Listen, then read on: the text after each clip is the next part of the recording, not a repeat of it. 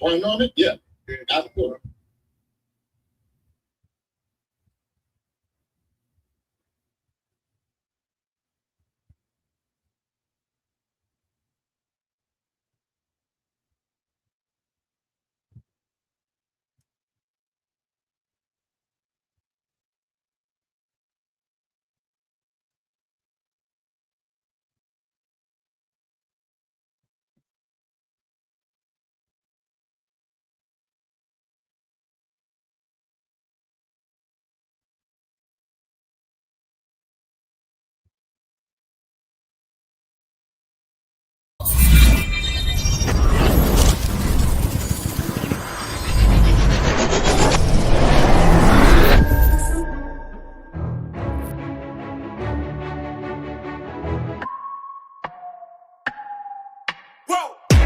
Who knew I would make it this far? They hated, they never believe me. Yeah, I would never drop the ball. I know I make it look easy. Yeah, Mayweather with the defense. I don't care what a critic got to say. I got them picking up the pieces. That to me, you really playing with your life. I'm about to come and run it all back. I'm the new era, about to snap back. You ain't fitted for it, cause you all cap like. Hold up, I shoot my shot, wait, hold up. I'm really about to run this go up. You know it's all net when it go up. Ain't got no other plans, you don't need to understand, ayy. We on overtime, you don't need to understand, ayy. You just show them how to do it when you don't know what to say. Tell me how you plan to win if you plan to play the same. Moving fast, already gone, yeah, but you bringing me back. Try to double cross me, dog, just let me relax. Stop assuming what we doing. Keep it moving, what we doing. Cause it can get big and right. Cause it can get big and right. Cause it can get big and right. Ay, please don't play no games with me, I promise I'm too much. Ay, I can never let up even if you had enough. Ay, this ain't for the faint of heart, we always playing rough. I had enough, it ain't luck. I needed a vision, I needed ambition, I needed a mission to beat a submission with no intermission. I see the collision, the crash in the distance ain't coming off track, no. Now when they ask what's the motive, don't talk about the show them. They all about to see what I mean in the moment. I gotta keep going, I'm shaking the dice and I'm keeping it rolling. They already know. Ain't got no other plans, you don't need to understand, ayy. We on overtime, you don't need to understand, ayy. You just show them how to do it when you don't know what to say. Tell me how you plan to win if you plan to play the same. Moving fast, already gone, yeah, but you bringing me back. Try to double cross me, dog, just let me relax. Stop assuming what we doing. Keep it moving, what we doing. Cause it can get big and right. Cause it can get big and right. Cause it can get big and right. Yeah, gotta aim for the top like, hold up, yeah, I can never doubt myself, I know better. All of you critics be acting like you know better. Blowing the smoke, but I know when the dust settles that I'm in my element. Goddamn, breaking my back to make it out, got me feeling like rain. I ain't never need your help, I know you wishing me well. A penny for your thoughts, but seeing no change. I snap for the sun like Diddy, the richest got a mad ass son, I'm like Billy. I ain't never switch up, whole team with me, but known for my city like OAGZ. Set the pace as long as you finish, consumers find a way inside your business. Babble if they try to dabble in it and they hate the fact that they may have to witness. You tryna aim for the top like this and you're in your element with a fire like this, and they hoping you fall and they praying you miss, but it's all in the risk. I got you with the switch, you know. I'm in the zone. Give me the throne. One shot, that's all that you got. That's all that I know. Foot on the gas. 155 on the road. You could be a friend of me, an enemy. Keep that same old energy, cause I know I'm in my element. Ooh, yeah. I'm in my element. Ooh, yeah. I'm in my element. I'm in my element. Ooh, yeah. I'm in my element. Ooh, yeah. I'm in my element. Ooh, yeah. Keep that same energy. I'm in my element. Ooh, yeah. I'm in my element. Flow is like water. I'm forced through the fire. I'm feeling like gold. Gotta stay grounded, stay down to earth. Following God and you grinding. You do as you told. I don't work to make you don't like me, but I'm front and center, word to Spike Lee. And God came in the nick of time. They think I'm crazy, but I might be. Let's run it up, run it up, run it up. We beating the odds just to sum it up. You know it's a rap, never waistlines, and I'm cutting the weight like a tummy tuck. That mean I'm about to give it out right now. You see what's coming down the line, I never pipe down. I give 100% and be trying to stun on my enemies. In my element is crazy, it's the mic sign. I'm in the zone. Give me the tone. One shot, that's all that you got. That's all that I know. Foot on the gas. 155 on the road. You could be a friend of me, an enemy. Keep that same old energy, cause I know I'm in my element. Ooh, yeah. I'm in my element. Ooh, yeah. I'm in my element. I'm in my element. Ooh, yeah. I'm in my element. Ooh, yeah. I'm in my element. Ooh, yeah. Keep that same energy. I'm in my element. Never switch up. Never switch up. Never switch up. Never switch up. Never switch up. Never switch up. Never switch up. Keep that same energy. I'm in my element.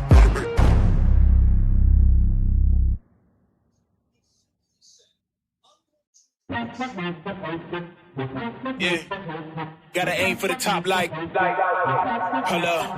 Yeah, I can never doubt myself, I know better. All of you critics be acting like you know better. Blowing the smoke, but I know when it. Yeah. Come on. Salute ATP. Salute. Put something in the chat. Say what up. Put a thumbs up. Put a salute sign in the chat, man. It's another one, man. It's been a while. Yeah, that was 3 times. You heard it right. 3 times, man. I haven't called the ZUFFA card in a minute. My schedule doesn't permit me to do these Sunday fights. I shouldn't have had this sound on in the background. I hope that doesn't cause me to get a copyright or something like that. Yeah, man. Early morning. We at it, man. Ready to cover these fights, man. Ready to see what it is. I mean, guys, shout out to everybody in the building, by the way, man. Shout out to everybody in the chat, man. I'm seeing the fire emoji, Heavy Chevy guy, King James.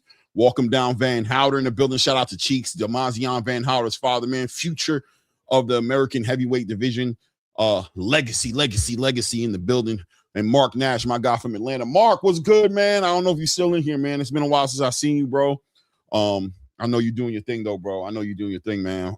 Shout out being the first one. Appreciate you being the first one to put something in the chat, man.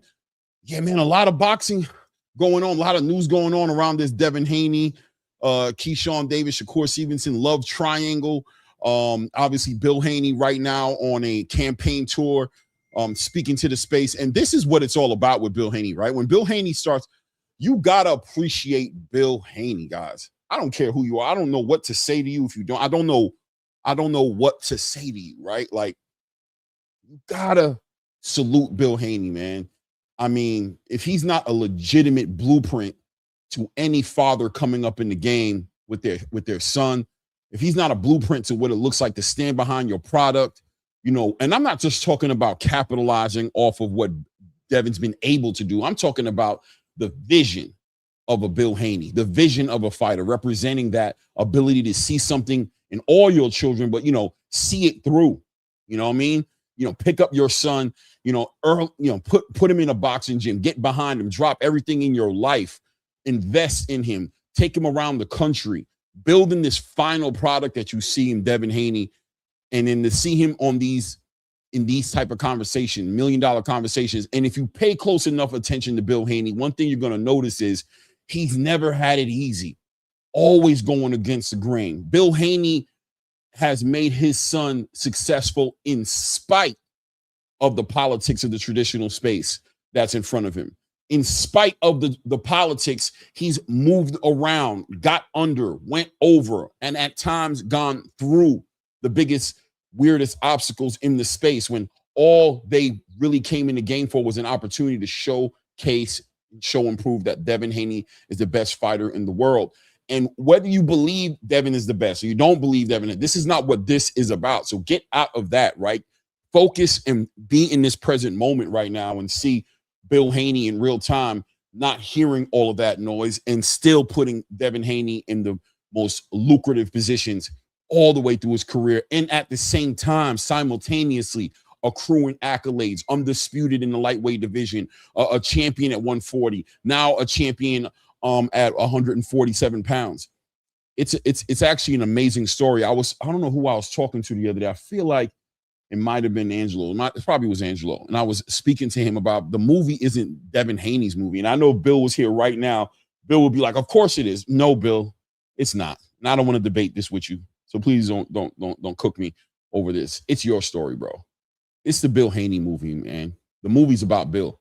Because it's not just about Devin. It's about Sean. It's about his oldest son. It's about what he's been through. It's about his time in jail. It's about his choices. It's about his elevation. It's about Islam. It's about all those things, right? Coming together, man. Bill Haney is a legitimate legend in the game right now in real time. And I believe when it's all said and done, he's going to end up in the Hall of Fame. You know what I mean? On his own merit, based off what he did with his son, of course. But he is an unstoppable machine. And the amount of hatred he garners in the space, the amount of slight he catches from the space, and unfortunately from people with the same complexion as him more than anybody else, I find it insane that throughout all of that, he always finds a way to be on top, man. Bill Haney is a problem out here, man. Shout out to Pork Chop in the building. Said we got 2 ZUFFA cards today. No, I don't think so. I think what we have is a prelim card on ZUFFA, and then we have the main event card. We're covering all from the top to the bottom, man. This is going to be a very good card, by the way, ladies and gentlemen in the building. This is going to be an exciting card to watch. You're not going to know a lot of the fighters on this card unless you're a UK boxing fan. But the one thing about these type of stages, ZUFFA Boxing, Riyadh season, these type of stages are opportunities for every fighter that's on that stage. They recognize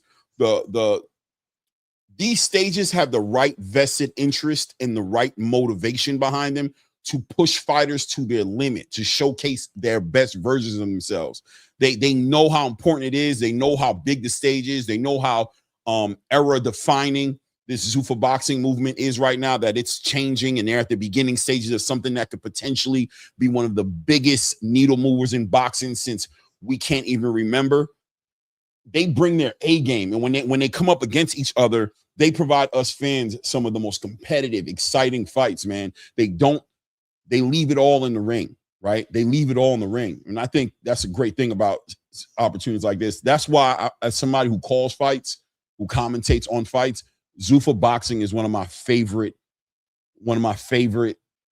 fight cards to call, because although I don't know all of the fighters on the card, I know they're gonna fight their asses off. Like, I know they're gonna fight. They are not playing, And for me personally, as a boxing fan, I haven't had a ZUFFA card fail me yet, right? I haven't had a ZUFFA card fall short of expectations. If anything, exceed expectations, but never yet 7 events into this being the 7th event into their campaign for 2026 have they fell short of my expectations, man. So that being said, I'm expecting a hell of a card, man. I'm expecting probably a lot of stoppages. I'm expecting a whole lot of stuff, man. Shout out to everybody popping up in the middle. Pork Chop in the building going hard right now. What he's saying, Pork Chop said we got 2 cards. So when is the Calum show? Oh, you talking about that's gonna be I think that's next week. Hold on. No. Is that July? I think that's next month. Yeah. Okay, you got it. ZUFFA 10. Yeah, ZUFFA 10, exactly. That's not. Yeah, you talking about with Haney, Del Haney on there and everything, Del Haney, whatever his name is. V Mason in the building. Salute to you, family. Salute to the butcher in the building, man. What's good with you guys, man? Yeah, man. Can't wait to call these cards, man. I think this cruiserweight fight right here is gonna be the cruiserweight fight, the main fight, but the whole card, even with Mackey versus Chevy, what is his name? Chevy Clark Chevy. Am I saying it right? What's my guy's name, man? Chev Clark. Yeah, Chev Clark. That's what it is. Chev Clark against Jack Massey. Some big fights in the card. Shout out to everybody in the building, man. Moon Man says Hot Rod is going to wreck or Berlanga. I'm hearing that's the next matchup. 100%. I'm hearing the same thing, Moon Man. I'm definitely hearing that Edgar Berlanga and Hot Rod is going at it in the light heavyweight division at that. So that fight is going to be interesting to see how Edgar Berlanga transitions into that division. You know, that's another thing, man. These fighters are way more confident to take the chances, to take the risks, to go up there and dare to be great. You know what I mean? So we're going to see Edgar Berlanga as a light heavyweight now. Not to say that, you know, he was cutting too much weight at 168 or, you know, no excuses like that, but just to say that, you know, a lot of fighters are going to be more comfortable fighting closer to their walk around weight, closer to the weight that's not going to have them depleted. You know what I mean? And we'll see how that plays out. We'll see how that plays out, right? Yeah, Van Hout, it's not next. You're right. You're right, Cheeks. It's not next. It's like two events down the road. 2 events down the road. For sure. For sure. Shout out to everybody in the building. As you're stepping in the building, take a moment, hit the like button. If you haven't subscribed to the channel, make sure we're doing that as well. 1 second here. Open my little app here. See how we're doing. Hit the like button, subscribe to the channel. Yeah, but this Devin Haney, Bill Haney situation, Shakur Stevenson, you know, Keyshawn Davis love triangle is kicking up some dust right now. But I love it. I love it for the sport, man. It is what it is, man. The fights need to be made, man, which is why the thumbnails have been consistently saying, let's make the fights, right? Like, or make the fights. I don't know, whatever I'm putting on my thumbnails, but something of that nature. And it just means that's what it comes down to. And to the traditional space of boxing, as far as, you know, the top ranks, the match rooms, yes, including the PBC, you know, all of them, the Golden Boys, you know, it's about making the fights. That's the way you compete with ZUFFA Boxing. No other way. There's no propaganda, no clapback Thursdays. There's no nothing in the Ali Act or nothing in, you know, the sanctioning bodies, you know, playing their games. That's not the answer to the problem. That's not speaking to the elephant in the room. The elephant in the room is boxing fans for years now have been complaining about seeing the best fight the best. Fighters on the same in the same algorithm have been complaining about not getting opportunities, fighting, getting high up in ranking in the rankings, and not getting the opportunities to fight for titles, or, you know, just fight the next fight up, leveling themselves up and show and prove on the big stage who they are. The name of the game is answer that issue. See, once you guys start making the fights, once the sanctioning bodies and the traditional space boxing promotional companies start to embrace that, which is what I believe the Zone is doing right now, which is why you got to give the Zone the Zone is a outlying. They are right there with ZUFFA Boxing, and people they want to put them against each other. Maybe they are against each other. Maybe that's what's needed. That's what's up. Competition. It's a fight game, man. So, you know, maybe the promoters need to be fighting together. Maybe all the traditional space boxing companies need to come together and fight against ZUFFA. I don't know. I'm down. Whatever it takes, right? Make the fights. Compete there, though, right? Don't try to fool us with smoke and mirrors. Don't try to fool us and get us all amped up and go out in these soliloquy and all the propaganda narratives that you guys are pushing. Don't do that. Don't do that. This is 2026. We have access to so much information. We got artificial intelligence, AI. We know what's going on. We're tapped into all that's going on. So there's no more fooling us and playing with our intelligence with front page newspaper propaganda. I don't remember the last time I picked up a newspaper. You heard? So that's not going to work. What it needs to be is cut to shit. Make the fights. Make the fights. That's all you got. That's all you got left. Make the fights. If you're not willing to do that, then get out the way. Make the fights. Promote the big fights. Make them. Outside of that, you're spinning your wheels. We're beyond that part of the conversation. There's no more. We're beyond that. The Clapback Thursdays is a dub. It's a dub. We're laughing at you in real time, not with you, right? You're a joke when you do that, because who do you think you're talking to?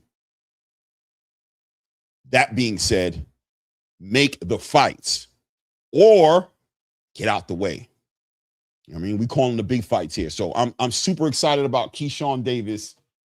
I'm super excited about Keyshawn Davis and Devin Haney potentially fighting each other. I know, and these fights need to be made, right? Because shout out to the boxing space, the part of the boxing space who was counting Keyshawn Davis out of this fight. right? They're counting him out because he doesn't have the experience of Devin Haney. They're counting him out because he's going up in the weight divisions. Some of the arguments are legitimate, but shout out to those guys. I love you guys, and not in a sarcastic way, not being cynical. Like in real time, these fights need to be made because of you guys, because this is where the processing comes to. You guys are going to be transferring and moving from a casual space of boxing into the hardcore boxing space. You're going to start looking at fights differently when fights like this happen. You're going to start paying attention to the styles, and you're going to get real perspective on the term styles make fights, right? You're going to get some real perspective. You're going to start seeing deficiencies, paying attention to the intangibles. You're going to start moving around, and you're going to start becoming better matchmakers, and you're going to start seeing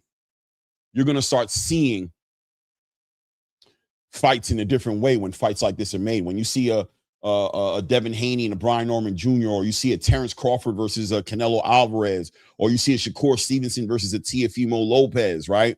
When you see a Nahir Albright versus a Frank Martin, when you start seeing these kind of fights and you start realizing that some fighters, right, styles make fights. So I'm excited because I think Keyshawn Davis is going to really show up that night. I'm not saying he's going to win. I'm still leaning towards Devin. I'm not going to lie to you, to win the fight, but I think you're going to see him. These are one of those fights where on the back end of a loss, still people will celebrate Keyshawn Davis and be like, damn, bro, I didn't know he was that good. Damn, I didn't realize it. And you're going to see Devin Haney, victory or loss, but even in a victory, I'm predicting him to win. I'm not going to lie. Well, right now, things can change, right? But I'm definitely leaning towards Devin Haney. But even in Devin Haney, he needs these kind of dance partners to showcase what he's really about. He needs the Keyshawn Davises, the Shakur Stevensons, the Javante Tank Davises. He needs the Jerron Boots Ennises. He needs those dance partners to really show the world who he is.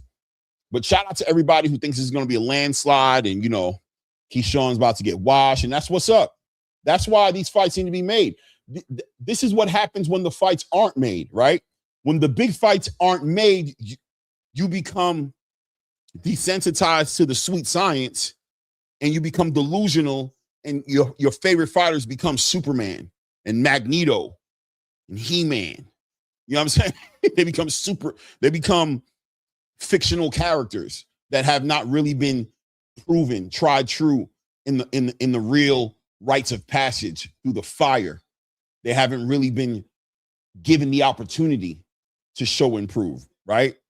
So that's why when fights like this are made, it'll level the playing field out. And as a boxing fan, you'll become more excited about the sport when you're able to see the intangibles, when you're able to see a match be made and get excited, right? Shout out to the people who think Xander don't got a chance against Jerron Boots Ennis, right? That's what's up. That's why this fight needs to happen. It's up to the fighters to deliver. You know what I mean? As the kind of boxing fan I am, I pray that the fight is super competitive at the highest level. I'll be a little disappointed if I see Jerron Boots just wash Xander Zayas up, and not disappointed in Jerron Boots, and it's just disappointed in the opportunity that was there for Xander to step his game up and compete at the highest level. If he falls short and doesn't compete at the highest level, I would be disappointed in the opportunity boxing fans missed out on to become excited about the sport. Ain't nothing worse than a bunch of boxing fans in a room walking around with "I told you so." Told you he couldn't compete. So yeah, it's cool sometimes, but for the most part, it's just like, man, we back at square one. You know what I mean? Shout out to everybody who's in the building, man. Let me see. Literary Farrell in the building says, at the end of the day, the fight might not happen. How many times have we spoke of an anticipated fight in an andonesium and adnesium and see it not happen? Yeah, Literary Farrell, bro. That's why the fight needs to happen. I'm not going to argue with you on that statement, right? But I'm going to say the current boxing space is what produced that cynicism in you. And I'm not even mad at you, because what can you do, right? This is what they've given us for 10, 15, 20 years. This is what they've been giving us. So I can't even be mad at you, brother. You know what I mean? But I do choose to be optimistic. I can tell you that, right? I choose that, right? That's how I'm using my freedom of choice. I choose to be optimistic because I want to see the sport flourish. So for me, I'm leaning towards the side of the fight being made. That's what I'm leaning towards. I don't see why the fight wouldn't be made.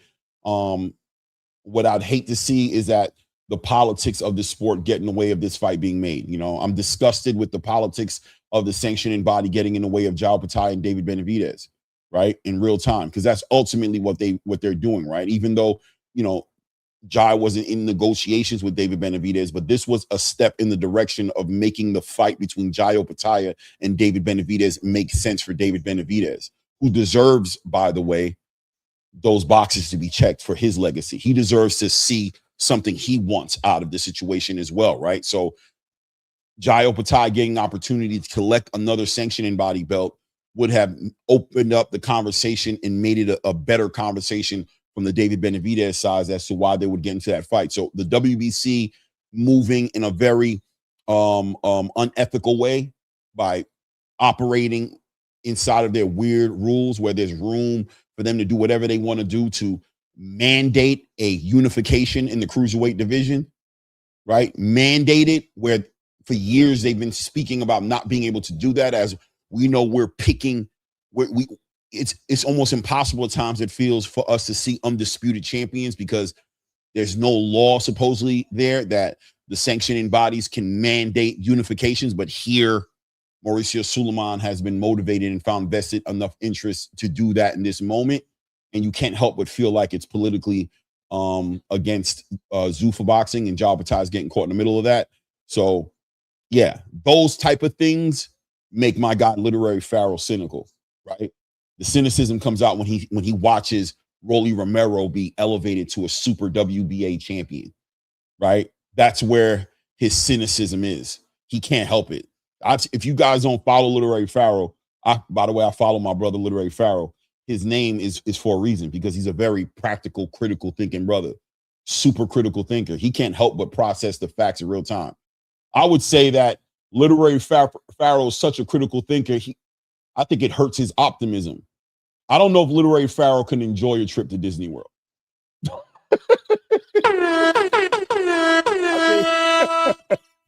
I think Literary Pharaoh looks at Mickey Mouse as a crazy, fake character that needs to stay away from it. That's how I picture Literary Pharaoh's looking at Mickey Mouse like, if you don't get your Disney face up out of here with Walt Disney's racist and crazy, like he's too dialed in to the real world to play around in Disneyland. When I remember getting on, I'm about to go off the beaten path a little bit and talk about my trip to Disney World with my kids a while back, right? And I remember getting on this trip. I can't remember what it's called, but it's the one where you get on and it's a small world and after all. It's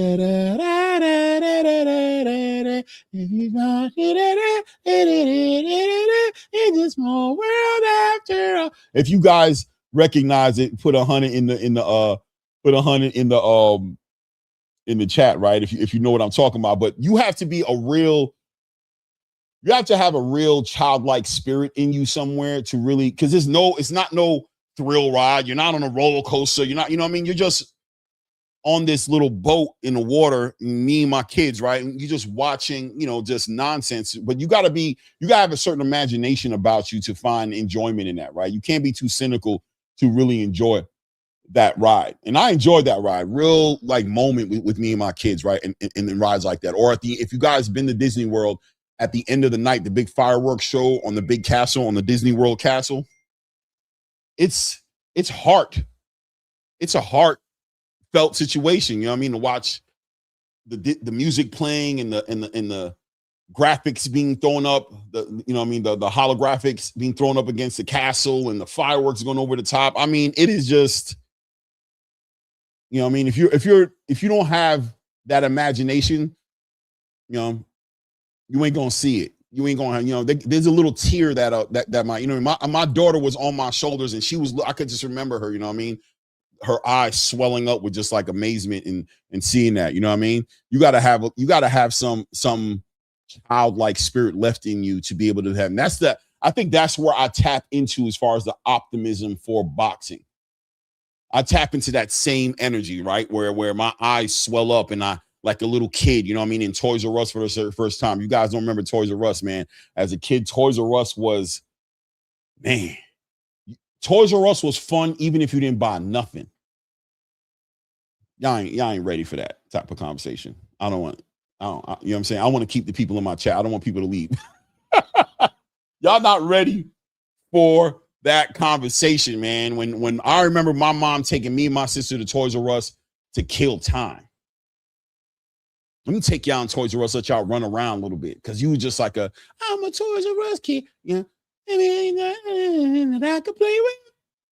And leave with nothing, but it was like going to a theme park, right? That kind of optimism. That's what I have for the sport of boxing, man. And I see these potential fights being made. I see the pot being stirred. And I salute to the Jai Opatayas of the world who have decided to make a stance in their careers and stand on a certain side of the conversation to where maybe he might not get all of the things he wanted to get. Maybe he doesn't get undisputed, but he's definitely going to be recognized as the face of one of the biggest movements in boxing in decades, which is a big war going on, challenging the sanctioning bodies in the biggest way. You know what I'm saying? So shout out to Job Retire, man. Beautiful place. Yeah, Disney World. Look at it. WBC said Disney's a magical place. Can't wait to get back to see Star Wars. You already know magical. That's the word. I like that word. Thank you.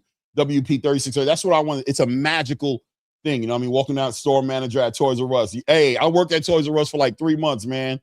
Man, sometimes they'd have to find me. Hey, Clay, where you at, bro? We got customers. I was in the aisle playing with some toys, bro. I was in the aisle playing. They called my name over the loudspeaker. I was in the wrong place, man. Kaisu says, nah, facts. The visuals, Times Square, Toys R Us. Hold on a second.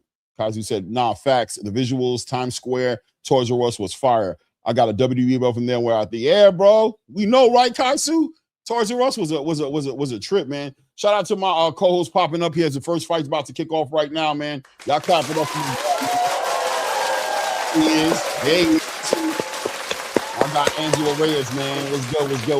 Angela, I was taking him down the memory lane. You know what I mean? I was taking him to Toys R Us and Disney World. I don't know if you guys have ever been to Disney World, but I don't know what that ride is called, but you're on it. You're on the boat, and they singing the song. It's a small world. Yeah, it's called "It's a Small World," Clay. It's a small world. Wow. Yeah. Hindsight, it makes sense. Hindsight, it makes sense. It takes you through the little train, you know. Yeah, they would call it that. You know, my jam was Pirates of the Caribbean and the Jungle. Yes, that was the Pirates of the Caribbean with the big play when they all run around and oh man, yeah, that was my jam. And then, I got a video in my phone right now of my daughter. We're watching Frozen.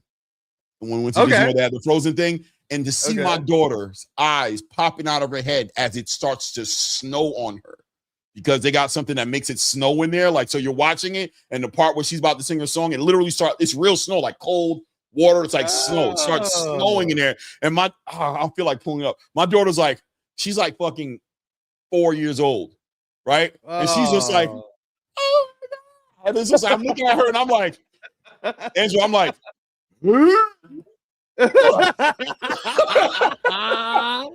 had to look off to the right, like, yeah. That's awesome. You know what I mean? That is awesome. Yeah, no, I'm with you. I'm with you with again, I think people, or at least people who listen to our show, right? I think that everybody just needs to be positive rather than negative, right? There's enough negativity in the world, much less in boxing, for everybody to always be so damn cynical. Instead of, like, 2026 has been a banner year for boxing. And, you know, whether you like me saying it or not, it's because of ZUFFA Boxing pushing everyone to do their damn jobs. Clay, do your job. Go do your job. Oscar, go do your job, Top Rank. So yeah, man. And here we are. First fight coming up. ZUFFA Boxing 7. Is this Alex McMillan and Tyler Rivers? This is the Alex McMillan fight. Yeah. So, you know, this will be fun. This is a 6-rounder. 100 and it was scheduled for 147. I think it's a catch weight of 150. But yeah, this is gonna be a very, very fun fight. And Claymore, man, don't get me going on Toys R Us and Jeffrey, bro. Don't talk about my guy Jeffrey, bro. Listen, man, people don't know about that, bro. I'm trying to see if I can pull up this video of my daughter real quick here when we was in Disney World here. Trying to see if it's possible. Do I still have it? I gotta have it. It's so long ago, bro. But you know how the memory goes. Damn, bro. So long ago, bro. So long ago, man. Do I have it? And yet it was just a moment ago, Clay. It was just a moment ago. I swear to you, bro. What's this? Is this it? No, this is when I went to Colorado. That's a different chapter of my life, Angelo. We're gonna talk about that in a later episode, y'all. Leave that for another time. All right. You can see it on my face too. You're like, oh yeah, that's a different clip. That's a different guy right there. Top of the first. Top of the first round here. We've got McMillan in the black shorts, and Phantom in the gray shorts here, man. Both guys. I talk about this, right? The opportunity, right? Boom, boom, 1-2 right down the middle. Both guys trading good shots right now. McMillan in that high guard working behind that jab, and Phantom trying to put the punches up, level chains, going to the body, going up top. You know what I mean? Coming over the top with a right hook right there. But I talk about the opportunity for these fighters that's right there, and that drives them to give these performances, right? Like that's part of the whole thing when we talk about that 70-80% mental, 20-30% physical thing. When properly motivated, these fighters give us some of the best fights. Good work working behind that jab, straight right hand by Phantom here, working behind his jab now. Oh, nice. Slips underneath that left hook, comes right over the top and counters him with a nice straight right hand. Phantom already. You're noticing that McMillan is the come forward fighter in the black, right? Right. And he's probably big overhand right knocks Phantom down. Big overhand right catches Phantom. Big overhand. And on the back end, he's the stronger guy. Go ahead. Right. Coming forward behind that high guard and just counterpunching him, man. He's coming in for the kill. Now he feels it. And Phantom, who I believe is going to be on the roster for a bit, his record is actually 7 wins and only 2 losses, Clay. Right. So this is a good fight for McMillan. Because you can see Phantom's throwing back, bro. The problem with Phantom, I can tell you right now, though, is he's kind of stiff and he doesn't move his head enough off that line. Yes. He's very tall, so he's there for that big overhand right. You kind of see, but he will slip. He tries to get up under these shots and slip under these shots. Nice work by Phantom right there, though. Nice straight right hand and leads into with a nice uppercut. He puts his punches together. Another big right hand knocks him down. Another big right hand. Yeah. And that's his head once again, not getting off that line, right? He's not moving his head off that line. Knockdowns. Yeah. Right. Yeah. Beautiful work here. 40 seconds left here in the round right now. Phantom's already been put down twice here as McMillan's still stepping forward in that high guard. Great counter punching, man. But once again, that straight right hand right there. Why? Because Phantom's head is not getting off that line. If he makes it to his corner and he doesn't get stopped here, I don't know what the corner's going to tell him. That right hand is still touching him. He's getting hit with that straight right hand. It's easy work at this point. Nice left hook to the body by McMillan. Timing that big right hand, coming over the top, just wailing, throwing those big old right hands because why? This guy's head is on the line. There he is. Phantom is putting his punches together well. 10-second mark just passed here, about to clean up this round. But that straight right hand again catches him. Another straight right hand catches Phantom again right there. His Phantom doesn't get knocked down, but does lose his legs a little bit from up under him. He's also quite a bit smaller than McMillan as well. Yeah. No, and again, catch weight of 150. I think McMillan was coming from 154 and Phantom was coming from 147. So they did like a catch weight or, Phantom is, I think, about Julian Rodriguez's size. But again, man, hey, look, he already got knocked down twice, Clay. McMillan, you can see the thing with McMillan at 3-0 is 3-0, 2 knockouts, but even him, Clay, he's getting hit way more than he needs to be getting hit. 100%. He just happens to be in front of a guy who can't drop him. So, it's a fun little test. The one thing for sure, guys, even if you don't know who these fighters are, is it's already exciting. 2 knockdowns and they going after each other. 100%. Young prospects trying to build some momentum, right? They're trying to find themselves right now, trying to make it happen. 6-rounder here, but once again, delivering on the fight, right? It working behind that jab. I want to see if Phantom can make the adjustment. Nice straight right hand to the body by McMillan there. As he, Phantom trying to be that counter puncher, trying to sit there and guard that chin a little bit. He's coming out with a little bit more of a high guard there. But I mean, that's part of it as well. But the other part is get your head off that line. I need to see some movement. Use some angles. Use some lateral movement. Don't just sit there and stand on that line, because he's setting you up with that lead hand and coming straight down the middle with that right hand. Another right hand comes right over the top and catches Phantom right on the chin. Phantom ties up McMillan here. 2 minutes and 20 seconds left here in the second round here, as Phantom continues to try to find him, because big right hand catches Phantom, puts him down again. Phantom gets back up on his feet. Third time he's down on this fight here. Another straight right hand. He's falling to that right hand. It's straight. It's not even that. Like, it's just your head is there. It's strong because he's in front of it and he's not moving his head, Clay. Yeah. There he is. It's like taking your head and running into a telephone pole yourself, bro. Yeah. Well, 100%. It's a nice lead hook, catches him right there. Big straight right hand again. Nice left hook to the body. Left hook up top, right hook up top. Good work by McMillan. He just McMillan wants to knock this guy out. It's time.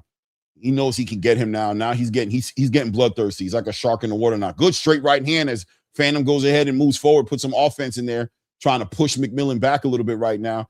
Referee warns McMillan about something, gives him some instructions to not do whatever it was. Nice right hand lands for McMillan again. Big left hook. They're stopping it. Oh, another right hand. Referee weighs it off. Oh, yeah, man. No, the corner threw in the towel. Oh, that's what it was. You're right. It was a corner. Yeah. Right. Yeah, the corner was like, nah, bro, you already done got knocked down 3 times. It's only not only round you've been 2. knocked down 3 times, but you keep getting hit with the same shot. You got knocked down 3 times with the same shot, man. So come on, man. Right. Come on, I need to see you do better. At least get hit with something different. So I can feel like you getting hit with that same shot. We got to work on it. We got to go back to the gym. Let's go back to the gym right now. As a matter of fact, let's get up out of here. Throw this out. Let's head to the gym right now. We need to talk about head movement. We need to talk about. To be fair, though, we did watch last month. William Crolla got knocked down 3 times in the first round, and he came back with knockout of the year candidate. Well, I mean, he has a track record that people understood. Like, he was just excited. He threw a little caution to the wind, and he paid for it. But we knew he was better than that. You feel what I'm saying? But this guy, or this early in his career, it's like he's not better than that. He needs to go work on that. Right. He needs to go figure that out. Right. And you're getting hit with these crazy straight right hands. It's like at some point you're actually losing some brain cells. Like at some point we're just gonna get you up, and you don't want to stay down. So shout out to your heart. No, it was all night of that slip counter right. McMillan would slip the jab, throw the counter right, slip the jab, throw the counter right, and that's what he kept getting him with: slip counter right, slip. And shout out to McMillan because he was moving his head off the line. Right, he was doing the movement, which was setting up that straight right hand. But this guy's just standing up way too tall, and he tried to put his hands up in the second round and try to sit behind that high guard and try to keep his hands up. But that's part of it. But that's not what the issue is, brother. You're not moving your head. Right. You're not moving your head. Very stiff, very tall. Good fight. We already got a stoppage though, Angelo. First fight of the card. And you said it probably before stoppages. I mean, again, the last I was in the arena for the last ZUFFA Boxing, ZUFFA Boxing 6, and that had 4 upsets out of the 8. Right. This wasn't an upset. McMillan was the favorite, even though he was 3-0. But yeah, we already have a stoppage to start the day. And over there at Bournemouth, everybody's excited in that area of the UK because this is the Dana White game plan when he did UFC, is to take MMA to towns that normally wouldn't get it. So the same thing here with boxing. This is like a town that normally wouldn't be getting the boxing, and they're giving them a big event. So pretty cool. Alex McMillan, y'all, pay attention. That's a player at 147. That's a player at 147 that's going to be built up. So as soon as he makes it to 147. Well, yeah. He is big. Like he is tall. But I mean, it's either 147 or 160, and I don't think McMillan's trying to make 160, bro. He just needs to get to that. No, yeah, I expect him to be at 147. I'm just saying, as soon as he gets there, right. I'm just saying, I mean, that's where he's heading, without a doubt, in my opinion. Right. I'm saying that's where he's heading, but as soon as he gets there, I'm sure he's gonna be, and he's game. You know what I mean? So far, at this point, he's a game opponent. That's what I'm gonna give him the respect of, right? And that's what's important, because you know how I feel about the dance partners. I always give the dance partners their flowers. People don't talk about the dance partners enough, but without the dance partners, the stars don't get an opportunity to show out. You know, I was just talking about why this Keyshawn Davis Devin Haney fight is so important, because Keyshawn is so game. I don't care if you want to pick Devin. We're leaning towards Devin. So that's not what this is about. This is about, without those right dance partners, Devin don't get an opportunity to show us. He doesn't get an opportunity to go into that bag, you know what I'm saying, and show us something special. When you keep on putting fights in front of him that way, he's just on a different level than his opponents. And I'm not saying he's being cherry picked, or, I mean, I'm not trying to comment towards that. I'm just saying that you see the best out of these fighters when they get that kind of competition, right? And you're going to see Keyshawn Davis, I believe, show out. So even on the back end of a loss, which if Keyshawn loses, I would expect it to be a decision. I still think you're going to see a pedigree about Keyshawn Davis that's going to just, if you're into boxing, you might walk away going, damn, that boy good. I didn't know he was that good. He lost, but damn, he's at a high level though. Yeah. Hey, check this out, Clay. This is the classic interview that Sky Sports used to do, like sitting down in the ring. This is dope, dude. They're bringing back that nostalgia. Yeah, it's an opportunity, man. And you gotta, man, it's an opportunity, Angelo. You know what I'm saying? For me, it throws me off when I see, the fans just leave the boxers in the dust, bro, and just jump on fighting for these promotional companies and fighting for belts. And what about the fighters, bro? That's why I keep trying to explain to everybody who listens to us that if you're mad at ZUFFA, don't worry, you're not their audience. Their audience is like the people who are watching this right now. Like, they're trying to create a whole new audience group who won't have to be cynical about sanctioning bodies, because ZUFFA's not going to be playing that game by 2027. So, we'll see. It is interesting that Keyshawn Davis, Jay Prince made him, push the WBO to make him mandatory. I think that's just so that ZUFFA can have control of the purse bid for Haney versus Keyshawn. But you might be right. It could be that the WBO's playing games and trying to. Well, I'm just playing around. I don't know, right? But I am going to say that, conveniently enough, ZUFFA Boxing, this is like their third attempt at a sanctioning body belt. They're trying. You can't fault ZUFFA for not trying. That's the whole thing, right? This is their third time trying to do it, and every single time thus far, the sanctioning bodies have moved a chess piece on the board against them. So obviously it's a pattern that we can at this point identify as this is about the sanctioning bodies versus ZUFFA Boxing, right? So they're moving their pieces. Jal Pataya carried an IBF title, defended the title, and they stripped the title away from him because of ZUFFA, and they came up with some rules about a fake unification with another belt, that whatever their argument was. We'll see that play out in court. And then we saw McCallan, McCallan one. 100%. And right now we're watching Conor Benn in the Ryan Garcia situation still be there. Let's see how that one plays out. But then we saw Jai Opataya again in the conversation challenging for another sanctioning body belt.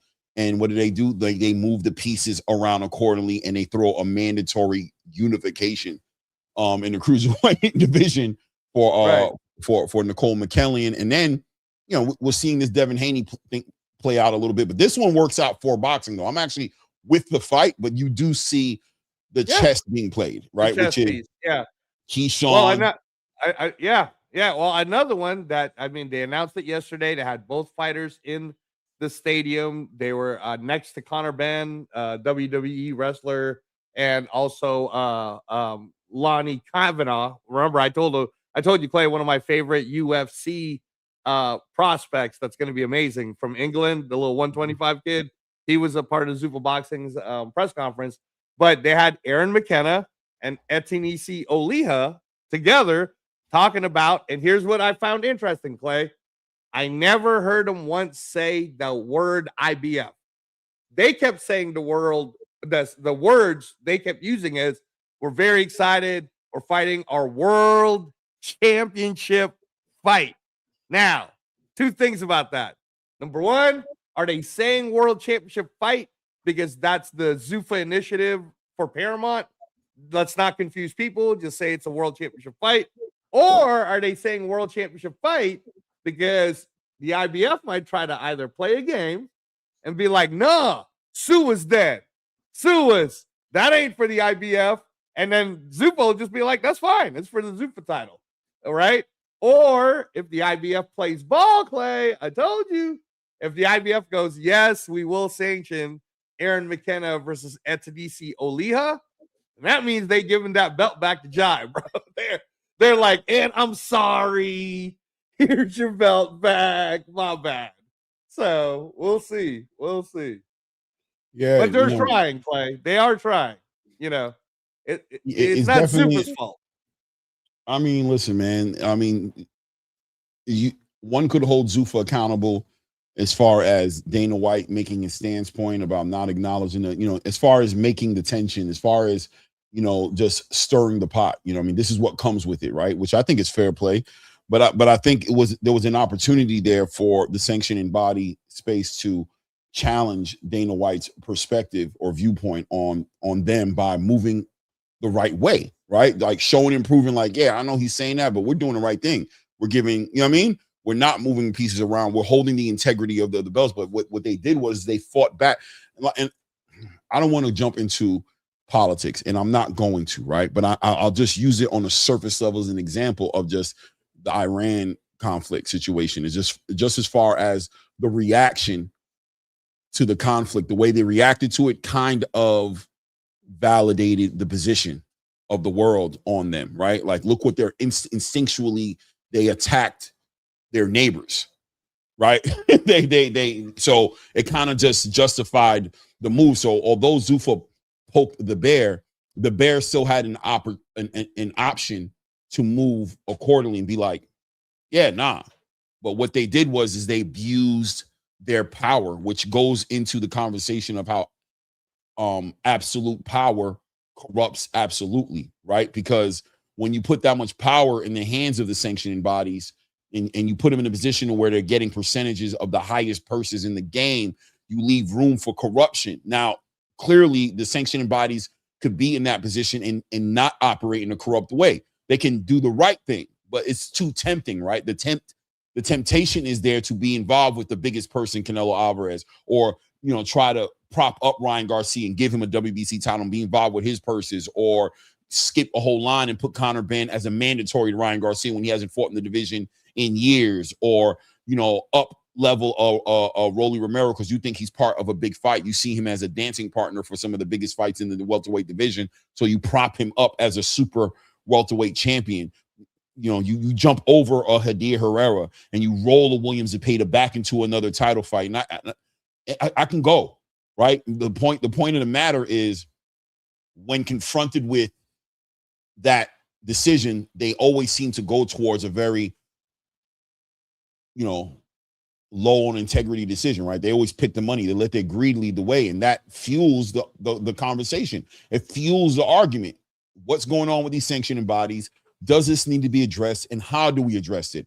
Dana White happens to be trying to address it by coming in with his own league. That's his response. I don't want to work with those guys. I don't want those guys telling me what to do. I will work with them when I want to. When one of my fighters, when it makes sense, I will. But the rest of my roster will not be falling victim to a corrupt system. I will keep them active in my league. They will have something to compete for. They will get money. They will help build boxing back up. They will bring the fans back into the space. They will do the job of prospects and contenders, which is bring in the fans. And my stars will continue to participate in the unifications and the title fights and the same. I will do it all. But I'm going to address the elephant in the room by moving the way I want to move. I think the fans in the space and the pundits in the space lack vision, like Dana said, right, to see the real play. They don't see it. They just see right now, like, no. They get so caught up in the hype. Yeah. What's the saying? It's like, when you're too close to the tree, you fail to see the forest. Right. Back up a little bit and see the big picture. Because 2 years ago, this time, you guys were saying the sanctioning bodies were corrupt as hell. 4 years ago, that's right. Prior to Turkey, right? Sanctioning bodies are the reason. What the bad guys? 3.5 years ago, Errol Spencer's on the stage going, "What the hell's going on with these damn fees? Why are we paying this? What are you doing?" 3.5 years ago. You know what I mean? Years ago, fighters were talking about how this doesn't make any sense. But now, because of Dana White and the literal, you guys can't stand Dana White, you've allowed the traditional space to use your lack of vision against you, to now have you fighting for them all of a sudden. Nah, bro, the legacy, Muhammad Ali had that belt. Like, that's great, but Muhammad Ali made that belt. Sugar Ray Leonard made that belt. The fighters make it that. So we got to make sure that we're staying true to the fighters, bro. Like, and I said this a long time ago, pick who you're here for and fight for them. I saw a video earlier today, and I put a crazy ass message on the video, long one.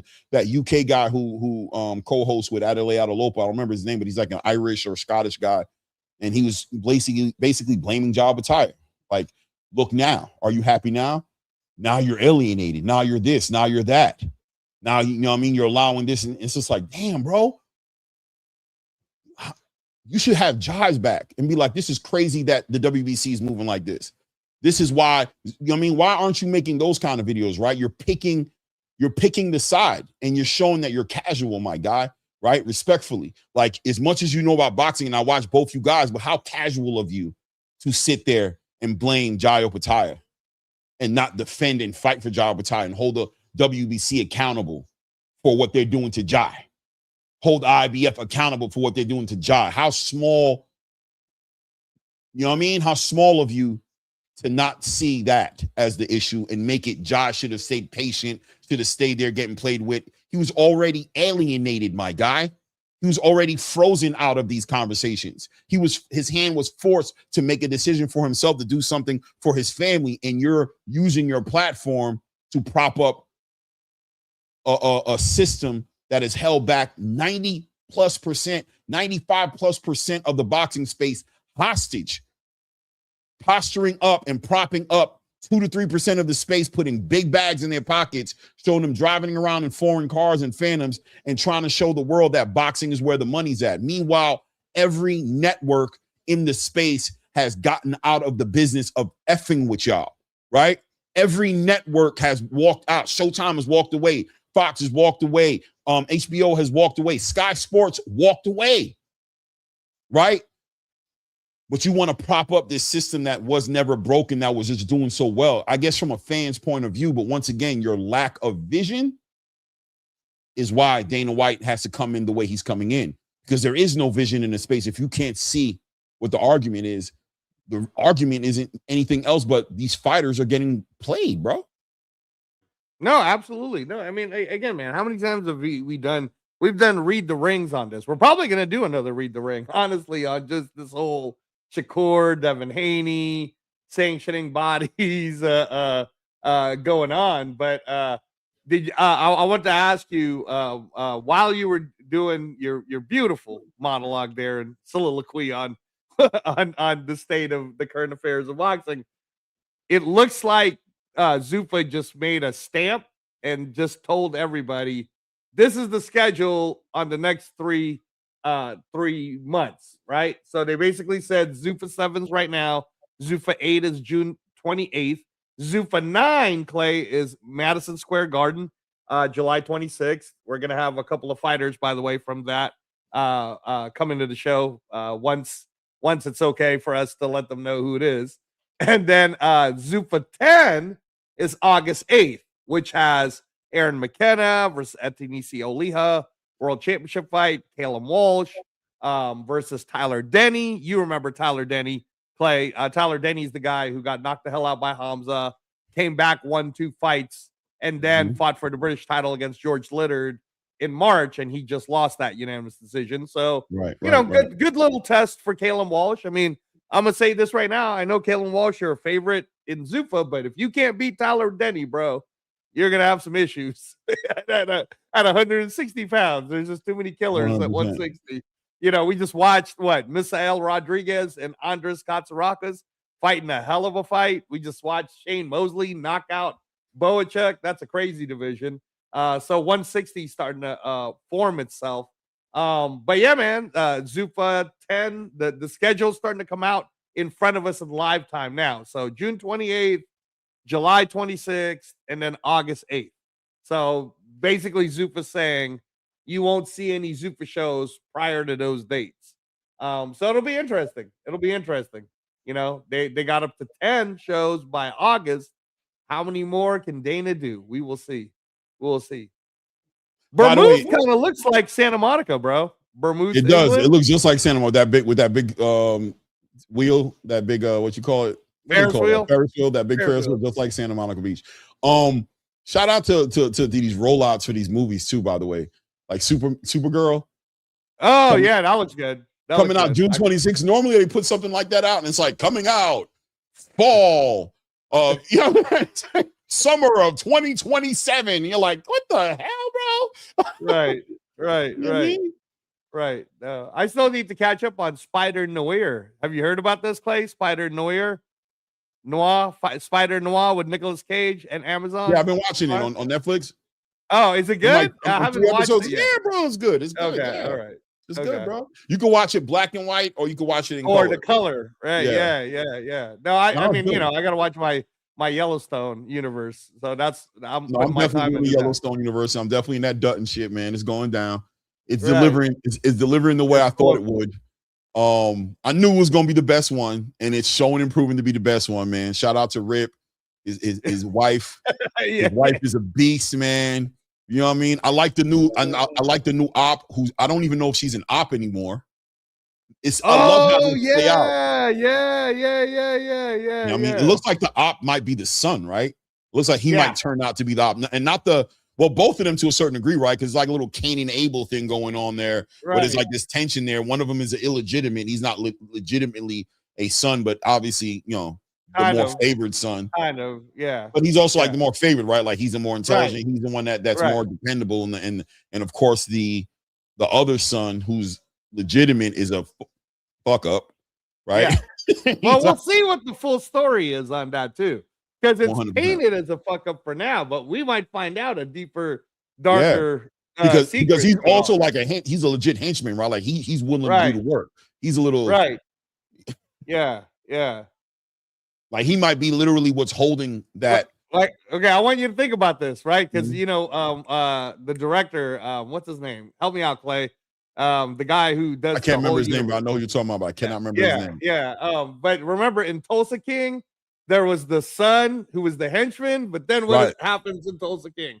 He ends up being a good guy, right? Because he really doesn't want to do that bullshit that his dad's doing. So we'll find out, man. Yeah, we got light heavyweights coming up, y'all. Light heavyweights coming up next. Leon Hughes, 6'3", the favorite here against Mario Vergiev.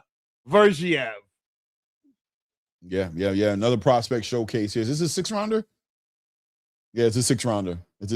Yes, sir. 6-rounder. Hey, that's right, Treese. It is Taylor Sheridan. My bad. Taylor Sheridan. Right. Yeah. He's doing all those fucking shows now, man.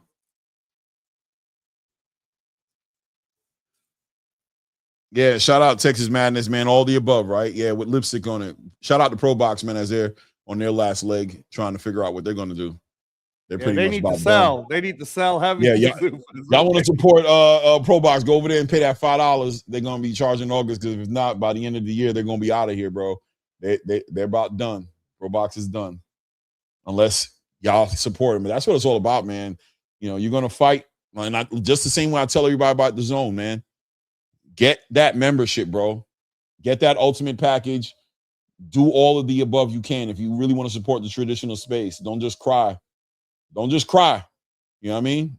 It's cool to cry a little bit. As a man, it's kind of public crying is kind of embarrassing. But does Leon Hughes looks bigger than 6'3", bro? I mean, he's listed at 6'3". Maybe it's the hair. The hair might be throwing me off. If he is 6'3", then his guy is 6'4", 6'5". Ooh, a little tension there in that break right there, boy. All right, let's get it, man. Well, Leon Hughes is 4-0 with 3 knockouts. Pork chop, he is going to buy Pro Box. He's going to get their fighters and bring them over to ZUFFA. All right, top of the first round. Top of the first round here, we've got Leon Hughes in the white shorts here fighting against Mario Vergive in the black shorts here. Leon Hughes steps right to Vergive right here, gets right on that lead hand. When they're standing in front of each other in this capacity, you see the height in Leon Hughes. You see it. There he is walking them down, setting them up. Already set him nice punches he's putting together here. Lead hand to the body, up top in the head. He's level changing. He's moving. I like what I see from Leon Hughes, working behind that jab, and he's using that lateral movement, getting around him, right? Moving to his left. Good work, man. Shoots a crazy lead hook right there. Another left hook to the body. Woo, nice timing with a nice straight right hand right between the guard of Vergive. Vergive sitting behind that high guard, looking like he's a little mesmerized there. He's kind of caught up in the punch output of Leon Hughes. Leon Hughes just hitting him with great combination shots. A lot of big left hooks, a lot of left hooks to the body, man. And that jab is stiff, man. Really just domesticating Vergive. I think Vergive has kind of lost the idea what he came to do a little bit here. Is he's trying to catch up. Nice lead hook to the body there. Hurts Vergive. Nice overhand right. There we go. Slaps down that right hand of Vergive and checks him hard with a lead hook. Vergive presses forward, ties him up, and tries to change the momentum up as Leon Hughes has been walking him down the whole time. Vergive trying to stand his ground, but he's getting tagged up right there. Now just trying to get up underneath those punches and get his own body campaign here. 1 minute and 35 seconds left in the round. Good work. Straight right hand and a lead hook. Boom. Easy work right there. Look at him now. Oh, man. He comes around the double. Isn't that illegal? Manny Pacquiao, bro. That's illegal, bro. You're not a kill. You're not allowed to do that. Referee warns him. You got a little excited there, bro. That was dope. The last time I saw that was Manny Pacquiao doing it to Claudia. He did the Manny Pacquiao, bro. Yeah. That's awesome. I don't know why that's so illegal. I don't get why that's illegal. Why somebody? Because you can't double punch, Clay. You can't double punch, bro. Come on, man. It's hands, man. I'm letting my hands go. Stop. I'm letting my hands go, bro. What do you want me to do, bro? This dude's standing in front of me. I'm gonna give him. Come on, bro. Tell him to move his head. How about that? So I don't feel like doing that. Good. Doubles up on that lead hook. Nice right hand right down the middle. He's doing whatever he wants to do here. Vergive is still like game. You can see he's weathering the storm and he's attacking that body, by the way. Good work to the body, by the way. If this gets into the latter rounds, maybe 4 or 5, maybe that could pay out for him a little bit. But it's only 6 rounds, man. So you ain't, you know what I mean? This ain't a 12-round fight. So, you know, you need to get it going. You need to get it going. The rounds count more in these short fights. Straight right hand pushes Vergive straight back here. Good work, man. Feints him with a right hand and boom with a lead hook. Rips a lead hook to the body right there. Good hand, man. Ooh. There we go. Nice work right there. Windmill. Oh, 1-2 now in the middle. Turns him left. Oh, he's giving me Ben Whitaker energy here. Oh my God. Lord child, bro. He's going for the stoppage. He don't believe he's gonna stop this guy. You don't believe in the Eastern European nonsense. He's like, damn all that, bro. I don't believe you, bro. He's stumbling forward now. Vergive trying to apply that pressure, trying to close that space and collapse the pocket a little bit, see if he can smother the work of Leon Hughes. But Leon Hughes is ultimately just doing whatever he feels like it. By the way, a little careless, getting a little too happy in there, but maybe this is the time to do it, right? In these 6 rounders against an opponent like this, maybe you can't knock him. Ben was doing it too for a while. Yeah, no, exactly. That's I'm so glad you pointed that out. It's so easy. Like, again, we're having the pleasure of being able to watch someone like Leon Hughes grow in front of our eyes. Clay, this is his 5th fight, right? But don't get mad at the kid, you know, because he's throwing so many punches. I mean, a lot. He really threw a lot of punches for 1 round. That's why this other guy, Vergive, looks like a punching bag. It's because, you know, really, we got to give credit to Leon Hughes willing to bust this load, so to say. And I don't know. It seems like he threw like 100 punches in the first round. It was a lot. He was throwing a lot. He was like, he definitely threw north of 50, and definitely a pause, by the way, busting his load, but 100% Leon Hughes. Leon Hughes definitely having a good time in there, man. But he needs to be responsible because I see the game in Vergive. Vergive is game enough to hurt him with something, you know what I mean? Catch him with a straight, you know, with a straight right hand or you know, a stiff lead hand or working him to the body to pay attention as he's getting in there and touching that body as well. But I mean, stay disciplined as long as you can, but it is what it is. Leon Hughes staying very active on that lead hand now. 2 minutes and 30-second mark just passed here in the second round here. And Leon just switching on him, man. Nice straight right hand. Good jab right there. Good work right there. Beautiful 1-2 right there. Oh, actually, you know, it was a straight and then a hook. It wasn't a 1-2. Good work. Good work, working behind that jab. Vergiev now in this one right here, really collapsing that pocket and closing the range here, forcing. But I mean, listen, Hughes has no problem, just spins him, establishes that distance, and works behind that jab. He's doing a good job. But I can see what Vergiev is trying to do. He's trying to collapse everything. He's trying to turn this into a dirty fight. Beautiful work to the body, nice lead hook to the body, walks him right inside into a right uppercut right there. Real dirty on the inside there. Referee warns Vergiev, hitting him behind the head a little bit, hitting Hughes behind the head a little bit right there. But hey, man, he doing what he got to do. 1-2 straight down the middle, stops Vergiev right in his tracks. Minute and 32 seconds left here in this round right now. 1-2 right down the middle, man. Good work by Hughes, man. Good discipline and poise by him, too, just to stay. Woo! Nasty lead hook right there. Catches Vergiev coming in there. Really good work, man. Beautiful work, man. Coming around that guard with hooks and then getting up the middle with those uppercuts, with those lead uppercuts. That left hook's really getting in. You heard him there with that lead hook. He heard him. Oh, he heard him. He heard him. Oh! He heard him. He heard him. He heard him. He's right. Big right hand, left hook to the body. Big left hook up top. Big right hand over top. This is looking like Shane Mosley and Sergey right now. This is lead hook to the body. Beautiful work right there. Doubles up on that jab, straight right hand. Nice. Lead hook again. Doubles up on that lead hook. Vergiev is a walking puncher back. 1-2 right down the middle right now. Catches Vergiev as Vergiev tries to continue to press and apply that pressure, but really just looking lethargic at points in this round. 40 seconds left in this round right now, and Leon Hughes is just teeing off on this guy, really putting on a masterclass beatdown on Vergiev. 1-2 right down the middle. This Eastern European walk forward, I want to be Mexican style is not going to work here against these slick fighters, man, who got punching power. Yeah, and he's got power. It's like power boxing, right? Power boxing for Leon Hughes. I like that little half step back he just threw. He's really engaging with that 1-2-3 and that tight left hook coming from Leon Hughes. 100%. Bro, good Lord. Beautiful work. Beautiful work. Oh, nice right hand catches Vergiev right there. Big right hand. I know the referee's looking very closely at this. He's wondering the corner right now. Topic, like, oh my God. But shout out to the referee who's doing the job that referee who was refereeing Verhoeven and Usyk should have done right there, right? It's the end of the round. So we're going to get in the middle and stop the fight. No, we're going to stop it as soon as the bell rings. Get in there right now. But you know what I'm saying? We're not going to stop the whole damn fight. Shout out to Pete. Clay still mad about that, y'all. Clay still It's a little frustrating, man. It is what it is, man. Shout out to Peace to God in the building with the $2. Says, shout out to Angelo and Clay. Love your. Is that approach? A plum? Approach? A plum? Maybe? I'm gonna look it up. I think he's trying to say a plum, but here. I want to make sure our maybe it's our English is correct.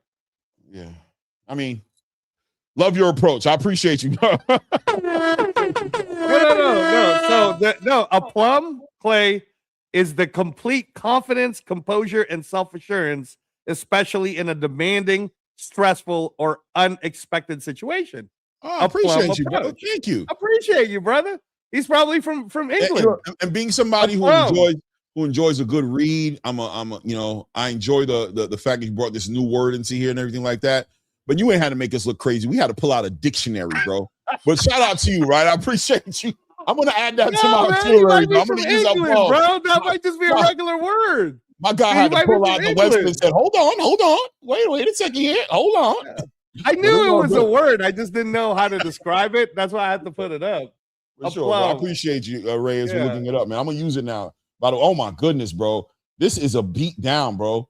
Hold on. Oh, the referee just waved it off. Thank goodness. He just got up and said, I can't do this no more, man. Those tough guys, you gotta, and this is what it's about, right? You gotta protect the tough guys from themselves, man. He's a tough guy, but he's getting punched on a lot, man. Yeah. We need you to do better, bro. Yeah, and this is 175. Oh my God, peace into God is from New York. Shout out to your Knicks, man. Congratulations, bro. No, peace to the God must be a 5%. Shout out to my 5%ers and my God bodies, because they'll hit you with the words too. My God bodies, they will hit you over the head with a word. I love it. Yeah, a plum. We got to use that more. We're gonna use that as a channel. Will hit you over the head with a word. And a lot of times shout out to the builds, man, that be happening with my 5%ers, man. I've been in a lot of those builds, been witness to a lot of those builds. I used to be in that space a little heavy. And sometimes you could see the people that's in the build, like watching these builds, you could see they were perplexed by the way. they be sitting there like in this tiny little space. It's like, I don't understand the words you're using, so I'm gonna take it. I'm assuming you insulting me right now. You know what I'm saying? But the 5% builds, man, is such a high level scholarship of conversation. You know, whether you agree or disagree with whatever they're talking about at times, because at times it can be extreme, but the intelligence is high level intelligence, man, in real time. Right. So now it makes sense. See? Yes, indeed, Clay. 5% nation. Bomb. I told you. You know what I'm saying? Yeah. So now a plum. Yeah, a plum. A plum. A plum completely. Yeah. ATP can also stand for a plum, something. I appreciate my God. Yeah, no doubt, man. Peace of God's in the earth, family, for sure, man.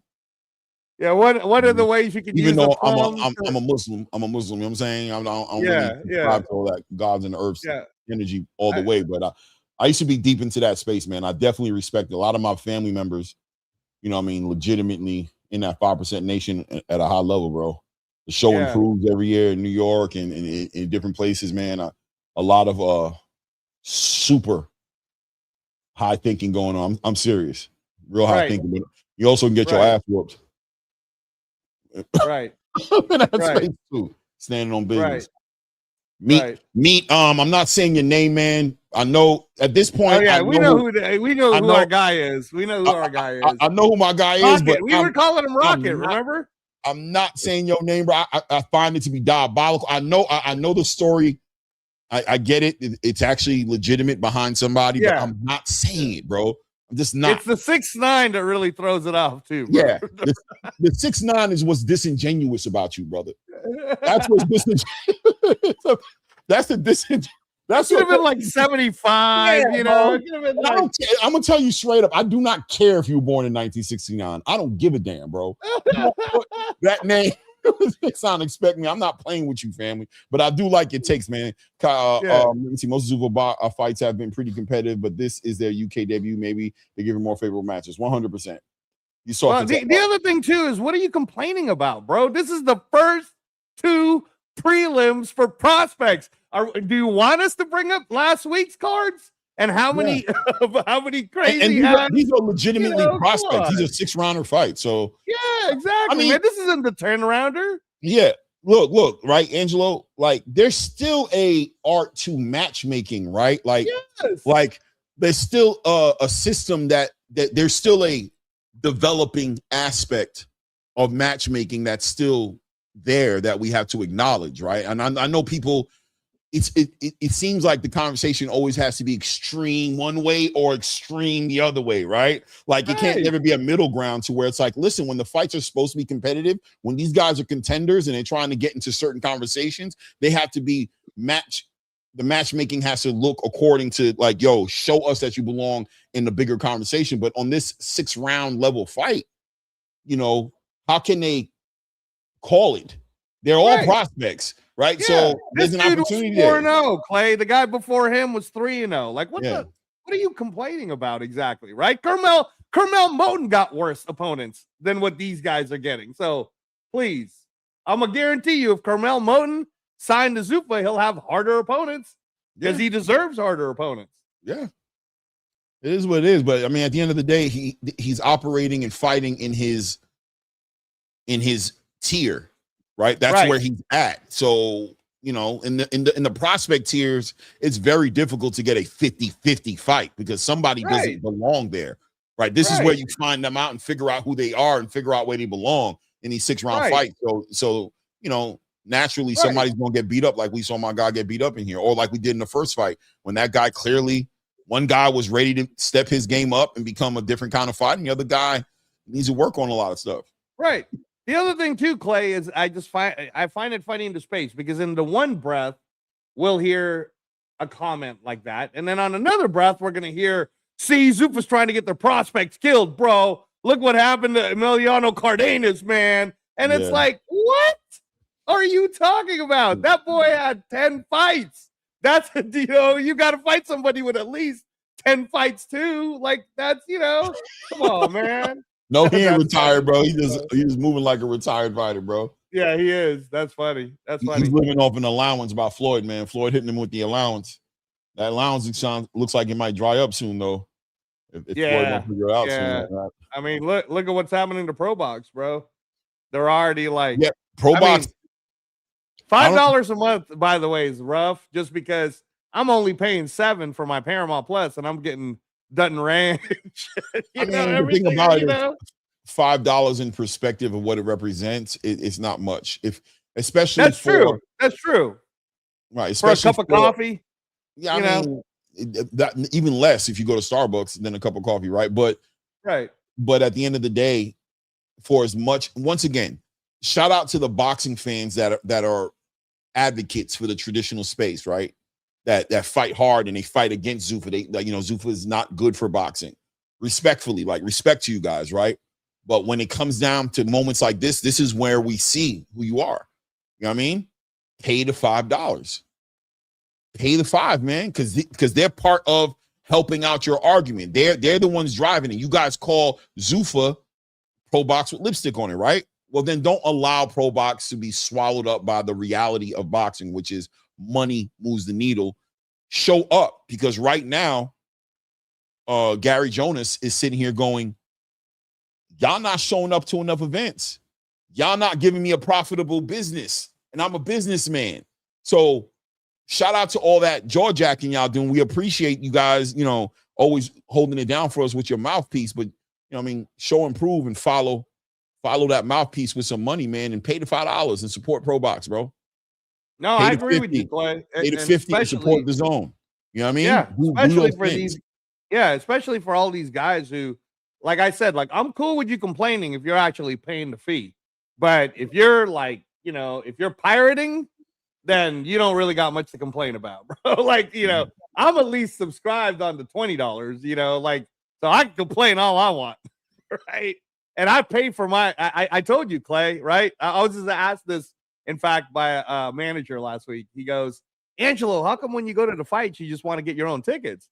And then, because he knows I could just get in and, I said, because if I do it that way and I get in, I don't get to cheer for the fighters I want to cheer for. And I'm not trying to go out. I know time is my most valuable asset, and I'm not trying to be there to kiss no one's ass. I'm trying to have fun if I'm going to a live boxing event. So I'm cool. I'll pay my own way so that if I want to yell for Julian Rodriguez, then no one can look at me like I'm crazy. It's like, see this ticket? I bought it, Clay. So I can yell for whoever I damn please. But I'm telling you, brother, when you start getting that media credential, you can't scream for shit, Clay. You got to watch that like you're watching golf, bro. Hella quiet, just typing. You don't get to do all of these oohs and ahs, bro. Those are all penalties, man. You're a writer now. You're on the media table. You can't have a reaction. You can't do that. Put your reaction on paper, Claymore. That's what I have to do. Shout out to my guy, the Rocket. The Rocket. Yeah. And I still feel like I need to say pause. I just feel like I should, but I'm not. I'm just as long as the Rocket. You can call him MR69, Mr. 69. Like yeah, that name is diabolical. Clay, I like your channel. Respect your boxing views and opinions. What do you think of ZUFFA? What do you think of ZUFFA will make an impact on boxing or change anything? What ZUFFA? Let me tell you, I love that. Thank you for that question. What do I think? I'm going to tell you what it is. ZUFFA is forcing a conversation. The main thing that ZUFFA does for me is it's forcing a real conversation, and it's bringing that conversation up to the forefront of boxing. And here's what the conversation is. Is boxing sick in the spirit of keeping it real? If it's sick or not, what needs to be fixed in boxing? Acknowledging the elephant in the room, which is boxing has fell from grace a long time ago, right? A long time. And I'm talking about as far as when you look at the media outlets, look at how they cover boxing. When you look at networks and you're watching them get out of boxing, right? You're watching this thing happen in front of you, and there's conversations happening in this space as far as to why that's happening, right? Some people are saying, hey, man, it's just a different world, this and this and that. But there's other people who will tell you that this has been a trajectory boxing has been on for years because, like Dana White said, it's always been a fire sale mentality in how these events have been put together. There's been a lack of development, investment into the development of the future of boxing as we watch the Olympics go by and we have nobody who medaled in them, right? Shout out to Maury Jones. Shout out to Andre Ward, the last gold medalist from America who's gone on through his professional career at this point and retired. I'm looking at my guy right now talking on the screen. Boxing, what happened in the American space of boxing? ZUFFA is pushing the conversation. They're making it happen. And they're also forcing the traditional space to rally, destroy the across the street politics, and give them incentive on making the biggest fights possible now, whereas years ago, they didn't seem as motivated to do that. So I believe at a bare minimum, leave out ZUFFA Boxing just being successful on the strength of themselves and just being whatever you think their vision is. At a bare minimum, they're doing that. And that within itself is worth the experiment at this point. It's worth that already. It's already paid out in you know what I'm saying? In the profits. The profits are already there in Bam Rodriguez getting the best contract he can get. It's already shown and proven in that way already. And this is at the bottom level. So yeah, I become very optimistic of what years down the line may look like at a system like that. I hope that answers the question and makes some sense. And Rocket, I'm going to tell you right now, man, in about 10 days, you're going to get an announcement that you're going to go, oh, shit.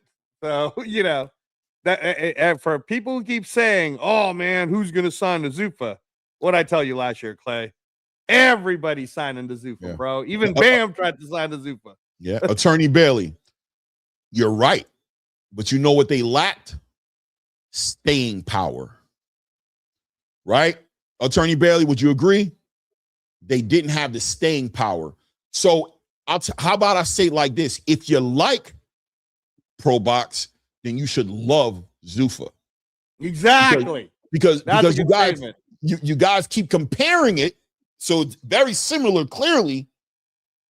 But what Pro Box didn't have is why Pro Box is in the conversation they're in right now, which is closing the doors, right? That's the conversation they're dealing with right now. Filing potentially bankruptcy or something of that nature, right? Like closing the doors and leaving a lot of fighters without a home who would have no home if it wasn't for Pro Box, because the rest of the traditional space has been a legitimate fire sale type job Ponzi scheme at times. You know what I'm saying? Right. That's been alienating and redlining these fighters out of opportunities to show and prove. God bless Pro Box for giving a Lamont Roach an opportunity, a Lester Martinez an opportunity, Najee Lopez an opportunity to be who they are now with zero help from the space that you know as boxing, who now may very well, without a ZUFFA Boxing being on the table for them, we're getting ready to get thrown back into the fire of that same system. Exactly. Right. But now with ZUFFA Boxing, if you like Pro Boxing, what they did, you should love ZUFFA Boxing, because here they are with the missing intangible that Pro Box didn't have, which is a machine, money, a system that can be more realistic in the marathon version of this game. If you like Pro Box, you should love ZUFFA. Yeah, and by the way, and Attorney Bailey, you're landing the plane. That's true. What I'll say is, look at what I haven't seen Pro Box be able to do this in the whole time they've been around. But look what we're getting in ZUFFA Boxing 10. Clay, ZUFFA Boxing 10 has the number 5 ranked Ring Magazine, number 5 against the Ring Magazine number 6 as the main event in a middleweight championship fight. You see how like ZUFFA is giving you a system that actually filters you to the Ring Magazine rankings also. And I wish we would see that more and more and more, because that's how you find out if you're a casual fan, Clay. All right. I don't like, remember how Severe would say, I don't have time to pay attention to all of it. Right. But if I tell you, hey, Severe, the number 5 ranked guy is fighting the number 6 ranked guy. You know what that reminds me of, Claymore? Reminds me of the UFC. The number 5 ranked guy is fighting the number 6 ranked guy. Makes sense to me. Winner goes up to number 3, right? Like, you know, on this one, it just happens to be it's for the IBF title. So yeah, we got heavyweights coming up, by the way. This is the main event of the prelim cards. That's right, you heard me. In the UK, they only give you 3 prelim cards, and then they give you 5 main event cards, right? So in this one, I want to tell you, Clay, you'll enjoy it, because you know we enjoy heavyweights. Now, you remember Ivan Ditchko from the Crawford Canelo fight, right? 6'9" boy, loses to Jermaine Franklin. He's from Ukraine. But this Harvey Dike character, bro, you're gonna love him. This guy's short. He's like a little UK butterbean. He's about 270 pounds. But let me tell you about that engine, man. Do not be surprised if this goes to 10 rounds. Harvey Dykes, bro, he can fight. He's 7-0 with 1 draw for a reason. He can fight, man. He's a fat boy that can fight. No, I see him, man. 100%. They got a lot of eyes on him in the UK right now. He gets an opportunity on stage like this. I guess he has some Olympic pedigree about him. Is that he's just a fat boy, bro. He admits it. He's like, I like to eat. I'm sorry, I like eating. And I'm like, hopefully you know he addresses it. Doesn't end up. Andy Ruiz had the same exact point of view, but even he had to concede to the let me cut some weight, bro. Let me cut a little bit of weight. Even Andy had to be like, I ain't gonna lie, bro. If I'm really gonna try to compete at this high level, bro, it's almost a damn shame, right? As talented as I am, to allow a burrito or two too much to get in the way of being the best version of myself. You know what I mean? Yeah. It is what it is. But this will look like a circus match, guys. But I promise you, it's not. Harvey Dike is really good. He knows how to fight, and Ivan Ditchko is supposed to be a super high prospect, right? So we'll see. Yeah, this one's actually going to be a 10-rounder here. So let's see what he does. Big dude, I don't even know why he just did that, the way he just hopped into the ring. Boy, step over that top rope like all the Giants do, man, and show your presence, brother. You know what I'm saying? You are 6'9", man. Show and prove, man. Show the world, man, what you doing, man. Sliding up under there on those ropes, kind of crazy. But this is going to be a knockout. Big punches happening right here. I've never seen. I think it'll go the distance. If I'm being honest with you, Clay, I don't think it'll be a knockout. I've watched Harvey Dike's fights. I think it'll go the distance. Okay, well, I mean, this is the first time I've seen Harvey Dike fight, so I'm very excited to see him. I've been doing a little research on him. There's my guy Don Charles, by the way, in the corner right there of he's with Don Charles. So the place seems to be cheering for him. They're very excited. You did my guy dirty, Don Charles. Why you do that toward me, bro? Hey, bro, it's part of the game. Nah, bro. In my Don Charles voice.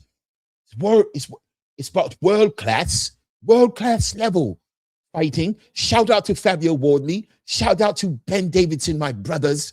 But this world level, there's levels to this game, and Daniel is world level. Angelo, I'm sorry. Daniel is just world level. Y'all. That deserves some super chats, man. That's very good. That's very good. Very good. Oh, but Daniel is world level. This is what it is. Daniel is world level.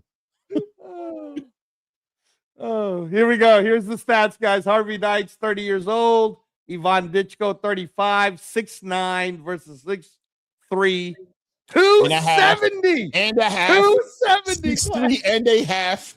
Get it right, brother. You know what I'm saying? Trying to make my you know what I mean? You know what I mean? 6'3" and a half, brother. 6'3" and a half. that happens. 270, bro. He didn't even make the UFC heavyweight limit. You got to hit 265. It is what it is. It is what it is. I got a feeling though. The last time I seen my guy Ivan Ditchko fight, he was very tall and very he wasn't putting his punches together. He's just a big spectacle of a human being. You know what I'm saying? Right. And if I don't know how Harvey's going to bring it to him, but it seems like, versatility, movement, bothers this guy. You know what I'm saying? Right. And here he goes in an opportunity to kind of show and prove. Jermaine Franklin kind of checked the boxes the same way as Harvey Dykes to a certain degree as far as the height. And if this guy can bring some athleticism and bring some explosive energy about him, he can upset this guy again. Now, by the way, I also want to just be honest. I thought Jermaine Franklin lost that fight, right? But right. You know what I'm saying? I want to be clear. Right. I thought Jermaine Franklin lost that fight. But still, you know what I'm saying? The judges saw it as Ditchko just wasn't able to get a hold of what Jermaine Franklin was bringing to him. Right. You know what I mean? So he has to got. I think this fight right here, I don't know if you agree with me, he needs to make a statement, right? He needs to we want to see the improvements. Like, yo, bro. I mean, this is a 10-rounder. It's put up or shut up time, bro. Are you a contender or are you just a spectacle? Right? Like, what are you? 100%. But Harvey Dyke, I'm telling you, man, southpaw. I like the Andy Ruiz comparison because he does have a pedigree about him. Right. There we go. Both guys step. Dykes in the blue shorts, Ditchko in the black shorts here. Early. You already see the movement here as Dyke is working towards the body, right? That's his game plans. I'm gonna get underneath that lead hand as he's trying to smother that lead hand of Ditchko right now. That clash of that orthodox traditional style in the ring right now. And Ditchko obviously standing tall, working behind his height and just walking him down, trying to walk behind that jab. Dykes is trying to get his head off that line, smother that lead hand, get on the inside and shoot some power to the body. Use that lead hand to the body a little bit. At some point, he's going to want to throw a little caution to the wind and cross that void and get in there. I can't imagine Harvey Dykes being this effective on the outside. Usually when I see guys fight this way, though, when there's that height difference, I think Dykes is probably anticipating like drawing Ditchko in, having Ditchko take the chance in to cross the space and walk him into some big shots.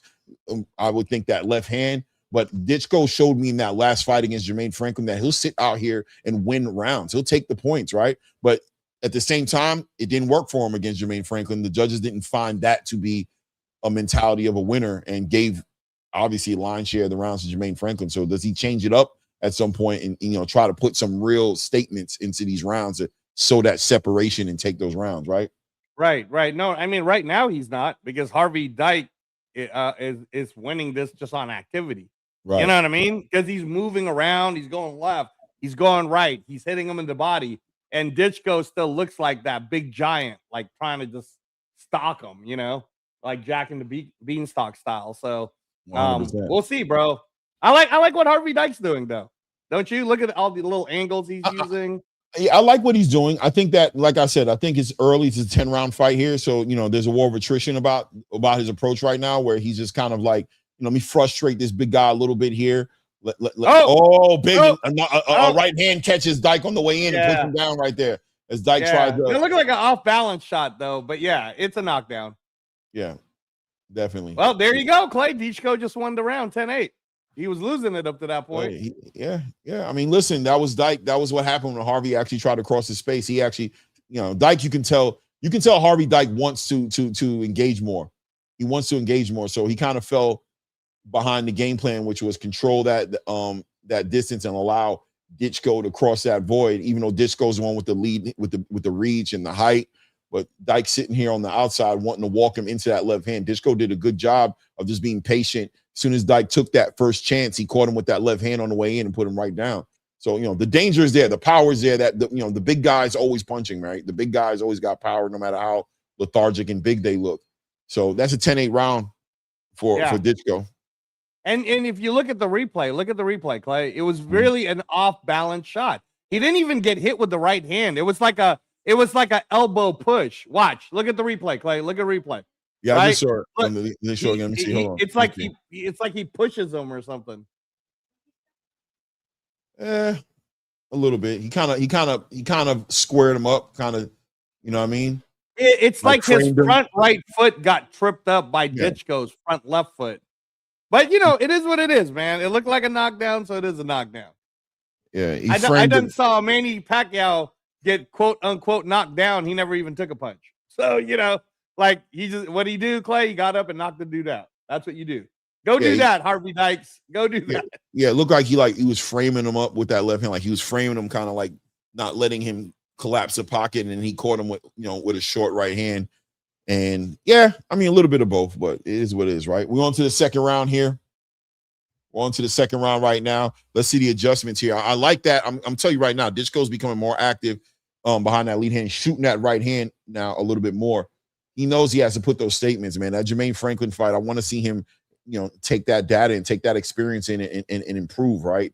Don't just look at it as you got robbed. No, you lost that fight, and you lost it because of what you weren't doing. So let's see if you're doing it now, as he's becoming a little bit more offensive here. He's working behind that lead hand, but he's shooting that right hand a lot more here and starting to pepper Dykes up a little bit right now. Dykes' face showing a little bit of redness here. There he walks him into another right hand right there. Dykes tries to get low, walks right into a right hand again. There we go, feinting with that lead hand now and getting that right hand way more involved in it. I like what Ditchko's doing. I like what he's doing. Harvey Dykes still trying to smother that lead hand, but I think at this point, yeah, shooting out of range now, shooting that left hand out of range a little bit now, trying to get to the body of Ditchko. Find that Dyke is struggling with the height difference a little bit here. He is struggling, man. He's trying to figure it out, but he's getting peppered while he's trying to figure out how to deal with this giant here. I'm sure once he gets his hands going, he's able to touch Ditchko with something. He can start making more of his presence felt in this fight. But at this point, it is a one-sided affair. I think Ditchko is dealing with it very well and being offensive, scoring some big shots here. Now backing Dyke up. Dyke gets off of balance a little bit right there. Nice straight right hand to the body by Ditchko. Minute and 25 seconds here. Good work here. Spins him. Nice work here behind that lead hand. Shoots that right hand and then turns to his left. Turns Dykes over to his right here. Really working behind that. Being that he's tall, winning this jab game. I don't think Dyke has been in a position to take advantage of that southpaw look that normally those guys are able to take advantage of. He's just short. He's gonna have to get his head off that line, preferably to the right, his right side, get away from that lead hand at the same time, which is crazy, but shoot that left hand to that body and get on the inside there, hook off to the body, start coming over with some big overhand lefts that he can get some respect from Ditchko. There we go. Ditchko again walks him into that right hand. And it's because Dyke is leaning towards the left one. There we go. Nice work by Dyke, who finally did it. Leaned over to the right, got up underneath that lead hand, shot that left hand to the body. Now he's on the inside. Ditchko tying him up and laying on him right now. So at least he found a way to get in there. But instinctually, Dykes likes to lean over to his left. When he shoots that jab, he leans over to the left and he puts himself right on line with that right hand of Ditchko. We're at 15-second mark here in the second round right now. There we go. Gets his hand off. There he goes. He gets his hand off to the right and tries to shoot over that big overhand left. But Ditchko, just a little bit out of range for Dykes. Dyke is getting peppered with that lead hand. That's a 10-9 round for Ditchko. Yeah, no. And this version of Ditchko, that's the version on every round that we expect them to look like. Not a slow, lethargic guy, but a guy who just throws a lot of punches, right? Or throws more punches. So right. I like that version of Ditchko. That was good. That was good. Watching Steve McKenna make his way into the building right now. Yeah, he's going to have to figure out at this point, he needs to figure out how to close that space. He's allowing Ditchko to use his best attributes right now, which is that range and that distance. And another thing about those tall fighters, right, Angelo, is like that's where their power's at, is at the full extension of their shots. So when you allow them to operate that way, you're also putting yourself in a position to walk into a lot of bad shit, because that's where they operate, where they're most dangerous. So at this point, Don Charles, a great corner man here, he has to. I'm sure he's speaking to this guy. I need you to press this guy. I need you to get up. Get your head off the line, and I need you to collapse this pocket here, force him to be a short puncher. This is not where he wants to be at. You got to get inside. 2 minutes and 45-second mark, getting ready to be approached here in the third round here. Already a knockdown in the first round here. Dyke was knocked down, getting caught with a short right hand here, and it's taking the second round as well as far as Ditchko is. So it's 2 rounds and none with a knockdown involved in it. Looking to see these adjustments by Dykes here. Let's see what Harvey Dykes can put together. Good work here by Ditchko, just controlling that range here, working behind that lead hand. Dykes is shooting his punches from out of range as well, man. Get inside a little bit more. Don't just shoot your shot from all the way up there, because Ditchko is not committing enough, I think, offensively for Dykes' game plan to work, where he's walking him into any shots. Ditchko is operating from outside of the range of Dykes. So Dykes is going to have to, there we go. Dykes tries to double up on that lead hand, follow Ditchko on the way out. But Ditchko just stabs him with that lead hand and stops him right in his track, man.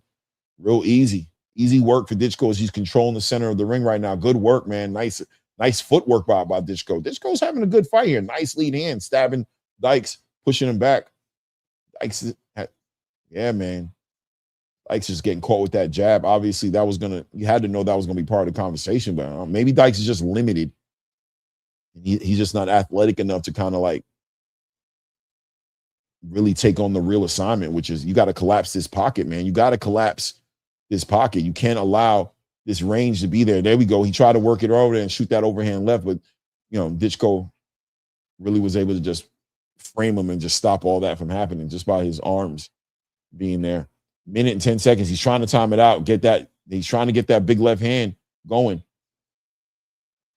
I think Ditchko did a good job of kind of seeing it coming and tying him up, smothering that as soon as it comes in there. So now Harvey's got the idea of what needs to be done, but he also needs to acknowledge that close range and not collapse it. He's smothering the work now. You're doing you're being explosive, but when you get in there, you're getting tied up. This kind of like how Norman Jr. was with Devin, right? Like you're stepping to him, but you're collapsing you're smothering your own work.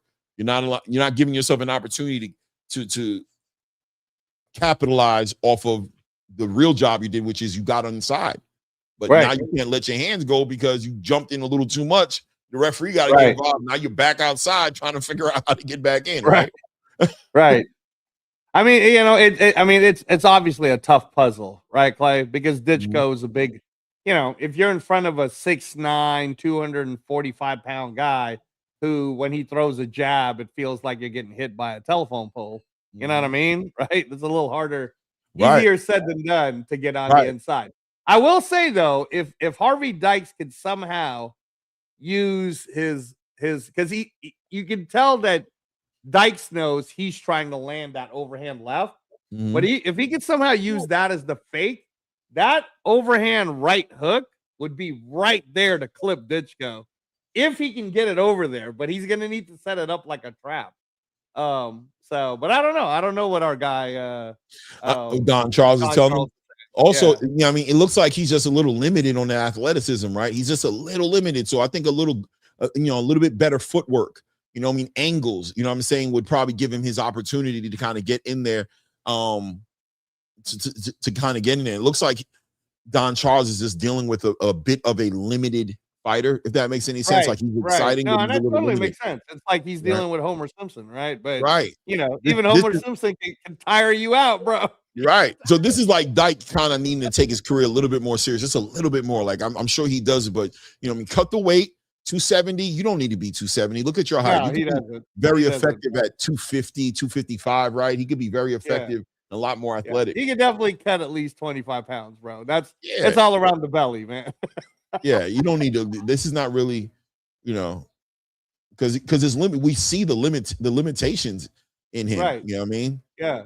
You also see the skill set, though. For the fact that he can move and throw combos this much at 270 pounds, you say to yourself, man, imagine if he had 30 pounds less to carry in his body, right?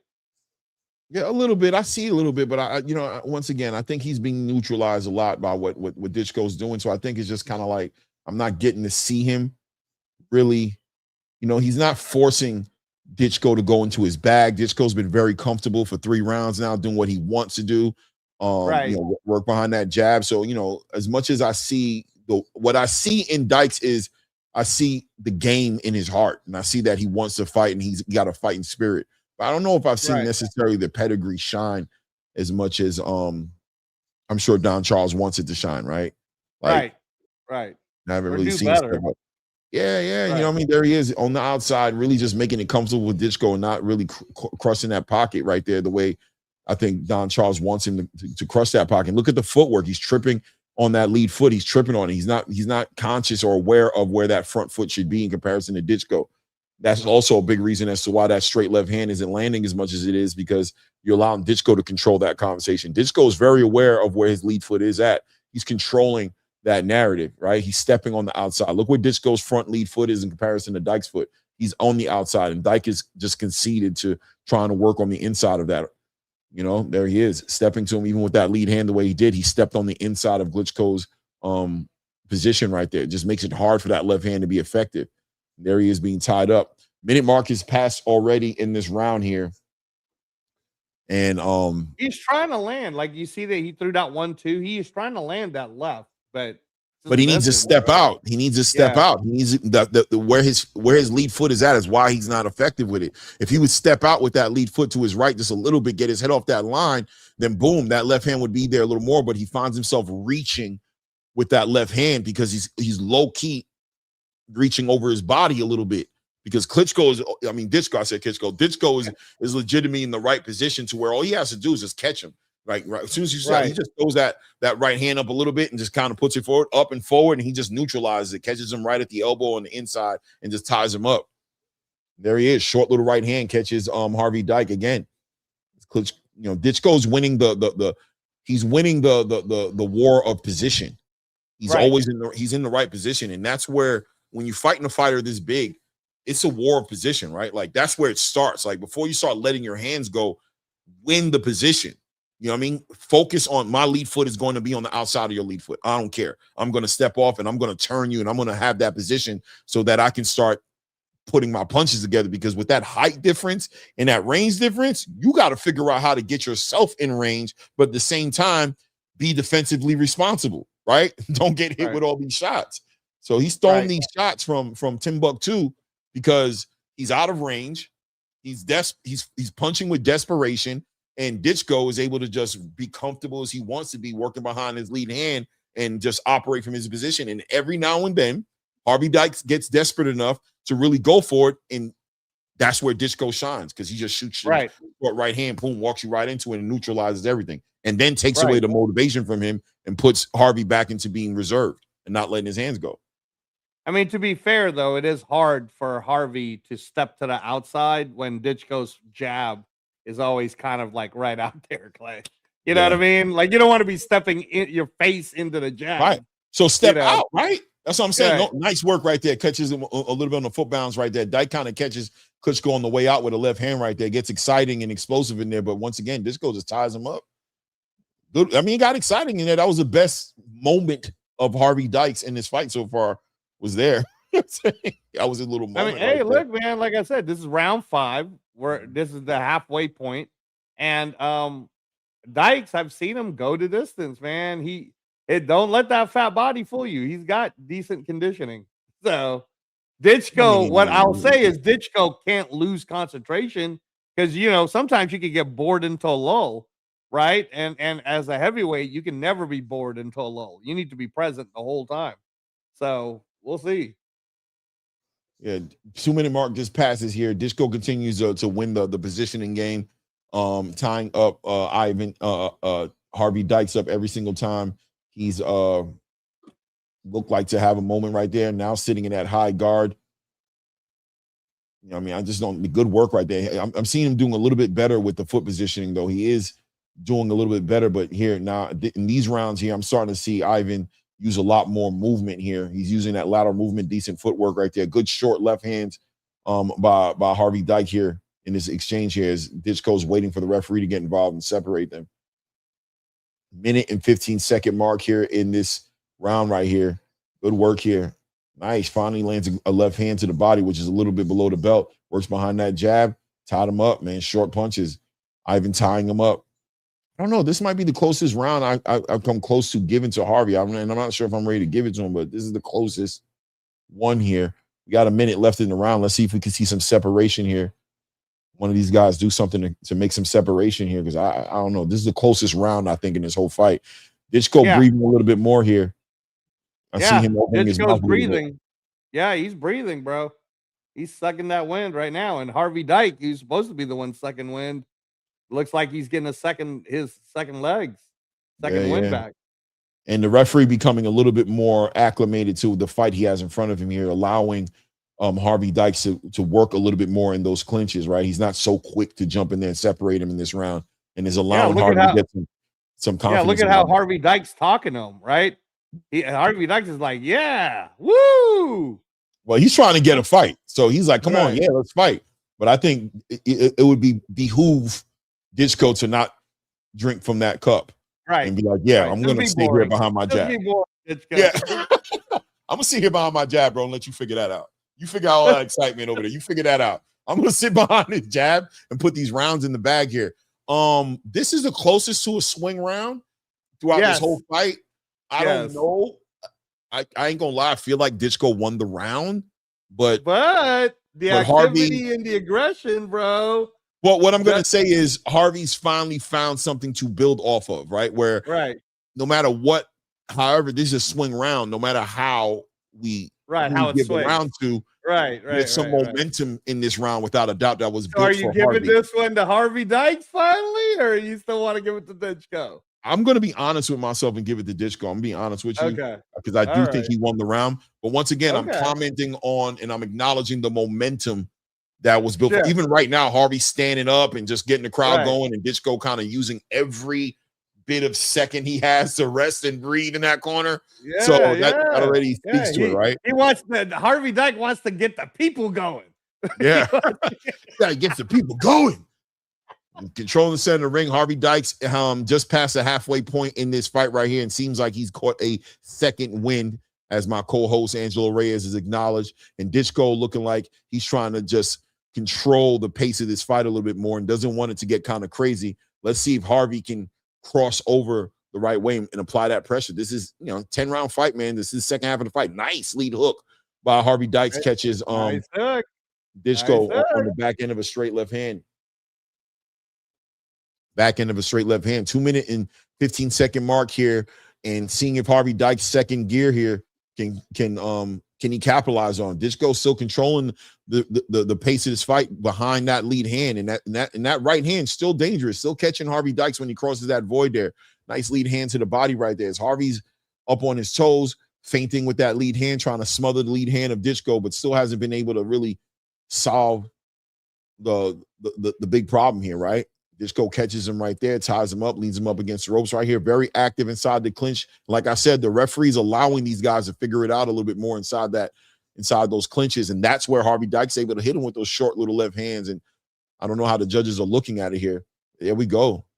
Ditchko collapsed the pockets right there, hits him with a nice short right hand to the body right there, ties him up. Very active Harvey in there. And once again, the good job by the referee, man. He recognizes the fight that he has in front of him. And he's not taking away that work from Harvey so quick, allowing Harvey to figure out some opportunities inside that clinch and let these fighters figure it out and separate themselves. Good work by I like the way the referee's working here. Yeah, Harvey Dykes, by the way, is winning the round so far, just in terms of connect rate. He's winning the round. So you're right. For people who would have given round 5 to Dykes, right, then you're looking at giving round 6 to Dykes. So then the swing of momentum is happening because he's carried the momentum. He's taking it. You know what I mean? Like that 5th ain't yours, but the 6th is because it's a continuation of the 5th. And if the 5th had 30 more seconds left in it, you probably would have took it. You know what I'm saying? When you turned up. So that's how I see it. At least 30 seconds left. No, that's that's excellent observation, and it's good to describe to everyone who doesn't have Paramount Plus. If you're listening to us right now, it's ZUFFA Boxing 7. Harvey Dykes has hits him with a big left. Yep. Big left play. Yeah. And the judge, the referee played a big role here. He allowed Harvey Dykes the opportunity to finally win his first round, in my opinion, because I'm giving him this round. Yeah, no, for sure. That's for sure a Harvey Dykes round. The other thing I'll say is, remember, man, judges and refs, they don't like the grabbing, bro. Ditchko's starting to hug a lot, bro. And you hugging in round 6, you got 4 more rounds, buddy. 4 more. You know, I don't know, man. Ditchko might be fading. He might be fading. Without a doubt, the conditioning is going to be part of this conversation. This is heavyweight talk here. Whenever we're dealing with the heavyweights, we know the championship rounds. The conditioning is a lot of the times the separation points. Clearly, Harvey Dykes has the second gear he's hit. He doesn't seem to be suffering from the conditioning issue. Klitschko, at the same time, has been able to he's still very comfortable working behind that jab. Look at Dykes, man. Look at Don Charles and Dykes is in the middle of the ring. 100%. Ditchko's going to use every second he has, bro, period. We're going to give him water. We're going to let him breathe. But I'm going to say this, though. Harvey Dykes needs to win every single round in this fight right here to make it a draw for me on my cards or get a knockdown, right? Because we got to remember there's a knockdown in the first round of this fight that's still factored into this, right? Right. Yeah, no, Rocket has it 4-2 for Ditchko, so he gave round 5 and 6 to Dykes. But remember, Rocket, that was a 10-8 first round. 10-8. Right. 100%.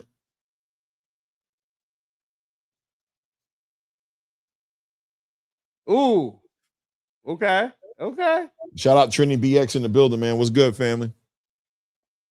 2 minutes and 20-second mark getting ready to be approached here in this heavyweight fight here. Harvey Dykes in the blue shorts here, light blue shorts, and we got Ivan Ditchko in the black shorts here. Harvey Dykes coming off of my first round that I've given him, but I have no problem with somebody giving the 5th as well. I thought he did well in that round. That was his best round outside of the 6th round. So, it is what it is.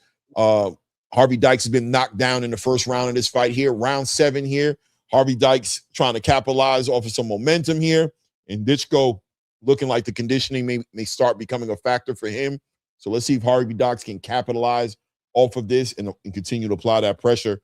Ditchko right now operating behind that lead hand, taking this fight here. But here's where Harvey Dykes once again finds his moments here, right? Inside of these close range in these close range tie-ups. And this was the first time I've seen the referee separate them since the 4th round. I'll be honest with you. 3rd, 4th round. So, he's given opportunity for Harvey Dykes to operate inside of those clinches, right? And Harvey's been able to be effective in those clinches. I think part of the reason why we're seeing Ivan Ditchko breathing a little hard is that work that was done in those tie-ups here. But, Ditchko winning this round so far. Harvey Dykes is definitely in the fight, but he needs to win every single one of these rounds here to get the win for me here. There he is working inside that clinch. Nice straight left hand to the body by Harvey Dykes. We're just about to hit the 45-second mark here. Ditchko using his movement, his lateral movement, working behind his jab, trying to set up that right hand. Working behind that jab, controlling the pace of this fight. This has been a lackluster round in comparison to all the other rounds, but a Ditchko round. Lackluster rhymes with Ditchko win. You know what I'm saying? Right. The more lackluster it is, the more. That's a fair description. Harvey Dykes hasn't done enough in terms of landing punches, throwing punches. So yeah, I would give this one to Ditchko. Yeah, we're about to hit that 10-second mark here, right here. Harvey Dykes needs to kind of, I don't know. I mean, it's not about the conditioning, but there is a certain limit. It's about a limitation that is something there is limited about him that's making him, show me limited. He's giving me Dave Allen energy to a certain degree, right? Like he's better than Dave Allen, but kind of like he's exciting if you engage him, if you fight him, it'll be a good show. But you get in front of this tall, fundamentally defensively responsible, work behind my jab fighter, and he really just gets exposed a little bit as a domestic level fighter. Right. Chev Clark from Jamaica, man. Chev. Jamaica. 11-2, man. Last time I saw Chev Clark, well, I've seen his last fight, but the real last fight that I remember him was against Vidal, right? Did he fight Vidal? Yes. Right? Yes. And Vidal, that's when Vidal really showed me that he was a high-level fighter. In that fight right there, I was like, damn, he's really there's levels to this. And Vidal showed me that he's like a world level fighter in that fight right there. Kind of left the domestic conversation, even though I think he picked up a domestic title in that fight, but kind of showed the separation there. Chev Clark has some work to do. Let's see if tonight he can kind of get back into certain conversations that he kind of lost on the back end of that loss, right? Right. That was on the that Vidal Riley Chev Clark fight was on the undercard of Conor Benn versus Eubanks. The first one. Mm-hmm. There we go. Very active on the inside. This is where Harvey Dykes does it, man. This is where he needs to capitalize right here. The referee's allowing him to work, but if they don't do enough work, he's going to get in there. Let's separate. But he's allowing them good refereeing. I don't know what this guy's name is, but I like the way he recognized this fight by round 3. He recognized the fight that was in front of him, because in round 1 and 2 he was separating them like crazy. Then he was like, okay, they're active. This is where the fight is for Harvey. Let me let Harvey get an opportunity to operate inside of his space and get off some shots. Right. He read the ring. Clay.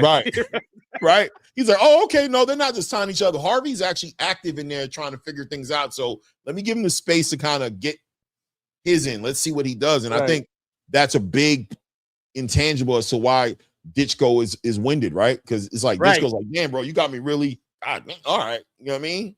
Right. And again, this is Ditchko's 17th fight. This is Harvey's 9th fight. Okay. So, Harvey Dykes, bro. I mean, being a sparring partner to Daniel Dubois really helped him out. I think he sparred AJ. He sparred all the top guys. Because in the UK, they don't get that weird, we won't spar each other energy. They all spar each other over there. So.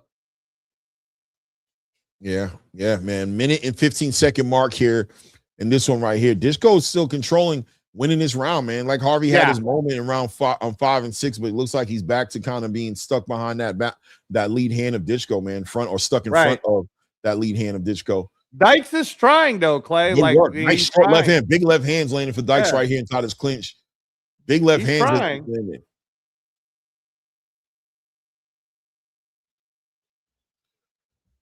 Yeah, here we go. Yeah, Dykes is running out of time, Clay. 40 seconds left here in this round right now. Ditchko just really taking it. He's also, by the way, Dykes is also getting a little winded. He's actually taking like 2 or 3 big deep breaths in this round right now, putting a lot of effort into winning the 5th and 6th round. I wonder if it's the 5th, 6th, and 7th round. I wonder if he's kind of leveling off a little bit. Those Whataburgers he was eating. That's where it comes down to, right? Like, I don't know about the fish and chip. Guys. I think it's 5 guys over there in the UK. 5 guys and a lot of fish and chips, right? Those chips, man. Tell them to hold off on the chips, man. Just eat the fish, bro. That's all it is, just adjustments. We ain't that, you know what I mean? Little adjustments, man. Pull back on the carbs a little bit right now, you know what I mean? You like those mashed peas a little too much, Clay. I would think that's not that hard to walk away from a little bit, but hey, man, the palate wants what the palate wants. It is what it is. Another round in the bag for my guy Ivan Ditchko here. Looks like he's cruising to a decision here. Harvey Dykes had moments in this fight in the 5th and the 6th round. My guy Mr. Rocky gave him the 5th and the 6th round. I don't know if you've given him another round since then, but at this point on my scorecard, Harvey Dykes needs a knockout to win this fight. Yeah, no, Harvey Dykes definitely needs a knockout to win, unless it's some diabolical ass robbery that happened in Canada, bro. Did you see that? Shout out to LaRon Richards, bro. You need a good manager or something, man. You got robbed. That's probably one of the worst robberies I've seen in a long time, bro. Oh, yeah, bro. That dude won at least 10 rounds, man. He won at least 10 rounds, and they robbed him. One judge gave it 8-4 for the other guy. I'm like, what are you looking at? Oh, my God. That was terrible. I feel bad for him. Yeah. We're at the top of round 9 right now. Harvey Dykes versus Ivan Ditchko here. Heavyweight fight right here. Harvey trying to get a little bit more active, cross that void. Without a doubt, if Don Charles is the trainer I think he is, which is an honest one, I think he's letting them know we need a knockout, young bull. We need a knockout here. The cards are not our friends here. The judges are out the door. They're no longer, we can't look to them to give us this fight. You're going to have to take it because Ditchko's gathered up a line share of these rounds right now. 2 minutes and 20-second mark getting ready to be approached here in the 9th round right now. Ditchko continues to work behind that lead hand. Harvey Dykes looking like he's trying to be a little bit more explosive, but I wonder if he has it in the tank to be as explosive as he needs to be to cross that void and land that big left hand right now as he beats on his chest like a true warrior. But are you able to physically carry out the assignment, Harvey Dykes? We'll see here. We just passed the 2-minute mark here of the 9th round. Ivan Ditchko working behind that jab here, starting to hook off that jab a little bit right now. Just comfortably controlling that distance, shooting that right hand right down the middle. Harvey Dykes doubles up on that lead hand, shoots that left hand from out of range right now. Gets inside the range right now, ties him up a little bit. But the referee has to separate him. Back to the center of the ring. Ditchko just controlling that range and controlling the pace of that fight with this jab. That's the story of this fight here is Harvey Dykes trying to get past that lead hand and get active. Unfortunately, when he's had those moments, it's ended up in some, you know, some clinch. Now, good work right there behind that lead hand, catches Ditchko on the way in there, but he hasn't been able to. He's been smothering his own work. He needs to shoot the referee a part of his purse a little bit, because the referees allowed Dykes to work. I think a lot of referees would have separated those guys a lot earlier and not given Harvey Dykes the opportunity to do the work he did inside those clinches. Right. No, I mean, look, man, Ditchko's definitely winning the positioning battles. Dykes. Did you see how he shot that lead hand right there? Yeah. Do you see it? Yeah. He was out of position and he ended right. It's almost like Harvey Dykes is trying to win this off charisma. Right. You know what I mean? Well, he's clearly been able to will a lot of great things, you know what I mean? Because he has some fans. People recognize him. He's building up a reputation for himself, and people wanting to see him do well. But yeah, listen, this is the top level. This is that world level conversation I'm talking about, right? When you get to this point in the game, you need to be able to answer these questions, which is, how do we get past the lead hand? How do we deal with the movement? You know, you're fighting a southpaw too. I don't know how many southpaws he's fought. I mean, he is a southpaw. He's fought. Well, he's had that fought a lot of orthodox fighters. So yeah, even man. I mean, you know what I will say, Claymore, is that even with Ivan Ditchko giving such a hard look for Harvey Dykes, Harvey Dykes has shown us remarkable aplomb, sir. Remarkable. Ooh, he gonna use that word, bro. We gonna use that one, right? Angelo said, "We gonna put this 5%ers." Yeah, man. He said, "We're gonna use that damn word. I promise you."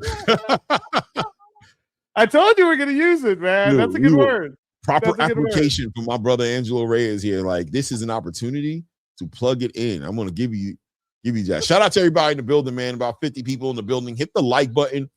If you haven't done so yet, subscribe to the channel. Let's see his scorecards here. Skipper Kelp. Hey, look at that. Like 87-84, bro. He gives him, what round did he give Dykes? Skipper Kelp believed that wasn't. He gave it a 10-9 the first round. He didn't give him a 10-8. But he didn't give him the 5 and the 6. Yeah, man. Yeah. He didn't give him the 5 or the 6. So no. He gave him the 5th and the 6th, right? My bad. I'm looking at the wrong way. Yeah, you were looking at it reverse. He gave him the 5th and the 6th. Yeah. And then he gave him the 8th. That's what it is. He gave him the 5th, the 6th, and the 8th. That's what it is. He gave him the 8th. Right. Yeah. Interesting, man. Interesting. Harvey Dykes needs the knockout. That's the bottom line. Period. Harvey Dykes needs the knockout. Harvey. You know what I mean? That's your situation that you're in. We're calling it, but Harvey, forget everything we're saying. You need to knock this boy out. That's what you need to be concerned with. Don't forget about the scorecards. Don't listen to us. Punch this guy in the face. 2 minutes and 20 seconds left in this round right now. Harvey Dykes trying to do something special here, man. Get, you know what I mean, solve this nice straight doubles up on that right hand to the body right there. As Ditchko, without a doubt, is looking to protect a lead. And, you know, he's not looking to make this exciting or pretty right there. He just doesn't want to get hit with that big left hand and give Harvey Dykes what he needs, which is that knockout. So he's just doubling up on that jab. Nice, times him out. Nice straight right hand down the middle, catches Harvey Dykes in there. Harvey Dykes throwing caution to the wind right now, letting his hands go. Obviously going to put himself in the crosshairs of some big shots right there. Hopefully he can give better than he takes in this final round here. Minute and 40 seconds left here in round 10 right now. Ditchko using that movement, controlling that range, trying to bounce up on his toes. There he goes, walks him in there behind that jab, lead hook, straight right hand, ties him up as Harvey Dykes tries to tie him up. But good work by Ditchko, man. As boring as it is, that's what you got to do. He lays on him, pushes him into the ropes, and allows the referee to separate him back again. Harvey Dykes inside that range just doesn't seem to have the energy, explosive power to really do something in there.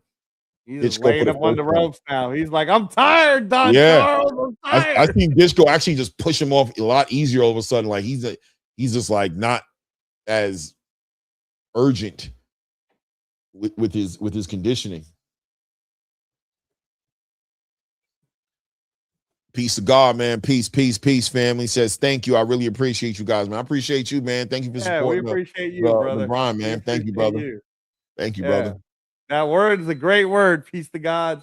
A plum, y'all. You're going to be hearing that a lot today.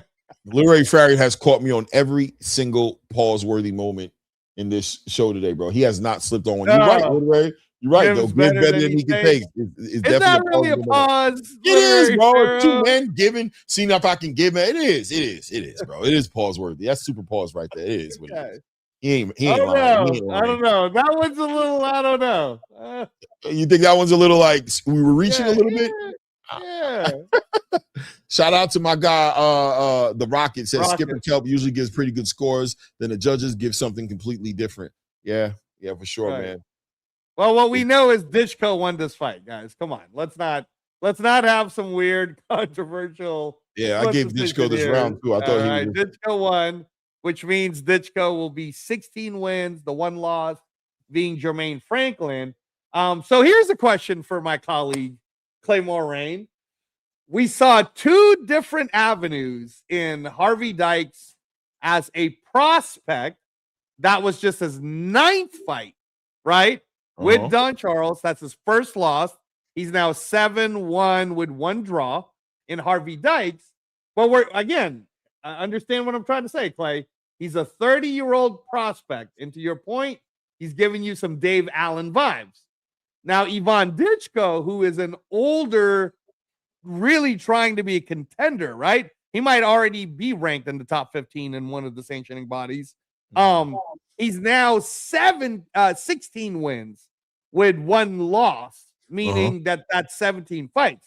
Right. If you were matchmaking Demazian Vanhouter, where do you see Demazian? Is he more, hey, let's have him fight Harvey Dykes because I need more experience, even though you're already 12-0 with 9 knockouts? Or is it, hey, man, you know what? Let's step you up, kid, and let's have you go fight Ivan Ditchko. Which one would you do? I think Ivan Ditchko is whether you like him or you don't like him, he's a world level fighter. He's not domestic. He has world level talent, and he obviously the intangibles are real with him. The height, the range. You know what I'm saying? He's a legitimate opponent for F.A. Jagba, right? Wow. He's a guy who can get in the ring with those guys, right? I'm not saying he wins, but this is where the conversation that he's going. If he's not there yet, he's 1 or 2 fights away from those conversations. Okay. Demazian is such a young fighter, such a promising career. I wouldn't throw him in there with Ivan. I would throw him in there with Harvey. I think Harvey having a common opponent with a Ivan Ditchko is a good thing for Demazian Vanhouter. And obviously a gamed opponent went the full 10 rounds, right? Wasn't able to get stopped. If he was able to get in the ring with a Harvey Dykes and stop him, boom, the conversation starts to begin to change from a little bit. Because now I got this common opponent with this world level fighter, but I'm stopping these guys. You know what I'm saying? And I'm stopping somebody who went the distance with a world level opponent. I think the opportunity is greater for Demazian Vanhouter on that side of the conversation rather than getting in there with somebody like an Ivan Ditchko, who's honestly at a minimum, worst case, like at a minimum, he could put Demazian in a boring ass fight, right? Like this, he can make it to where Demazian's part of a boring ass fight for 10 rounds, wins it. You know what I'm saying? Goes the distance for the first time, but kind of takes away a little bit of that momentum that Demazian's building for himself, stopping these fighters, right? What do you think about that? Right. Yeah, no. I love the take. I love that take because you're absolutely right the way you're seeing it. The thing I'll say though is, man, bro, and I'm not trying to blow up your guy, but I guess that's really the difference with Moses Itama, right? Because Moses Itama would have slept both these guys, right? And he's 21. That's the thing, right? Like Moses Itama ain't 30, he's not even 25. That boy is 21, bro. Like, you know, like so that I guess that's what it is. Like, is like Moses is just in a different level, and they pushed him in a different level. Let's see what Ditchko's got to say here, guys. Yeah, I'm actually interested in. I don't think I've ever heard him really speak here. I heard they gave him a split decision, so the judges was diabolical.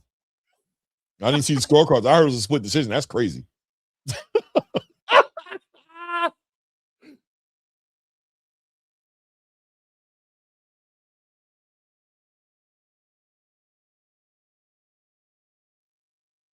Oh, he doesn't speak straight English, Clay. He's doing the Ivan Drago. If he dies, he dies.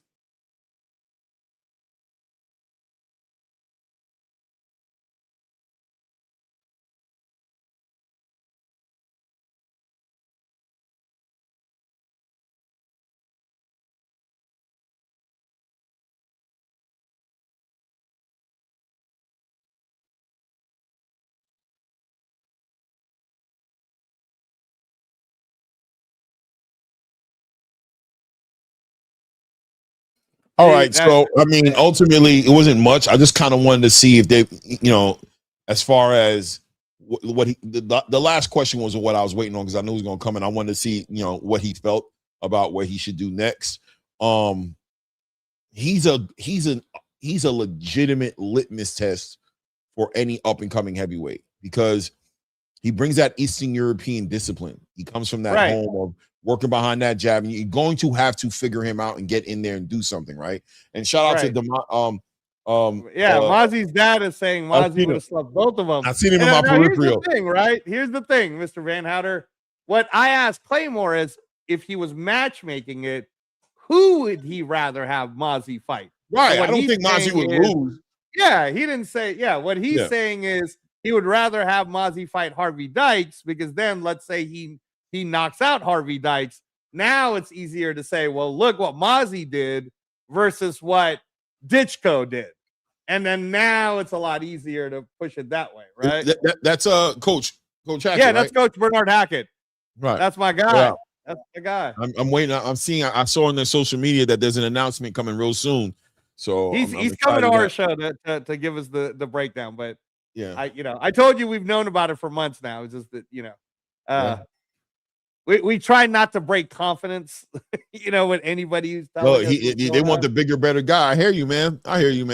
But you well, that's what the dad wants. I want to hear what Mrs. Van Houter. Where's Mrs. Van Houter? That's what I want. Yeah, you're an excited father who has a lot of faith in his son and knows what his son can do.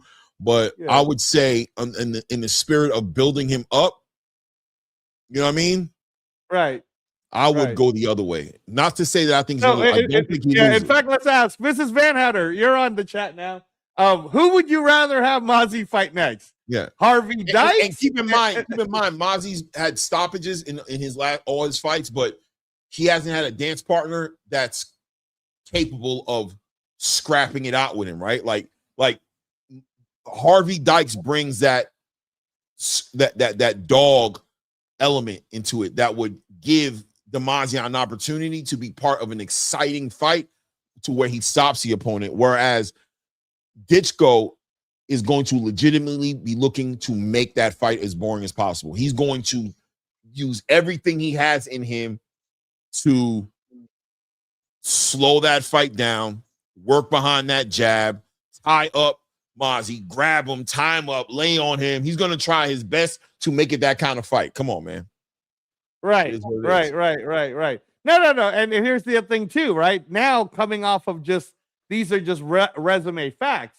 It's easy to say Harvey Dykes got a split decision loss, Clay. Split decision loss. So if Mozzie knocks him out in 2 rounds, now it's like, hey, man, look what Mozzie just did. Right. To Harvey Dykes. That's the other side of it, right? The big opportunity is if Demazian makes short work of him and gets him out of there inside of, let's say, 4. Just gets him out inside of 4. That's a great thing for Demazian, right? That he was able to take this fighter who's able to make all these other fighters look like, he has a winning record, has 1 loss, and his loss that he has, a lot of people, including myself, would argue low-key robbery. Like, like Jermaine did not win that fight for me, right? Right. But on the other side, if this goes the full 10 rounds, if that pedigree can carry Ditchko into surviving and going 10 rounds, Demazian's part of a boring-ass fight.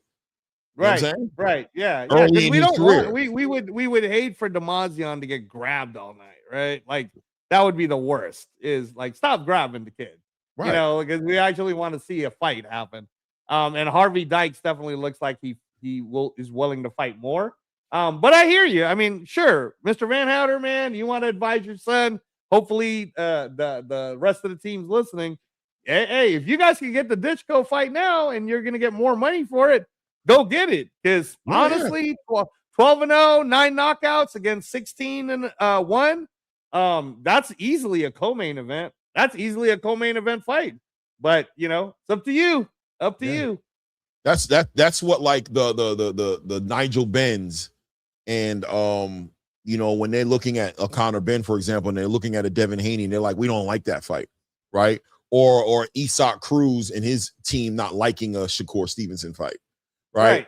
Why? Right. Because they know that pedigree is enough to put their they don't mind their fighters losing, right? Like Right. Eastside Pitbull Cruz's team don't mind him losing. They just don't want him looking bad, right?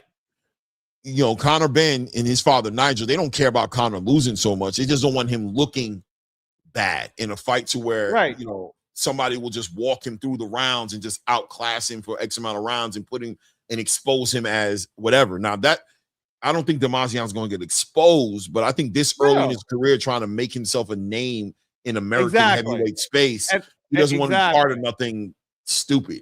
Exactly. And that's what we were saying. See, Mrs. Van Houter agrees with us. We were trying to say Harvey Dykes is a better opponent because then it lets Damazian's resume and his skill set get developed, right? But you got to talk to your husband, Mrs. Van Houter. You know, he said he acknowledged it. He acknowledged it. Yeah. All right. You know, we want what's best for the young man. We want him to continue to move up and do well, and you know, and plus look good. He acknowledged it. He acknowledged it. He sees it. All right, Mr. Van Houter, calm down. None of us said that Mozzie is losing. We were just trying to help him matchmake a little. Yeah, you know, there's only so many ZUFFA fighters in the heavyweight division. And once again, keep in mind, you're asking me to choose between. I think he'll be both of them. I chose one way. Yeah, of course he's going to be both of them. Yeah. Now, there's really again, we're looking at if you really want to do something with him. I guess you could look at let the boy grow. Let the boy grow. Yeah, both physically, both literally and figuratively. Yeah, mentally, let him grow. Yeah. And also let him grow his brand and his. Right. Let him grow his brand. That as well. You know what I mean? Right. Yeah. Let's get him in a fight to where he knocks somebody out who's game. Because right now, the last two opponents he fought didn't want no problems. So they're not even giving him an opportunity to be part of something exciting. He's just in there, walked in there, boop, boop, boop, boop, walked out, and he's just like, you could see in his face too at the end of it, like, damn, that dude didn't want to fight me, bro. I had to like beat his ass against his will. Like, you know what I'm saying?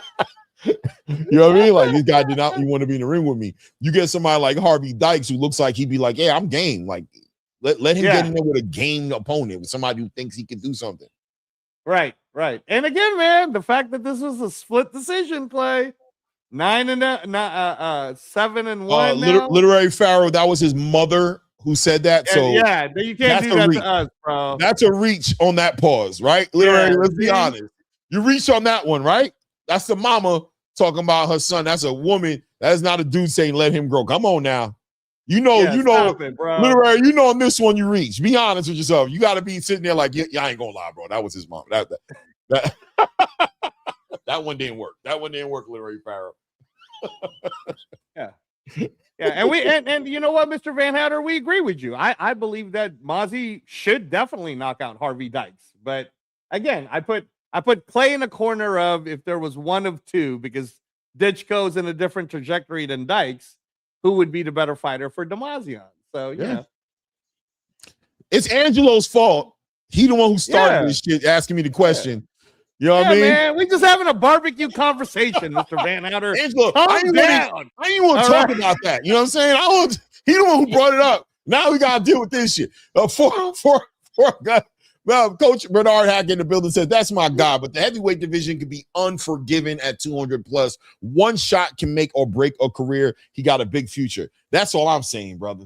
Right? Yeah, exactly. Mr. Van Houter trying to throw him in there with everybody already. Lil Zuda, yes, it's the real. Yes.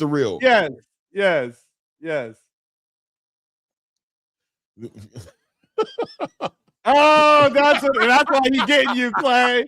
That's why he's getting you, bro. Hey, I don't hide it. That's one thing about it, right? I'm speaking the truth. Every time you bring up Moses, I always say, hey, bro, 2-3 years. That's what we're gonna be looking forward to see. But I don't think he should jump in the ring with Moses. Right? I ain't gonna lie. Well, there's a branding portion of this all, right? I for me myself too. I'd love to see Mozzie be celebrated in America the way Moses is celebrated in the UK, right? Mm-hmm. So let's get to that. But man, the money for it would be huge, Clay. 100%. I mean, huge. If once everybody in the country knows who Damazian Van Houter is, the money for Moses versus Mozzie. I mean, look at that. It even sounds good. Moses versus Mozzie. Demazian, I could definitely see it. Yeah. In 2 years. Yeah. I definitely 2 years. 2 years is nice. 2 years is a good growth. Yeah. Right? 2 years. Mrs. Van Houter knows. Yeah. I think Mrs. Van Houter's the advisor in this. Yeah. Mr. Van Houter, we got to take your title off, bro. Mrs. Van Houter's the advisor. She understands. We're trying to build up a fight. I'll tell you this. Demazian gets in the ring with Moses Atama, let's say summer of 2027, right? Okay. What's going to be on the table is going to be, if Demazian doesn't look as good as he can look, it's going to be because of the experience, right? So that being said, why not let him get the full 2 years in? Why not let him shine, look unstoppable, build up that reputation, right? Damn, this dude, and then get him in the ring in there. He's going to get more money. He's going to have more experience to reference from. He's just going to be a better fighter, even if he could win. Because how about this? Let me put it to you like this. Let's say Demazian fought Moses Atama in a fantasy world. Let's say in December of this year they fought, right? And let's say Demazian knocked out Moses Atama, right? Let's say that happened, right? There's no going back from there. Yeah, that's he true. has to fight all killers. You got to fight Daniel Dubois. You got to fight Klitschko. Or I mean, not Klitschko. So at 21 years old, Usyk, at 21, 22 years old, he doesn't even get an opportunity to capitalize on the prize part of his fighting career like he could, because he's missing out on all those opportunities to walk into a fight with Moses Atama. 25, 30 plus fights into his career, getting all those paydays, all those endorsements, all that shine, all that ZUFFA and Paramount has to offer him by jumping the gun and jumping into a top 10, top 5 heavyweight too early in his career. So even on the back end of a victory for Moses Atama, it puts Demazian Van Houter in a position to where he hasn't even had a chance to get into his man strength. He just grew. He's grown. You don't even know where he's going to end up in real time as far as his real strength and his power. So there's definitely multiple variables involved in that conversation that points towards slow down and let him develop. Slow down and let him do his thing. Yeah. I'm down for Mozzie making more money over the next couple of years, man. Yeah, let him keep knocking everybody out. I love it. Let him get on the Wheaties box again. I don't know if they got Wheaties anymore, but let him get one. Let him get I'm just using it as a metaphor, but just to say that just the development, not only in his skills, but the development in his brand, allow that to do something organic. You know what I'm saying? Allow that to happen for him. You know what I mean? Hey, Mr. Hackett, Coach Hackett says, Moses versus Mozzie, I need my popcorn. But yes, in 2 years with ZUFFA building against great at the right time competition. Yeah. You got to put on your Bill Haney hat. You know what I'm saying? You got to put on your that development hat. You know what I mean? That's just like that Jay Prince. Because if Jay Prince was managing him, he'd be like, yo, let's be patient, brother. We got this. Let him fight. You got the Jay Prince voice. Jay Prince smoking weed, like, bro. He'll give you a nice little metaphor. You know what I mean? You gotta be patient out here sometimes. Sometimes you gotta let it come to you. When it comes to you, it's better than when you chase it down. You know? Man, that's good. That's good. That's good, man. That's good. Yeah, let me hear your Al Heyman voice, Clay. Huh? Here's my Al Heyman voice.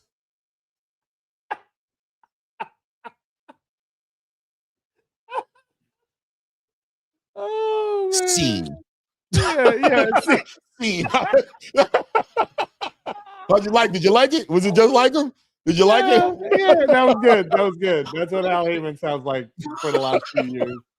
Oh, That's man. it. That's what I got.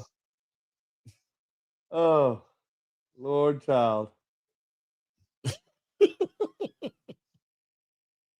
And we were just talking, Mr. Coach Hackett, earlier about Julie was so excited that announcement will come soon, man.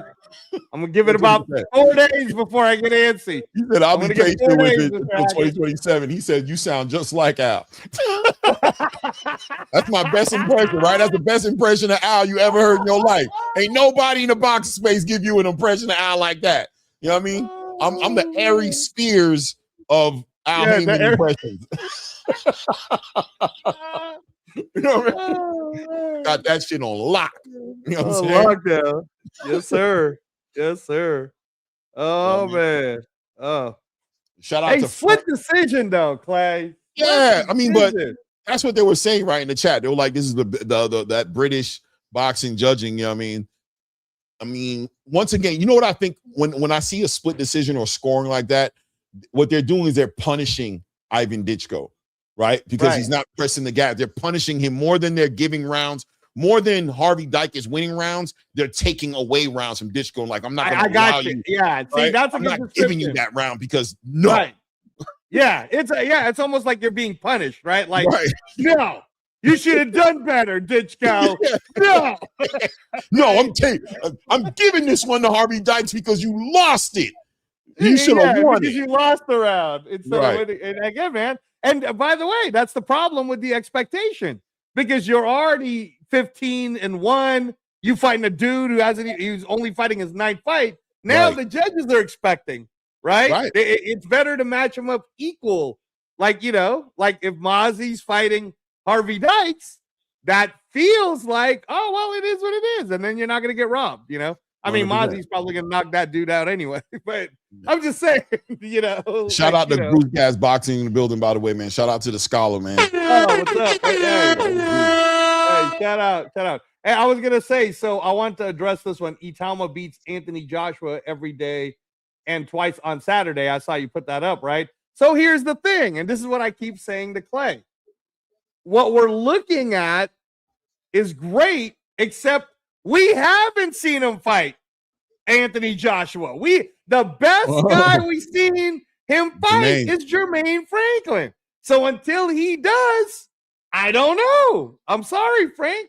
I don't know. Easy to say. But like Coach Hackett said, man, the punches at heavyweight's different. I don't know. I mean, you know what? It'd be a great fight. And Clay loves Moses and what's not to love. But you put Daniel Dubois against Moses right now, I think that's kind of an early challenge. Why do that, right? Why do that? Just let Moses, I was just talking to my guy, Clay, about it. Who's the next fight? I'm thinking they're going to put him in there with Frank Sanchez, bro. Frank Sanchez for the IBF belt, right? And most people would try to sit there and go, oh, well, Moses is going to knock out Frank Sanchez. All right, cool, but let's see it first. Let's see it because that would be a hell of a win. Yeah, and the thing with Moses is that's what Frank Warren is worried about, right? What Frank Warren's talking about in his mind is what we just talked about with Demazian, right? Like he goes in there and he wins that fight. I'm confident he does, but he gets no more buildup. Yes, no more buildup. He's all big fights. He's all big, behemoths. He's all, which look, he has the pedigree to probably navigate that space accordingly, right? But it's still, did we build him up to couldn't he be a bigger fighter? Could he be a bigger brand? Could he a bigger brand do that? Right. So we got to be aware of that part of boxing, you know what I'm saying? Which is, I think that's the part of boxing that the traditional space has OD'd in, right? In other words, the fighter's already built up and you're still playing the game now. Right? You're not letting him fight the big fights because he is big. He's huge. Right. Now capitalize. No, you're still playing with us. Don't giving him opponents where it's like, why you keep doing that? Don't tell me about the brand because the brand's already solidified. He's already cemented as far as being a draw, being a star, whatever it is. Now you're hiding him. Now you're protecting him and it's weird and you're making it awkward. Right. No, man, this is all really good points. Really good subject points, right? Yo, can you hold it down for a second? I'll be right back. Yeah. No problem. But to Clay's point, guys, in fact, since Haney's been such a big subject, Clay was talking about it earlier when he was doing his monologue. But let's take a look at the career of Devin Haney, for example, right? So if you look at Devin Haney, I'm going to look it up for you guys right now. He got up to his 20. Yeah, he was 19 wins in before he finally fought for a vacant USBA 135 title. So he wasn't even the world champion level yet at that point, right? Then on his 20th win, they have him fight Juan Carlos Burgos. 21st win, He fights in Louisiana for another vacant WBC International, WBO Intercontinental. And it wasn't until his 22nd win that you had him fight a name like Antonio Moran, right? Then after Antonio Moran, 23rd win, he fights Zaur Abdullayev, right? Like, but my point that I'm trying to make is, and then, now once Devin, fought Yuriorkis Gamboa, right? Even against Abdullayev when he won the title, he couldn't go backwards from there. So he had to keep going forwards. Opponent-wise, he had to keep now, now it's got to be like name after name after name. But my point being that it took up to the 21 fights up until then. Because if you look at all of his fights from like 0 to, let me see where all the Mexico fights were. 0 to 15. A lot of those fights were in Mexico, man. A lot of those. So those are building it up. And Devin Haney right now, along with Shakur Stevenson, is going to be making some announcements in about the next 15 days, 10 to 15 days. So we'll see, y'all. ZUFFA Boxing is doing its thing. Oh, I did want to mention to everybody, I made this bet, so it's up to you if you want to do it. But I kind of feel like Ryan Rozicki at plus 310, depending on what state you're in. I don't know what it says in Florida or in the East Coast on your DraftKings or whatnot, but plus 300 or more money on Rozicki, that's pretty good money, man. Look, let me give you a little insider info on Rozicki. First of all, he Peralta, who you guys just watched, beat Zafar, but Zafar got the decision. Rozicki really beat him twice. Secondly, Rozicki's been working with Sean George. And if you guys are familiar with him, Sean George is the guy who helped Zhilei Zhang become a world champion. And Rozicki, guys, he hits hard, man. And I don't know, Christian Williams-Smith's been out of the ring for about a year and 3 months now, a year and 2 months. I don't know, that inactivity could screw up Christian Williams-Smith. So I don't know, man. I just felt like if you want some good plus money, Rozicki might be good plus money. But in a world that Christian Williams-Smith, let's say, dominates, a Ryan Rozicki, who's ranked number 6 right now in the Ring Magazine Cruiserweight, and I think Williams-Smith will shoot right up at either the number 2 or number 1 spot, maybe even over. I don't know, man. Benavidez is playing games, guys. Benavidez is playing games.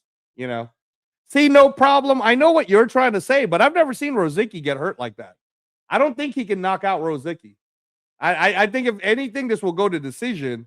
But I'm betting the over plus 300 on. I'm betting that Rozicki might get him, bro. Rozicki might get him. So we'll see, guys. We will see. Everyone who's joining us, we appreciate you, by the way. Been calling it. We are now on the main card portion of ZUFFA Boxing. Our host is back with his orange juice. Is that Jesus juice, Clay? No, this is coffee with a little bit of creamer. Not too much. Just a little bit. All right. In my mason jar. You know what I'm saying? Shout out to the mason jar again, man. Got it. See, it's the cream that gets you, bro, because I drink my coffee black. That's what Me too. I had a black coffee in this same cup about an hour ago, but the reason I'm gonna be real with you, the reason I threw a little a creamer in it is because I wanted to chill it out so I could drink it because my coffee make it real hot. I'm not into that burning my lips shit. I know people just drinking it straight. I don't got it in me. I can't stand burning my lips.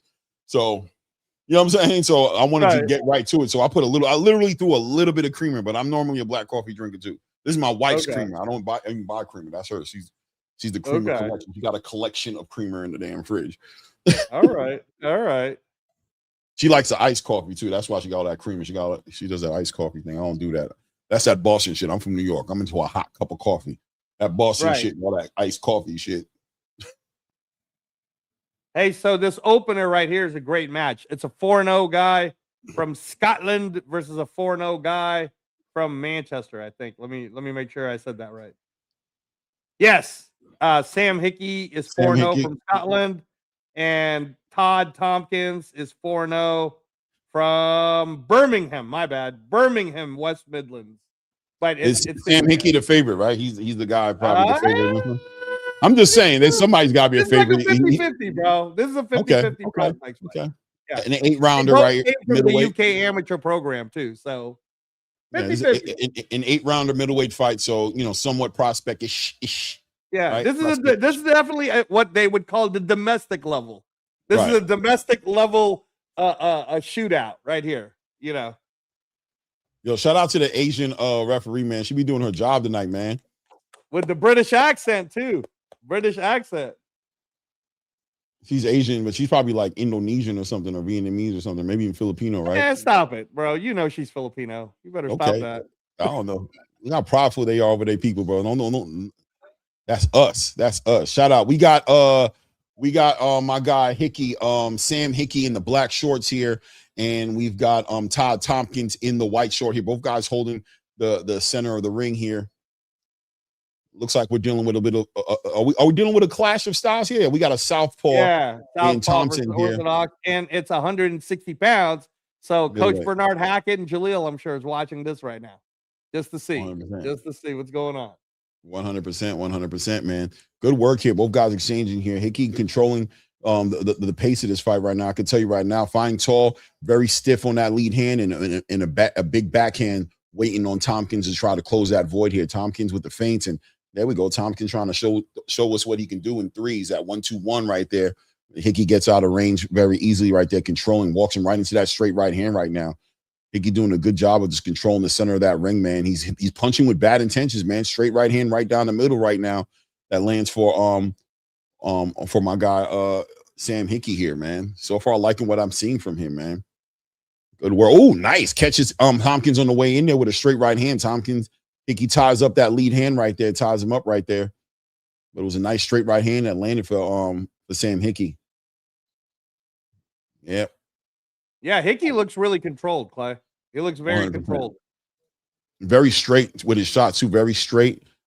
Good work on the distance. Good work right there is Tompkins trying to close that space up with doubling and tripling up on that lead hand. Hickey got right up on it. Look at the work against the ropes here by Hickey. Ooh, big work from Hickey on the rope. Ooh, big shots, man. He's putting those shots together. Good work to the body. Good short punches up top, too. Hickey, another hard right hand to the body. Oh, as the referee warns Hickey on framing him up a little bit too much, a little too much framing, but Hickey's just really Tompkins really didn't have the answers. He's still stuck on those ropes.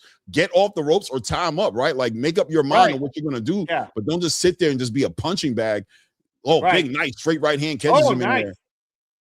Good work to the body here. Oh, wow. Good work to the body. Good work to the body. Good work up top. Oh, look, Hickey is official business. Straight right. Look at double. Oh, look at the work to the body. The way he doubled up on that right hand, got up underneath that counter punching and double and that left right to the body, man.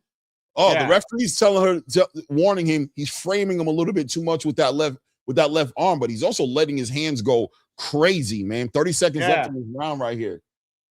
Yeah, looking good. Yeah, Tompkins, the southpaw, is having a hard time adjusting. He's getting hit a lot. That body work by Hickey's beautiful, Clay. The body work is great. Also, Hickey keeps his head off that line. He's very good at slipping the punishment that Tompkins is trying to send at him. But not only is he good at getting his head off the line, he has very educated hands. He knows the right punches to throw. His shot placement is amazing, bro. You know what I'm saying? So he knows how to capitalize and charge him the toll, right? Yeah. Like he doesn't only slip it, he charges him for coming in. Like, you not only gonna slip this shot, but you're gonna pay these tolls. Yeah. Every time you come in. I like this. And it's a 6-rounder, Clay. Both of these guys are 4-0, 4-0. Oh, I thought it was an 8-rounder. Yeah. Okay. And what? And Juso, Jay Uso, man, bro, why you gotta call her Sue Young? Why are you doing a rush out, bro? You know what I mean? Respect the queen, man. That's not a Filipino name, man. Yeah, respect the queen, bro. Leonard Sterling, man. Our guy, Leonard Sterling. Shout out with the 2 pounds. Yeah, my bad. Where's my guy? I couldn't say nothing because you're middle corner fight. Moran, opponent level went up when signed with Matchroom. Okay. Right. Appreciate the 2 pounds, man. Yeah, I was talking about Haney during that time. Thanks. Oh, you're talking about Antonio Moran? Okay. Yeah. I was just saying how Haney was built up, right? Until he finally took the big leap. But he didn't take the big leap. Hey, hold on. Tompkins turned up. Tompkins turned up for the first time. He turned up. But there he is against those ropes again. He has. Come on, you got this. I know you're a prospect. Get off those ropes. He's fighting his. Come on, man. Tie him up or get off those ropes. He's destroying you he's exposing, but he's framing him with that left arm. In a minute, the referee gonna say something again, I'm sure. But look at the uppercut. Yeah. Oh man, I love what Hickey's doing. I love what he's doing. It's not what he's doing, it's how he's doing it, right? That's what I love about it. Right.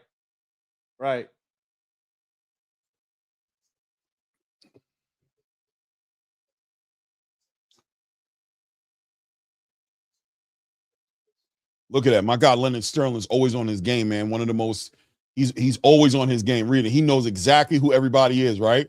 Amy Pugh, only British female referee, was born in Taiwan. That boy know the girl's name and when she was born. Oh! Yeah. Big right hand, another right hand lands. Oh, that's it. Oh, he crumbled him. It's he over. Melted him. It's he over. Melted him. He melted he's him. Not getting up. Amy Pooh's counting him out. He's counting him out. He's out. He's in there sucking air, bro. He don't know where he's at. Like Scrooge McDuck, y'all. He split his mouthpiece out. Oh man, he crumbled him. Oh, it's over. That's over. A knockout of the year candidate. That's a beautiful knockout. Do you like that more than you like Alan Chavez in Vegas? Remember against Medueno? Oh, that one gave you goosebumps. That's a knockout of the year too. That's a knockout. No. This ain't better than that one. This ain't better. Right. But this is put him in. This is ZUFFA knockout of the year. Yeah, because we had De La Cerda, Dzembekov. This one's a good one too. This one's a good one. I mean, look at him. He's on the ground trying to figure it out. He's still laid out. That's a big knockout. Hey, but Sam Hickey caught him, bro. Listen, Sam Hickey was setting him up for that the whole time, though, right? Why? Guys, hopefully they show in the replay. Look at his head movement, but also the toll. That's what I was talking about, right? The price of admission for Todd Tompkins, right? Who was trying to be aggressive. He was trying to come forward and get his, but because Hickey was in a retreater, he wasn't the kind of guy who's going to retreat. He was great at moving that head, getting it off the line, and charging him for jumping in that space. And he was charging him since round one with that right hand. He was charging him with that right hand since round one. Finally, listen, man, good shots, good positioning, good timing, and a lot of confidence, because it takes confidence to operate inside of a hostile space like that. Still control. Don't give up the real estate, which gave him the leverage. And once again, the positioning. Look at the positioning. Ready? Right. Look at the position. He hit him 3 times. Boom, right hand. Yeah. Never gave up. Boom, look at that. He hit him 3 times with that right. Yep. Hit him 3 times right in the chin with the right hand. Boom, big right hand. Boom, foot movement. Boom, another right hand, and drops him. Damn. Just very easy, confident, educated hands, man. He's doing pull counter rights. Right. Very educated hands, man. Very educated. I know where I'm going to be. I don't need to back up. I just need to slip, hold my position, and throw that right hand. It's coming. Look at it. Educated hands. Big right hand. Yeah. Easy. Beautiful. And then got his head off the line again. I don't know if you notice it. He throws a right hand and he leans off. He gets his head off the line again. He was doing the pull. Yeah, he was doing the pull and the slide, counter right. Yeah, man. Sam Hickey had a Scrooge McDuck moment, bro. So, Scotland. Yeah. Scotland, you got you one, man. You got one, man. Sam Hickey. You got one, man. Is that where Sam Hickey's from? Scotland? Yeah, Scotland. Yeah. Okay. He's now 5-0. Full right hand, 100%. 5-0. Yep. TV 40 said he got to be 3 minutes ahead of me. No, I don't think so. Yeah, I don't know. 3 minutes. That's crazy. You're a whole round ahead of me. That's a whole other event, bro. I don't know where you're watching it. Are you there? Are you live? That's another episode. That's what you talking about. That's 2 for 8, bro. You must have that really good Singapore style connection, man. That's a whole nother card, bro. That's not even the same card, bro. We're not even the same are card, you bro. sure you're not watching the DAZN card, brother? Something ain't worse. I mean, something in the soup ain't souping, bro. Something in the soup is not souping. Man, great work, man. I'm a fan of him, bro. I like him, and that's what I love. That was good. That's what I love about these cards, man. Is the opportunity to get behind these fighters, right? Like, and by the way, I'm working on getting a UK fighter up here. I'm working on that. So okay, cool. I'm trying to, you know, I'm trying to get some UK fighters on the platform that we can interview and introduce to the space. Definitely working on that. That'd be great. I'm trying to work hand in hand with my guy Blue here because he got so many plugs. What we need to have is Mr. Bill Haney come into the channel, man. You going to everybody else's channel except the one that supports you, Bill. This one. No, he goes on the ones that support him for sure. He was on Champ's side. Okay. Champ's side, one of his biggest supporters. Champ's side is that guy. People sleep on Champ's side. Champ's side is that guy. I fuck with him heavy. I think sometimes he's just a little. He gets into it with the, you know, he's a little more shocked. He's a little bit. He's a Champ's side is one of the most pedigreed journalists in the YouTube content creation space, especially as a black man. He is 100% one of those guys, right? Super articulate, very smart, but he deals with the, I think personally, shout out to my guy Champ's side. I talked to him one time on the phone, but I think he plays with the with that space of the boxing a little too much as far as getting into it with small-minded. Oh, I see what you're saying. So he assassinates them very in a cerebral way, but I think it kind of takes away from who he really can be. But he's a big, like, he moves accordingly in the female boxing space, in the NFL space. Yeah, he's huge. And not the female boxing, sorry. Female basketball space. I said basketball, right? Oh, that's even better. Okay, right. female basketball space. All right, cool. And in the NFL space, he's an all-around guy who but when he's in those spaces, he's Champ side, that guy I'm talking about. But when he's in a boxing space, he's cooking. He's cooking people. You know what I'm saying? Okay. So that part is cool. But I think, shout out to my guy, man. There's a whole nother, I know he sees it as he's not getting the respect due to him. Like, he looks at it like, and I agree with him, but I think participating with the low level energy that baits him, and Blue, my guy too. Blue's another person who fell victim to that. That's my brother. He knows if he's watching right now, he's sitting there going like this. Clayman, I've always talked to him about this, right? Like, that's why he doesn't even do the lives anymore. Participating in conversations with people who should not be. Yeah, some people just got too many opinions and they don't have any background on it. That's why, I mean, even in talking with you, Clay, and you know I talk to people on the inside and stuff. You're the one that told me, like, don't even worry about these guys. Every now and then we're human. Every now and then it's like, let me cook. Let me talk to this dude. You know what I'm saying? Because we're not perfect, but for the most part, you do better just by being above the influence, being above it's like, you don't know who I know, so forget it. Go ahead, have your opinion. You're probably right. And then I end up being right anyways. It is what it is, right? It is what it is. Right. Shout out to Blue, man. Shout out to Blue. Yeah. Come see me in Vegas, Blue, when you're here, bro. I talk to Blue about it all the time. And I think he got all the time I would pull him to this, these are our conversations. You know what I mean? And he's like, I know, man, but I'm like, yo, you just gotta, I think he chose to chill for us. Plus, he got a lot of stuff going on. He's doing things, being successful outside the space as he's always been. Yep. Trees, man, stop trolling, bro. Because you don't want to start talking to us about who supports who. First of all, how long have you been hearing the channel say that Devin Haney's the best 147 today? Right? Every week you hear that. Secondly, don't talk to us about support, Trees. You only come here when it's convenient for you. We know who you really support. You don't support us, you big hater.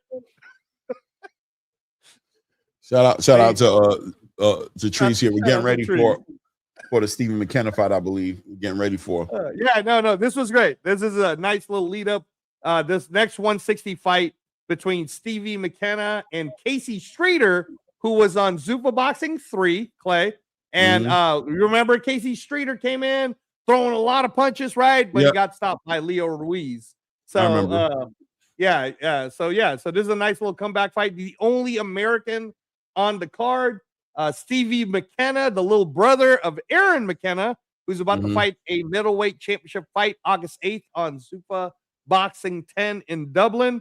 I'm going to tell you what, though, Clay, if Stevie McKenna puts Casey Streeter away, which is a hard task to do, but if he does, he'll probably end up on that Dublin card on August 8th with his brother, you know? So Stevie McKenna, 15 wins, only the 1 loss, 29 years old. Stevie McKenna actually would be a great opponent style for someone like a Jaleel Hackett, you know? 100%. So now I'm really interested to see how this looks. I mean, I think Jaleel will get him. I'm just saying. We're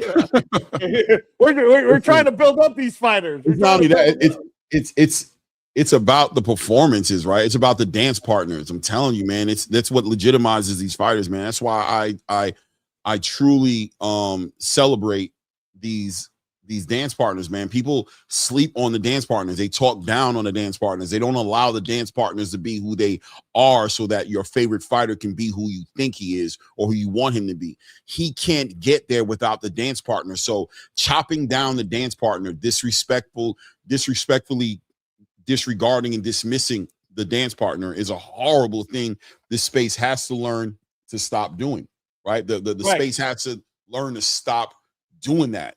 Respect the dance partners, because the dance partners is who validates your fighter. That's who makes your fighter the fighter, is the dance partner. So we got to start finding the intangibles that make the dance partners dangerous or viable opponents off the strength of you trying to celebrate. I mean, you look at Jerron Boots Ennis. He's a perfect example of somebody who 30 plus fights into his career, everybody's still dismissing everything. Why? Because you guys always find something wrong with the partners he gets in the ring with. You always find something wrong and he can't be legitimate. You know, his fans would do way better by Jerron by doing the opposite. Nah, this dude right here is dangerous. This dude right here brings his pedigree. You know what I'm saying? He got a crazy right hand. Boots going to have to be on his game. But that's how you build up the fighter. We've lost the ability to do that. I always give Floyd Mayweather the flowers, all the flowers, bro. All the roses I've given to Floyd Mayweather for the ability to do that with his opponents, right? Never allowing a reporter or a pundit in this space to disrespect his opponents, right? He never allowed it. Like, no. He's a hell of a fighter. Hell of a fighter, going to be a champion. This guy's this, that, da. Build him up, because when I whoop his ass, that's what makes me who I am, bro. That's what makes my 50-0 diabolical. It's because of the Miguel Cotto, the Shane Mosley, because of the Marcos Maidana, because of the who did Manny fight again? I'm having a brain fart right now. But anyway, knocked out Manny Pacquiao. Marquez. Manuel Marquez. You know what I'm saying? The Oscar De La Hoyas, the Canelo Alvarez's, all these, you know, those opponents being great opponents is what made his 15-0 what it is. Not him fighting a bunch of trash cans or a bunch of guys who were too young or not in their prime, or, you know what I mean? Could you imagine Floyd between every fight? This guy just can't be with me in the ring, man. He shouldn't even be here with me. Canelo's just a little rookie, man. He ain't fought nobody, and he about to fight. I'm about to show you guys propping this guy up to be somebody he ain't, man. I'm about to show you he ain't that guy. Then how do we celebrate you on the back end of a victory?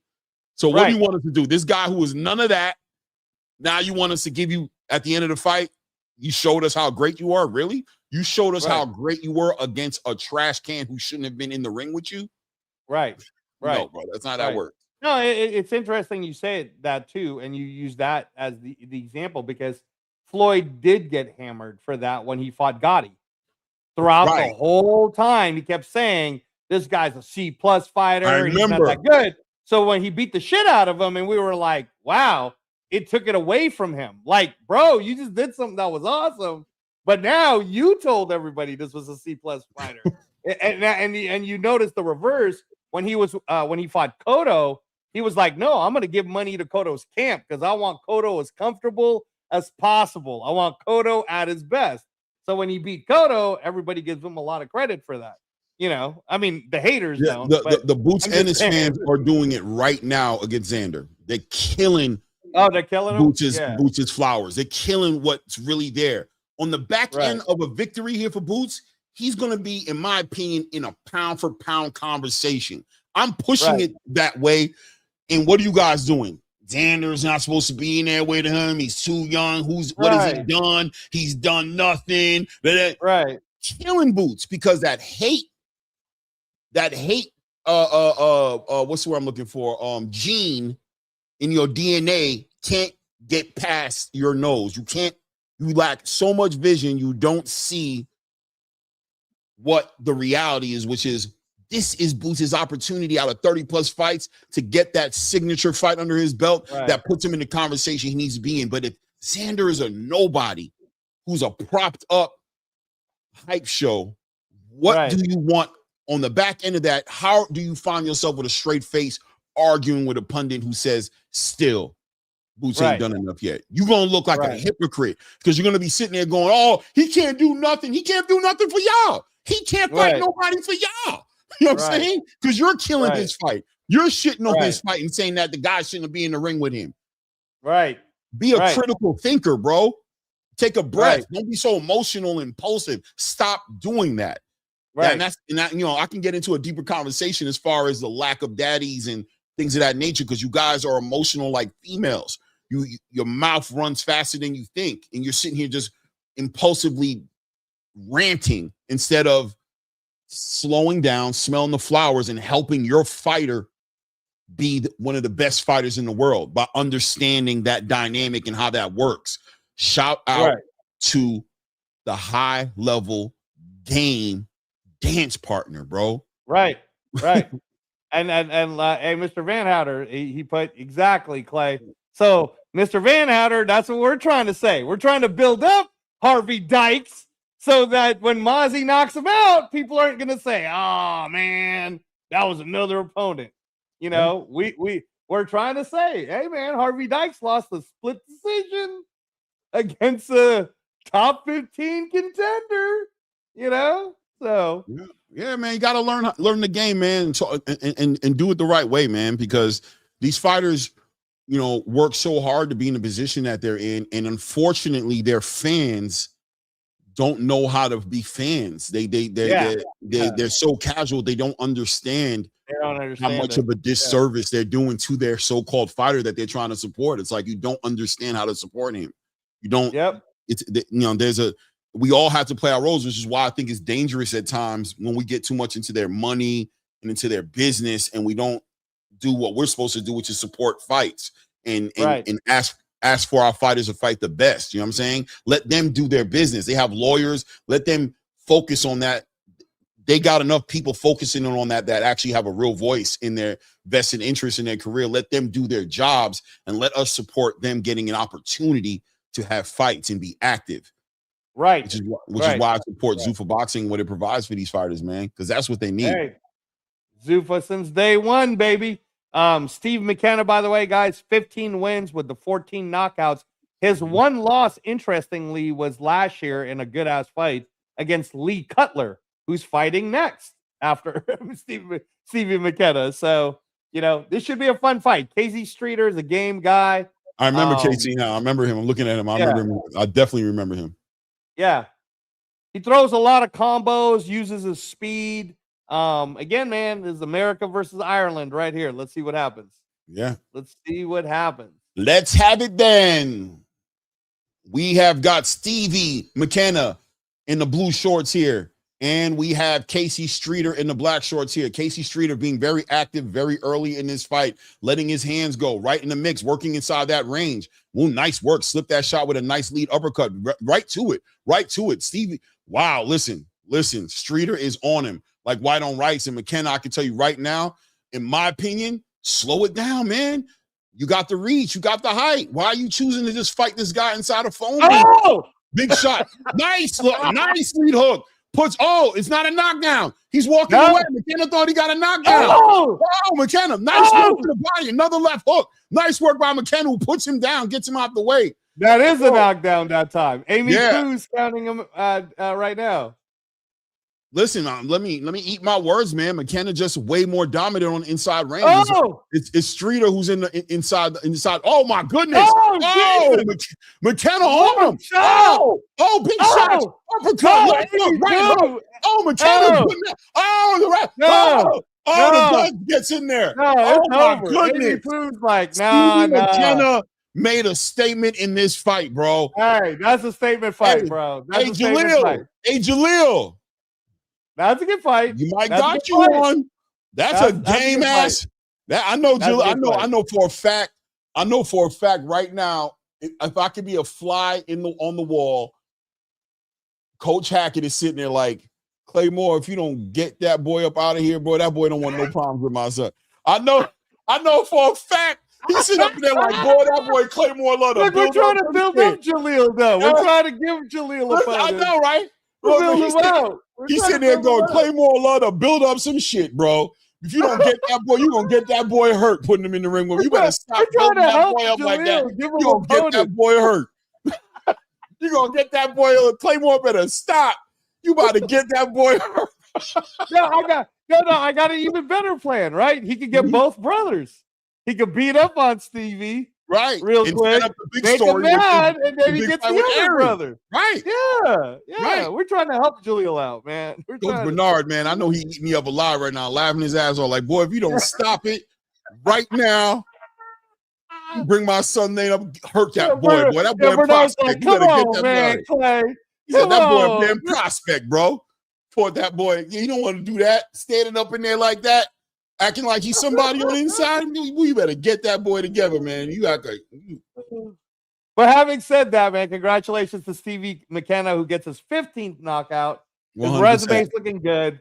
Like I said, Clay, his only loss is to Lee Cutler, who's fighting next on ZUFFA Boxing, right? So right. What they'll probably do is do a rematch if Lee Cutler looks good.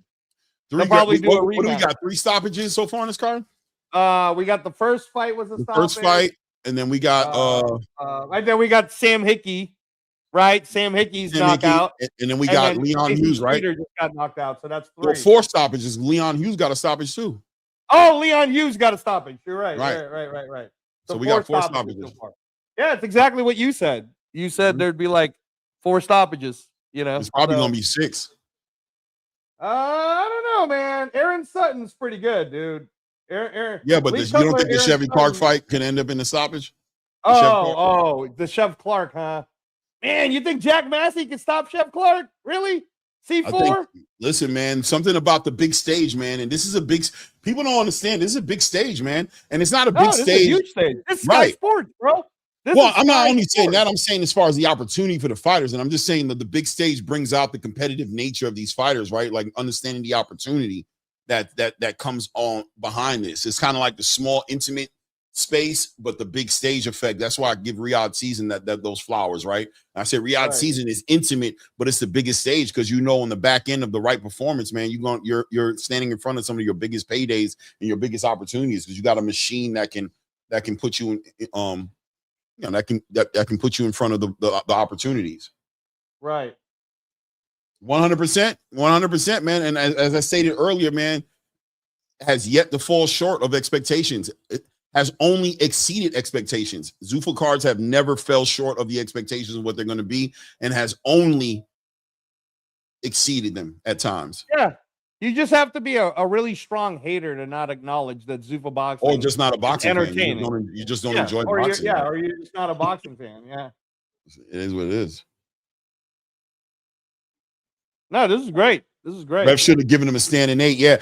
I don't know. She did give him a standing 8 though, and then she stopped it, right? No. The first time. You're talking about the first time when Stevie thought it was, and the reason, and I agree with that, but I mean, it's kind of hard for her to. That was a very heat of the moment because there was so much action going on. The reality is, Streeter didn't. His knee didn't hit the ground. The glove didn't hit the ground. But I think Streeter would have benefited a little bit more potentially from an 8 count to recover because it's like it was like a knockdown, not being a knockdown, and he was out on his feet almost, and his instincts to just mix it up. He didn't have the intelligence or the IQ to understand like, yo, bro, you're hurt, bro. So tie this guy up, get through this round, man, get an opportunity to you know what I mean? You said the zone's scrapping too. The zone got a card on right now. Yeah, it's the Josh Padley card, but you know. Oh man, I wanted to see that. Look at Dana. No, but we'll get a chance to see it after this. I mean, let's just be real, man. Like Josh Padley doesn't fight until like 2 p.m. Eastern, I think. No, it's all good. It's all good. I'm not tripping like that. I'm just saying it's a card I want to see too. But shout out, I just saw Dana White and Nick Khan right there. You know what I mean, showing love to Stevie McKenna. He put on a performance, bro. That was he put on a performance, bro. And like I said, 160's hot, man. Aaron McKenna, Stevie McKenna, Jaleel Hackett's, Derevchenko's got signed. Kayla, Shane Mosley, Bochuk, Butayev, Misael Rodriguez, Andres Katsarakis. They got a lot of 160s at ZUFFA, man. Yeah, I definitely want to later on. I'm going to catch that the replay unless I have time. Yeah, because it's like almost 3 over here. Yeah, we'll see. I mean, I don't know what part of the card it is on the zone, guys, but you know. Shout out to everybody in the building, man. Hit the like button, man. Support the grind, man. If you haven't subscribed to the channel, take a moment to go ahead and do that as well. Hey, Clay, I don't know who Chase Demore is. What Alex Alberto is talking about? Hey, guys, extremely disheartening to see you're the only boxing channel reacting to this ZUFFA card. Wade is reacting to Chase Demore. Yeah, I don't know who's Chase Demore. Right. Yeah. I don't know. I know he's talking about Wade Concept, who, for whatever reason, is hired by the Ring magazine, but I don't know who. No, he's not working for the Ring magazine no more. He's it's not? They kicked him out? Okay. They separated. Yeah. They went their different directions. Right. Right.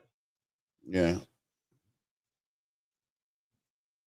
No, I didn't catch the fights last night, man. I did not, believe it or not, I did not catch the pro box last night, man.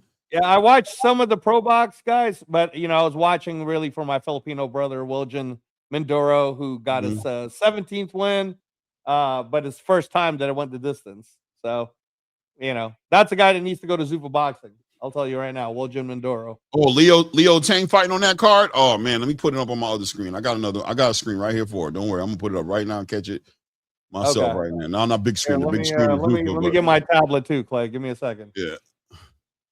I want to see Leo Tang fight, man. Leo Tang, by the way, I'm predicting to be a big fight for Demazian Van Houter. I think that's going to be a real good fight when they're able to figure that out. I know I think he's a Frank Warren fighter, so I don't expect it to be an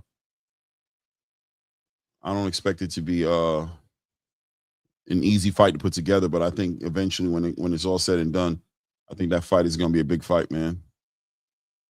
Let me see here. I'm trying to find the fight. Let me find. There we go. Boom. Join live. Let's turn this. Make sure the sound is off. So I don't gotta. Wait, is this the fight? Is it a commercial now? Or am I on the wrong thing? I think there's a fight, right? Fight news. Hold on. It's live. Yeah, this has got to be the fight. Is it just starting? Is the card just starting?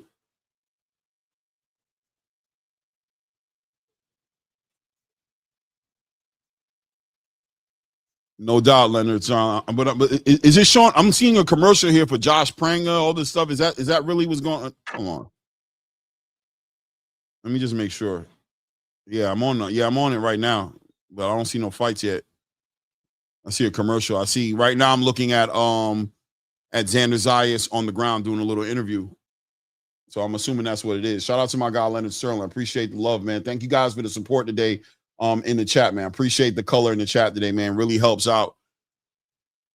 You know, God willing, inshallah, know what I'm saying, I get in a position where I can do this full time and get out the regular job, know what I mean, and do this full time. That's what the game plan is. So the support is very important, man. I appreciate the color in the chat, man. Try to deliver you guys the best content I can, man, and help build the sport up, man. Yep, Curtis, I see Xander's on. Yep, that's what I'm looking at right now.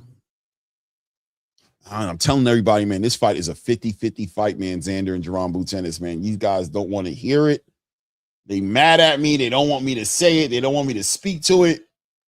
I'm sorry, bro. It's just the truth, man. If you're a real fan of boxing, bro, you'll dial into this energy I'm giving you guys, man. And see what oh my goodness. And see what I'm telling you. Big fight right here. They're still interviewing Stevie McKenna right now, man, and Aaron McKenna right there as well, man. All with their ZUFFA gear on, man. Big opportunities for these fighters, man. I don't know what else to say to a person who doesn't see it. You know what I mean? You know what I mean? God bless the journey, and God bless the let's hope that calmer minds will prevail as far as this war going on in between ZUFFA Boxing and the traditional space. It only benefits the space if these guys find some common ground, some respect amongst, you know, businessmen, and they're able to meet in some common ground to allow the talent that's being developed over at ZUFFA Boxing to participate at the highest level in a sanctioned body space, man, because it's a disservice to the boxing fans and to the fighters to a large degree, you know what I mean, to not allow it to happen. So let's get the egos out the way, the Mauricio Suleimans, you know what I'm saying, who are in their feelings about Dana White communicating, you know, distrust and contempt towards the sanctioning bodies, which I think is legitimate arguments that the sanctioning bodies could really address those arguments by doing the right thing, man. Move the right way. Convince the Danas and the fans of the world that you guys aren't corrupt. But I find that you guys are compounding the interest on the clear observation, which is you guys are just a little too vested into the money side of the sport, and it's just compromised you guys' ability to do your job in a fair, unbiased way, in an objective way.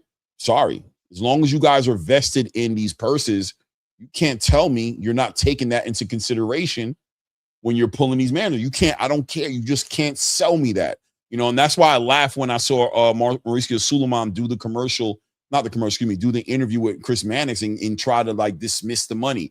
It's not about the money, though. It's the rules. That's one of the most hypocritical. Out of all the Mauricio Suleiman interviews, I almost want to put it as a short. That's the most hypocritical thing I've heard that man ever say, bro. You know what I mean? There's been a lot of cringe moments where I'm just watching when we do our next Read the Ring episode, we got to use that clip.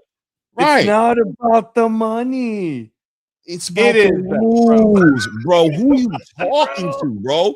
Who in the hell are you? Bro, don't never let me interview you, bro, because I will. What are you talking about? What are you talking about, bro? Just say it is about the money, but you're doing other things. Why don't you just make it a flat feed-in? Why don't you make it to where if there's going to be a sanctioning body fee, why don't you just make it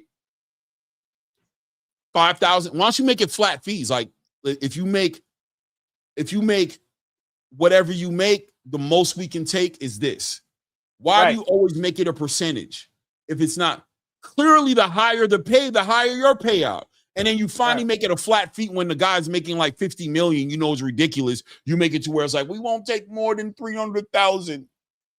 Right. But it's still, you can't, come on, bro. Like, who you playing with? Like, who you talking to? Do you want me to respect you or not? Oh, Leo Tang they're showing a replay of the last fight Leo Tang was in. Yeah, no, because Leo Tang just entering the ring right now. He's just putting a beating on them dudes. So yeah, I see it. But back to my point, just to say, man, what do you want me to say to that? Who you talking to? Like, you want me not to call you? Who you talking to, bro? Like, you know how insulting it is? Like, you disgust me. I can't even hear you talk. You're cringe to me. Right. You're cringe. Same thing with Oscar. Cringe. Playing with my intelligence, saying dumb shit and thinking because you're smiling and it hurt. You disgust me, bro. Like, who you talking to? You know what I'm saying? Yeah. Shout out to my guy, Ghostbusters with the fight. Says, don't have Boots versus Xander 50-50, but close at 60-40 for Boots. Power is the difference, in my opinion, which goes to Boots. I ain't got a problem with a 60-40. I'm leaning towards Boots to win that fight, so I got no problem with it. But just remember, Boots can't get no flowers off a fighter who is not in the same conversation as him. You know what I mean? Which you're not doing, AD as Ghostbusters. You're putting him, you're giving. AD as Ghostbusters is doing the right thing. Yeah. You know. So I think you're being fair. You know, I agree with you. Aaron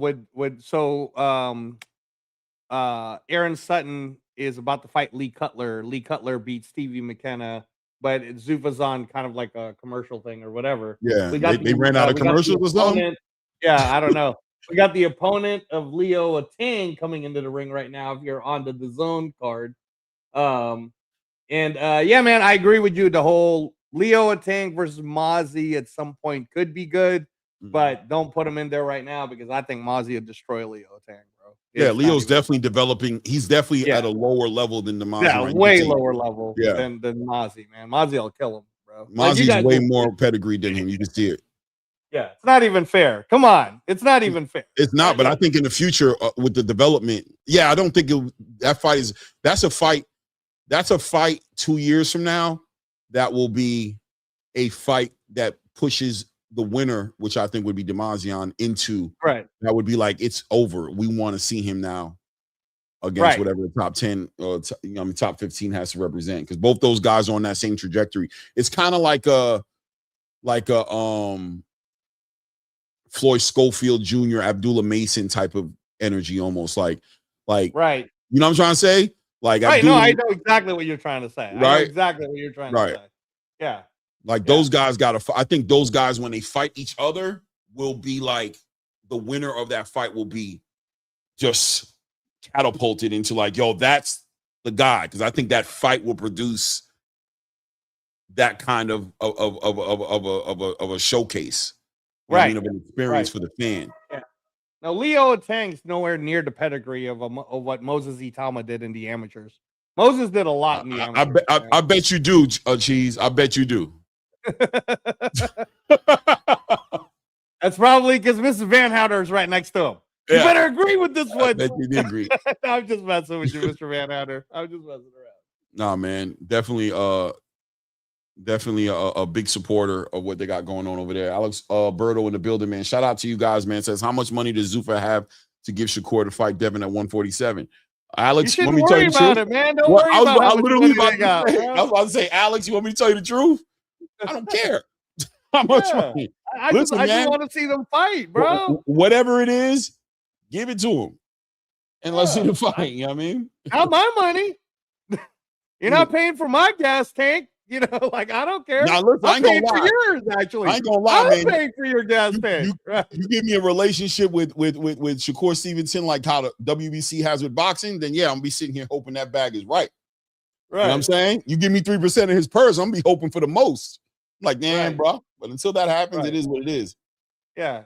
And Curtis, see that? Yeah, exactly. Leo Tang's only 19, right? Right. Mozzie's 21. Moses is 21. Like, you know. And I've watched Leo Tang. I've watched it. Okay, an error He's happened. Okay. Yeah, Leo Tang's just okay.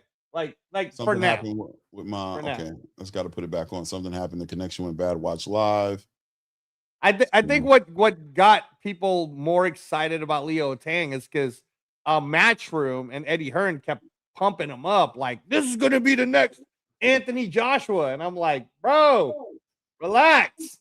You're trying to put too much on this kid. Like, relax, man, relax. Lee Cutler and Aaron Sutton here. Walkout starting here. Ring. Yeah, Aaron Sutton's walking in the ring. Leo Tang is actually in the ring, 6-0, 5 knockouts against the big dude. I forgot his name. I think his name is Food. A Tang has pop, but a Tang is fundamentally very newborn babyish. Like he's been able to get away. This is a big dude. He's in the ring when I ain't gonna lie. Yeah, he's a big dude. But I mean, is he big like Harvey Dykes big? No, I'm saying you know what I'm saying? No, I'm saying physically. Like he's taller. He's bigger. He's rounder.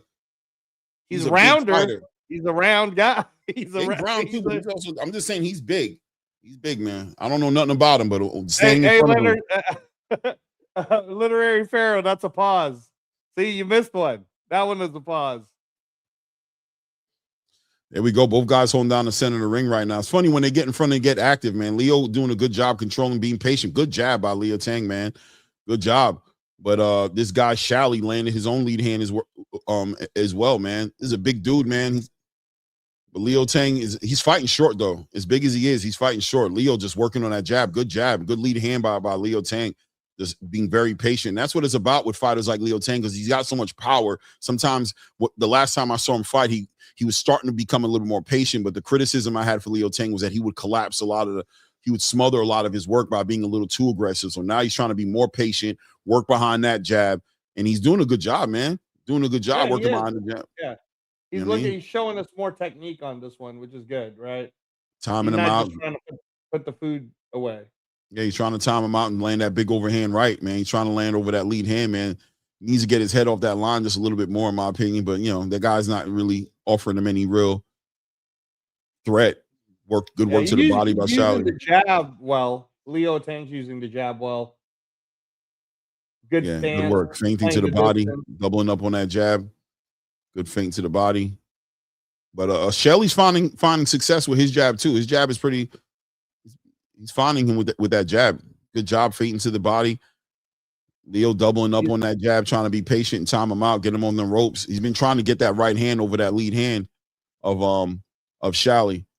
Shally being good, being patient, man. It seems like he's just a fundamentally like, okay, you know what I mean, a good opponent for Leo Tang at this point in his career.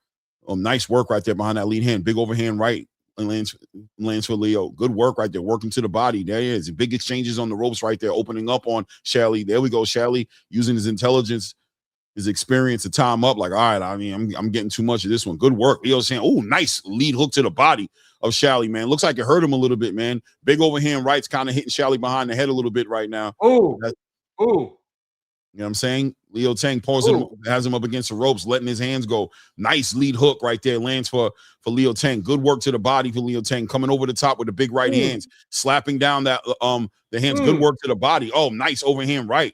Good work by Leo Tang, putting the punches together. Big overhand rights, big short right hand. Oh, big right hand. Big right hand lands for him right there. 30 seconds left in the round. Referee jumps in the middle of it and stops it. I don't know, man. It's okay. It is what it is. It's not a bad stoppage. It's not a bad stoppage. It is what it is. Like, if he was going to hurt that guy worse. Yeah, but look, he's hopping around. I agree. I see where the guy's coming from. I see where he's coming from. Shally's feeling like, I was not there. I was not, nah, bro. I was in the fight as far as in control of my faculties. I wasn't dizzy. I wasn't hurt, but you weren't protecting yourself well, and you should have got out that corner, bro. You should have got off the ropes, bro. You should have got out that corner, bro. That was your bad, man. You sat on that corner. Maybe that's a lack of experience, not realizing how important it was to change the conversation. You know what I mean? Because I could see this was a very stoppable offense. Like, I'm not mad at the referee, right? Like, he could have let it go longer, but you didn't give him nothing. You didn't give him nothing to hold on to and let it go, right? Like, no, I understand. Hey, so we're about to start top of the first with Lee Cutler versus Aaron Sutton, 160 pounds. I believe this is a 10-rounder. Let me double check that. Yes. Lee Cutler, 15 wins, 2 losses. Against Aaron Sutton, 19 wins, 2 losses, 10 rounds, 160 pounds. We're about to get started. Very evenly put together match. Lee Cutler beat Stevie McKenna in 2024, but he also just recently lost to Sam Eggington last year. Aaron Sutton, on the other hand, who's also really good, just lost to George Littard in 2025. But yeah, man, that 19 wins is a good fight here. Let's go. And Dutton in the blue shorts, Cutler in the white shorts here. Cutler taking the center of the ring right now, just working behind that jab. Both guys in orthodox position here. Good work, Cutler. Good work by Dutton, doubling up on that jab. Cutler walking down, but getting in and out. Good work by Cutler going in and out. Ooh, timing out, trying to get that big overhand right on Dutton, working behind that jab. Dutton trying to take his time and process the data, work behind that lead hand. Kind of stretch out, kind of reached a little bit on that lead hook. Good work behind that jab. Yeah, Dutton kind of telegraphing his position a little bit, in my opinion, early in this fight. Got to be careful. Yeah. No, Dutton's got a long neck too, so I don't know how good that is. No, he gonna get no. You know what that is. That just props up that chin just a little bit. You know what I mean? Kind of hard for him to tuck that chin with that long neck. You know what I mean? Right. You gotta be careful. Good jab. Cutler really effective with his jab, man. Walking down Dutton, who's trying to slow this fight down, but Cutler's just not allowing that to happen, right? And good control of the range by Cutler as well, not allowing his work to be smothered Ooh, nice straight right hand lands for Cutler right there. Hurts Dutton. Dutton kind of got stood on his toes a little bit on that right hand. Pretty cool to hear the cloud because this is in Bournemouth and Cutler's from Bournemouth. So they're kind of like doing there's only one Lee Cutler. So yeah, that's cool. that energy, man. That's that energy, man. Good work here, working behind that jab. Good right hand to the body by Cutler here. Good work. As Dutton tries to time up, Cutler breaks it. Oh, good work by Cutler, man. Working behind that jab. Referee doesn't have to do nothing, but he got the best seat in the house. Yeah. It's like, oh, I'm not even refereeing, bro. I'm just watching a good fight right now. Is Dutton's trying to operate behind that. Dutton continues to try to continues to try to slow this fight down behind that jab, but Cutler doing a good job of just keeping that pressure and that pace on him and catching him clean with his own lead hand, but working to the body, capitalizing. Also a good straight right hand's been finding Sutton tonight. Good work. Sutton trying to stay behind that jab and stay on his toes, use that movement. Sutton's in the fight, though. He's in the fight. He's working. Yeah, no, Sutton's in the fight, bro. But Cutler's definitely dominating him in terms of space, harder punches, right? Cutler's using like power boxing style, Clay. Like he's managing his punch count, but when he throws it, he's really like putting power behind him. 100%. 100%. It's a good matchup, though, Clay, because Sutton's giving him a good challenge. Well, he's forcing Cutler to cut the ring off and use his feet to get to those shots that he's landing. And Cutler's been able to do that effectively and still be very offensive throughout this fight, right? Like letting his hands go and connecting with a lot of big shots. So you got to give him his flowers, man. Hey, that's a packed crowd, bro. That looks pretty good. Not bad. Not bad. I mean, for Bournemouth. Hey, I was just telling everybody, Clay, I don't know if you put your bet in yet, but I put a little something on Ryan Rozicki, bro. That over plus 300 is a little too much money for a guy with that much power. He shouldn't be that much of an underdog. And keep in mind that Christian Williams-Smith hasn't fought in 14 months. So, I don't know, man. Rozicki could have his moment. Yeah. I know I didn't put no money nowhere, though, but yeah, I hear you. Might want to put in a little something, man. Get some of that money back. My money, I ain't got to get it back when I don't put it out there. That's that's how I look at that one. You know what I'm saying? I be putting myself, but sometimes I got to get it back. You know what I mean? When it go away, then I got to try to get it back. You know what I mean? That's how they get you caught up in the game. Top of the second round right now. Cutler doing such a good job in that first round, cutting the ring off, making it small. Let's see Aaron Sutton, adjustments. Let's see what adjustments he makes, because I don't think he can stay on his bike long in this fight. At some point, he's going to have to make a stance, whether it's even, at some point, time up. Stand, stop. Oh, nice lead hook to the body right there. Lands for Cutler right there. That was a very good lead hook to the body, man. That was beautiful. Yeah, you're right. Sutton's going to have to fight at some point, right? Just turn it into a fight. Like he's doing right now, right? Like time up, get some respect in there. Don't just allow. There we go. Push him. Use your body. Good work against the rope. This was a good exchange right here, man. Aaron Sutton that was a very, very effective. It's very effective approach by Sutton in that moment. What do you think about that on the ropes? Yeah, no, that was beautiful. I mean, it's exactly what you were saying, because you can only be on your bike so long, but you could tell Cutler's trying to turn it into a mano-a-mano type of a fight. And Sutton can't just try to run around the whole time using the jab. So that was good. This is good. Yeah, especially considering Cutler's done a good job of cutting that ring off. He's done a good job of dealing with the movement, right? So it's different when it's working for you, when the movement is working for you. But when you see he's effectively cutting that ring off, touching that body, hitting you with straight right hands, you gotta figure out, all right, this guy's nice work by Sutton, put a nice lead hand and a right uppercut together right there. That was a great combination shot that he hit Cutler with. Cutler's still doing a good job of just being that presence. Is that how you pronounce it if you're from the UK? Bournemouth? All right. Well, nice right hand. Nice work right there. See, right in those moments right there, Sutton needs, in my opinion, time up or get off the ropes. But Sutton is scoring, Clay. Like this round's a little closer than the first round, right? 100%. 100%. This is a good round for Sutton. Sutton could get this round. 45 seconds left in this round right here, man. Nice big straight right hand lands for Cutler right there. But see, Cutler's having those moments right there, depending on how the judges. This is one of those. What do you like? What do you like as a judge? What do you like? Because I see arguments for Cutler to win this round, and I see arguments for Sutton to win this round, depending on what you like. Sutton's jab has become way more effective in this round, though. Way more effective. Way more effective. Picking his shots. That lead hand is becoming way more effective. He's finding little uppercuts. He's little shovel, little shovel shots. I mean, shovel jabs that he's landing and controlling that range a little bit better as well. You know what I mean? But here, those moments right here, when it gets inside that close range in here, Lee Cutler finding the body, finding that overhand right, finding him with these short shots that are very effective, finding him with those uppercuts. Right. Very close round. I don't know how anybody wants to look at it, man. It's a swing round for me. I'll give it to Sutton. I'm going to give it to Sutton. No, I'm going to give it to Sutton. I'm going to give it to Sutton. So then we got 1-1 then, because we gave the first round to Cutler. So I think that I can see somebody giving it to Cutler as well, as far as the effective aggression part of it is concerned. I agree.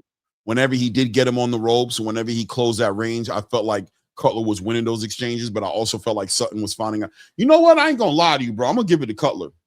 Okay. So you're gonna say what Rocket's saying? Yeah, I felt like because Cutler was very effective at moving forward. He was very effective as cutting the ring off. He forced Sutton into a lot of uncomfortable positions, but also when they got into those positions, Cutler made do. He didn't just get neutralized. You know what I'm saying? Sutton, fought back, got off the rope sometimes, spinned off a little bit, but not before Cutler was able to effectively put together an offense in those situations. See, I'm going to stick to the 1-1 because of what we just saw with Harvey Dike and Ditchko, bro. Like, I don't know what these judges are looking at, but if that's a split decision, then I give Sutton that round. So I got it 1-1. I agree with you on that because then he put him down. He hurt his shoulder. Oh no, it's his arm, bro. His arm. His shoulder got dislocated. It's over. They're gonna stop it. He can't even hang it. It's done. He's done. No, we gotta stop it. So, and what are you talking about, bro? You're in the paint. It is what it is, bro. That was gonna be a good fight too. This dude doing the damn snake. If you don't get your ass up over the middle of that damn ring, I feel bad for Sutton, man. I feel bad for him too, bro. And that was the hand that he was effective with, man. We can't let you fight, bro. Stop shaking your head, bro. Stop shaking your head, bro. Bro, you couldn't even stand up. You was about to take another knee. Your arm was killing you. Right now, you can't do nothing, bro. Come on, man. See, now that's what a pulled shoulder looks like, by the way. Not what Brian Norman's opponent. Protruding out there. Remember Brian Norman's opponent doing the shoulder thing? Remember that guy, Clay? What's his name? Wagner? Yeah. No, he's jacked. You see it. He's done. Yeah, his arm is out. Right. That looked like Mel Gibson in Lethal Weapon, bro. Remember that movie? Oh, man. He cannot do nothing with it, bro. Oh, my God, bro. You can see the bone sticking out, too. Yeah, bro. It's a stoppage for sure. We don't even need to play with it. Let's get you out. Let's get you to the doctor, bro. Pop that back. Bro, he can't even move his arm, bro. It's just hanging there, floppy, like a floppy disk, bro. Just floppy. So I'll tell you what I would do right now, man. If I'm ZUFFA Boxing, Lee Cutler versus Stevie McKenna, the rematch in Ireland, August 8th. So they fought before. I didn't know. Yes, in 2024. It was a hell of a fight. Went the distance. Lee Cutler edged them out. That's Stevie McKenna's only loss. So, and then Lee Cutler's only loss, I think, is to Eggington. So, yeah, man. Yeah, a rematch would be great. I'd love to see Lee Cutler versus Stevie McKenna. Yeah, I want to see the replay again. I want to see what happened. Yeah. Hey, that's funny. He remembers show 909. I remember I was telling you about Mel Gibson's the Mel Gibson from Lethal Weapon. I remember. Don't do it, Riggs. and Riggs would slam his arm up against a wall or a pole or something. Yeah. Hold on. He didn't get hit with a bad shot, bro. Man. That shoulder popped out. Yeah, he didn't even get hurt, bro. He didn't even get hit. I feel him. I know he's upset, but it's a great stoppage, bro. It's a great stoppage because of your career, bro. To be forced to fight with that type of injury. Look at how your arm is dangling. On top of that lead hand was his bread and butter. That's what was getting him. So it's like you don't even have your hand. Your lead hand, like maybe if it was your backhand, maybe you could have finished around and proven that you were in the fight. But so early in the fight, you got to go home, bro. Yeah, gotta get you out of here.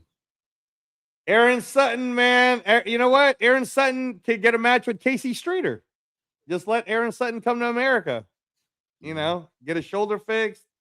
Let him come to America. Look at him begging. It looks so horrible, bro. He was looking in his eyes like, no, please. Oh, It's like, please, get out of here with those fight. baby blues, bro. With those baby blues. Get out of my face, bro. Casey Streeter versus Aaron Sutton. That could be a good match. Yeah.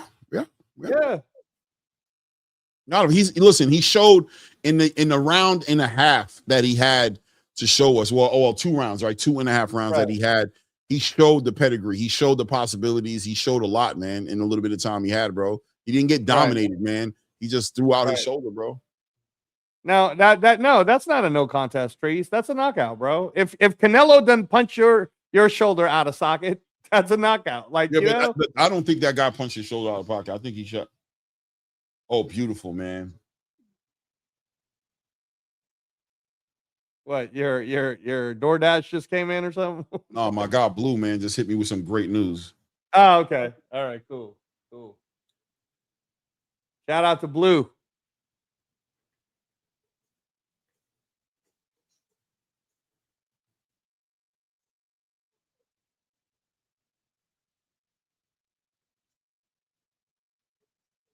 So that's 5 knockouts then, if we're going to count that one, Clay. Mm-hmm. If we're going to count that TKO, that's 5 knockouts.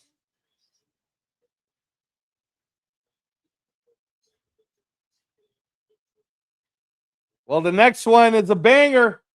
Jack Massey, who was lost to Ja Pataya in Riyadh. 23 wins, 3 losses in the cruiserweight division against C4 Chev Clark, who lost to Vidal Riley in Tottenham Hotspur Stadium last year.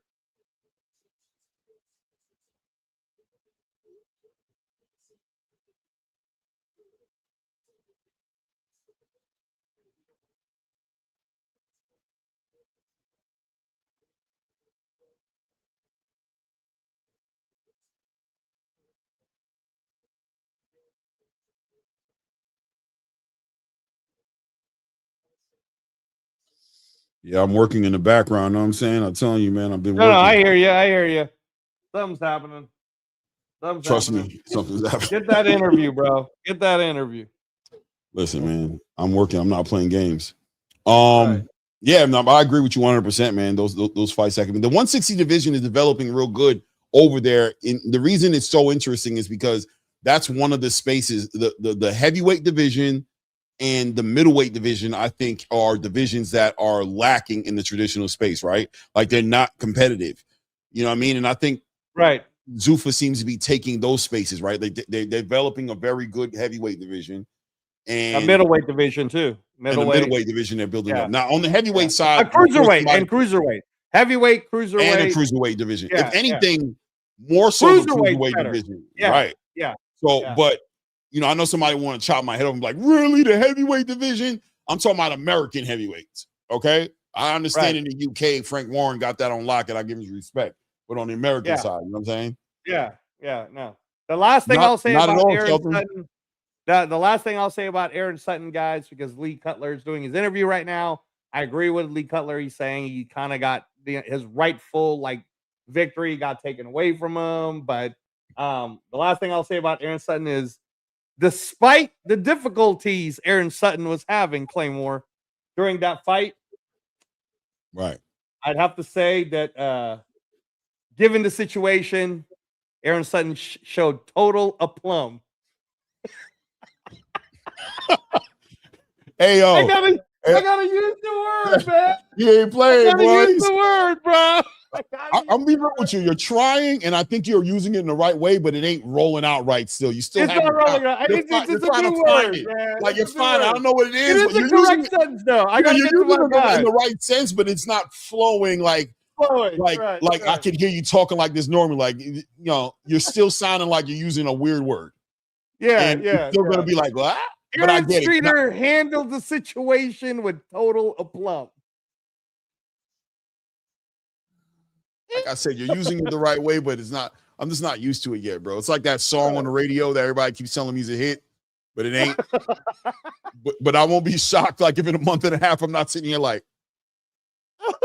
popping about in the corner of the club. You know what I'm saying? Oh, I thought you said the song was trash. It grew on me, bro. I don't know. I'm fucking with it. I'm fucking with it, bro. Oh man. Oh, yeah. This has been a good ZUFFA Boxing show. So 5 knockouts if we're counting that one. Definitely 4 really I'm not strong counting ones. now. I'm not. Shout out to my Okay, guy. then Man. we only got 4 good ones in a stoppage.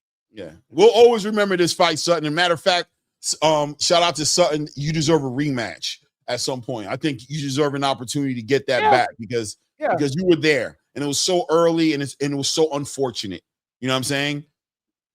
You literally just won the last round on a lot of the scorecards. Literally just won the last round, and you're finally getting a cadence about yourself. And you threw the shoulder out, bro. It was unfortunate. Right. Yeah. Shout out to everybody in the building, man. Hit the like button. I don't think Sheldon understood the word, bro. He wasn't here earlier. Yeah, and subscribe to the channel if you haven't done it. Not a negative word. But. Shout out to my guy, Peace to God, man. You know what I'm saying? You had to be here earlier, man. He brought the word in there, man. He put it in there. I feel like Peace to God. Word of the day. You're late to the party, Sheldon. You got to get a dictionary, bro. A plum is a positive word, not a negative word. 100%. There was no hating going on. Exactly, man. It's a good word. There's no hate. You're late to the party, Sheldon. Late to the party. APLOMB, bro.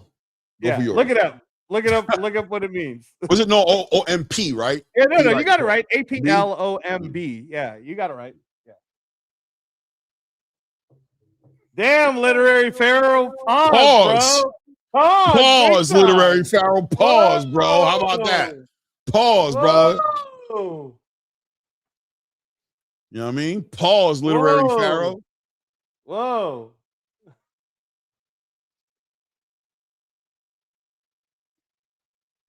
So commercial is happening right now. There's a Blue Chew commercial. Yeah, we're getting ready to see a fight, the tail of a tape here between Nadeem and Suleiman here. I don't know who they are. For the English super featherweight. This is a domestic title fight at 130. The English title. It's the brown one. The English. It's the brown. Nadeem. I don't know nothing about it in real time. Yeah. But David Diamante calling with the fight. Hair. Ushering him in. With that hair, bro. Rastafari.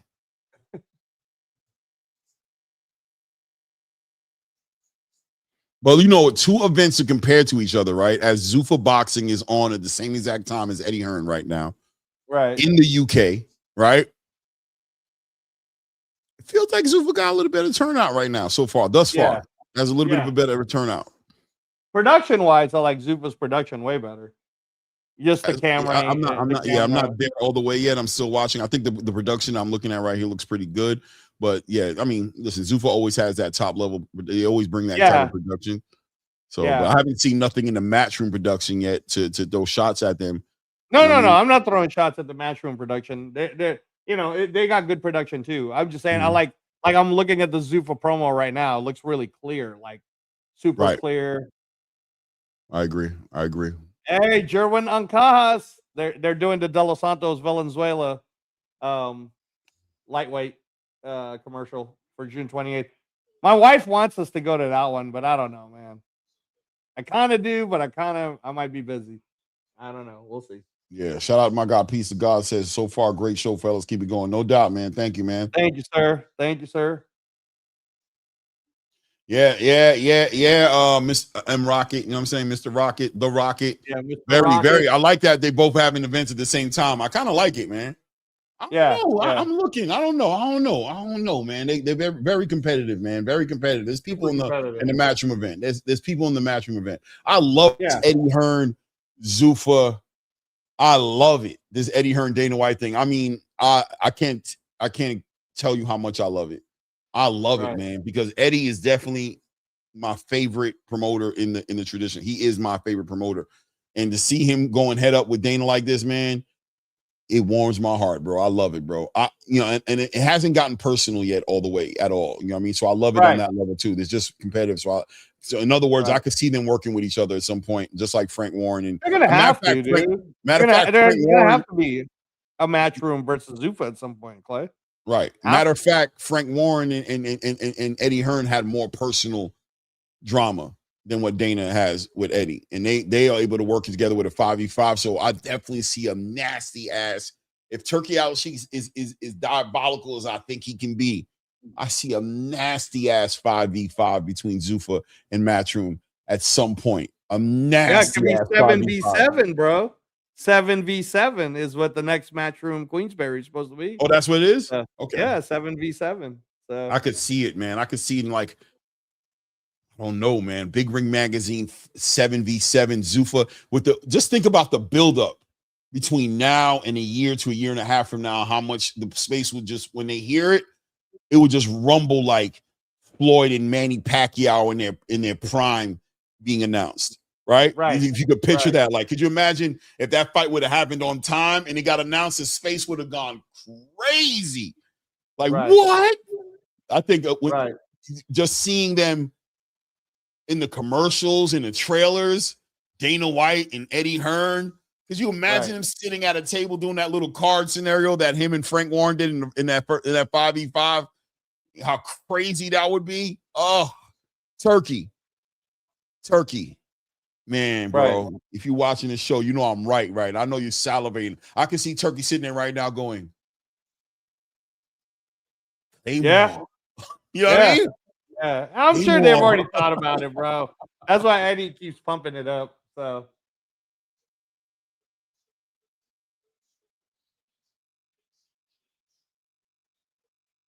yeah, we got to call this co-main event, guys. Jack, 200 pounds, which really was the 1970s to late 70s, early 70s.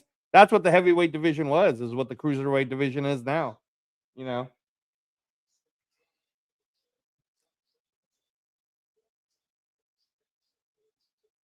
So Chev Clark's coming in, looking happy. Yeah, I mean, it's an opportunity, right? Chev, and that's, you know, I just got so many flowers to give to what ZUFFA Boxing really does in real time, man, which is give somebody like Chev Clark an opportunity to develop, man. He doesn't fall off on the back end of a loss against Vidal Riley, right? He gets a chance to really show, improve, and develop, man, and get these fights, man. It's a super big opportunity for him, man. You know what I mean? In the regular space, there's an argument there to say that Chev Clark would be looked at as a bust. You know what I'm saying? Like somebody, right. Instead of what he is, what he actually is, right? Which is good background, good pedigree. Facts. His 2 losses are to 2. I think both those guys are in the ring top 10. Leonard Mosquea and Vidal Riley. But you know, yeah, and his last fight was with Matchroom, but he probably left that situation because he felt like ZUFFA was going to be the better place for him, you know? No doubt. Shout out True Power Media. I appreciate you, bro. Thank you, man. But yeah, he was Chev Clark was a big Matchroom guy. You know, Jack Massey, bro, one smack Massey. I've already seen this dude against Jai Pataya. And he's a tough MFer, bro. The corner had to stop the fight. Had to stop it. But he was taking what Jai was given. Pause, Leonard. Or pause, Literary Pharaoh. So Jack Massey was a boxer with Ben Shalom fighter. But yeah, man, this is a good match. 6'4" Jack Massey versus the 5'11" Chev Clark. This will be a good fight. For you guys who are on the zone, because you don't have Paramount Plus, feel free to listen to us so we can tell you about this cruiserweight action coming up. Yeah. I'm watching this Ibrahim Nadim versus Ibrahim Suleiman. Both of them got the same name but spelled differently. Right. That's hilarious. It looks like it could be one name, Nadim Suleiman. Shout out to Leonard Sterling with the fight. This was the Smith versus Puello. Smith versus Puello. Yeah, it was supposed to be Dalton Smith today, but he got injured. Remember, Clay? His hand or something got injured, so it's supposed to be Dalton Smith. Yeah. Dalton Smith versus Puello. Yeah, and then it was supposed to be Sandoval versus Gaffai, but I forgot who got hurt on that one. Smith versus so then it just became into Josh Padley. Oh, Gaffai got injured. Yeah. So, shout out Leonard Sterling. Appreciate the love, man. Thank you. Yeah. Not yet. Not True yet. power. That's what Not I was yet. talking So about. that's That. what we want to see. We want to see it. Yeah, that's what I was saying with the 7v7 that Turkey would have to put together. That'd be awesome, bro. That would be crazy, man. Jamaica man in the house. Yeah, horrible Jamaican accent, but I appreciate it. I'm terrible at it. I know. Terrible at it. You're like Jamaica man in the house. I sound like Dan Aykroyd trying to do it, bro. It's terrible. Crazy. Yeah, I mean, I got a little bit of a better one, but not too much better at all. Not, I wouldn't even say it because Tree said horrible. Shut up, Trees. you gonna get rays on your head again, bro. Pause. You know what I'm saying?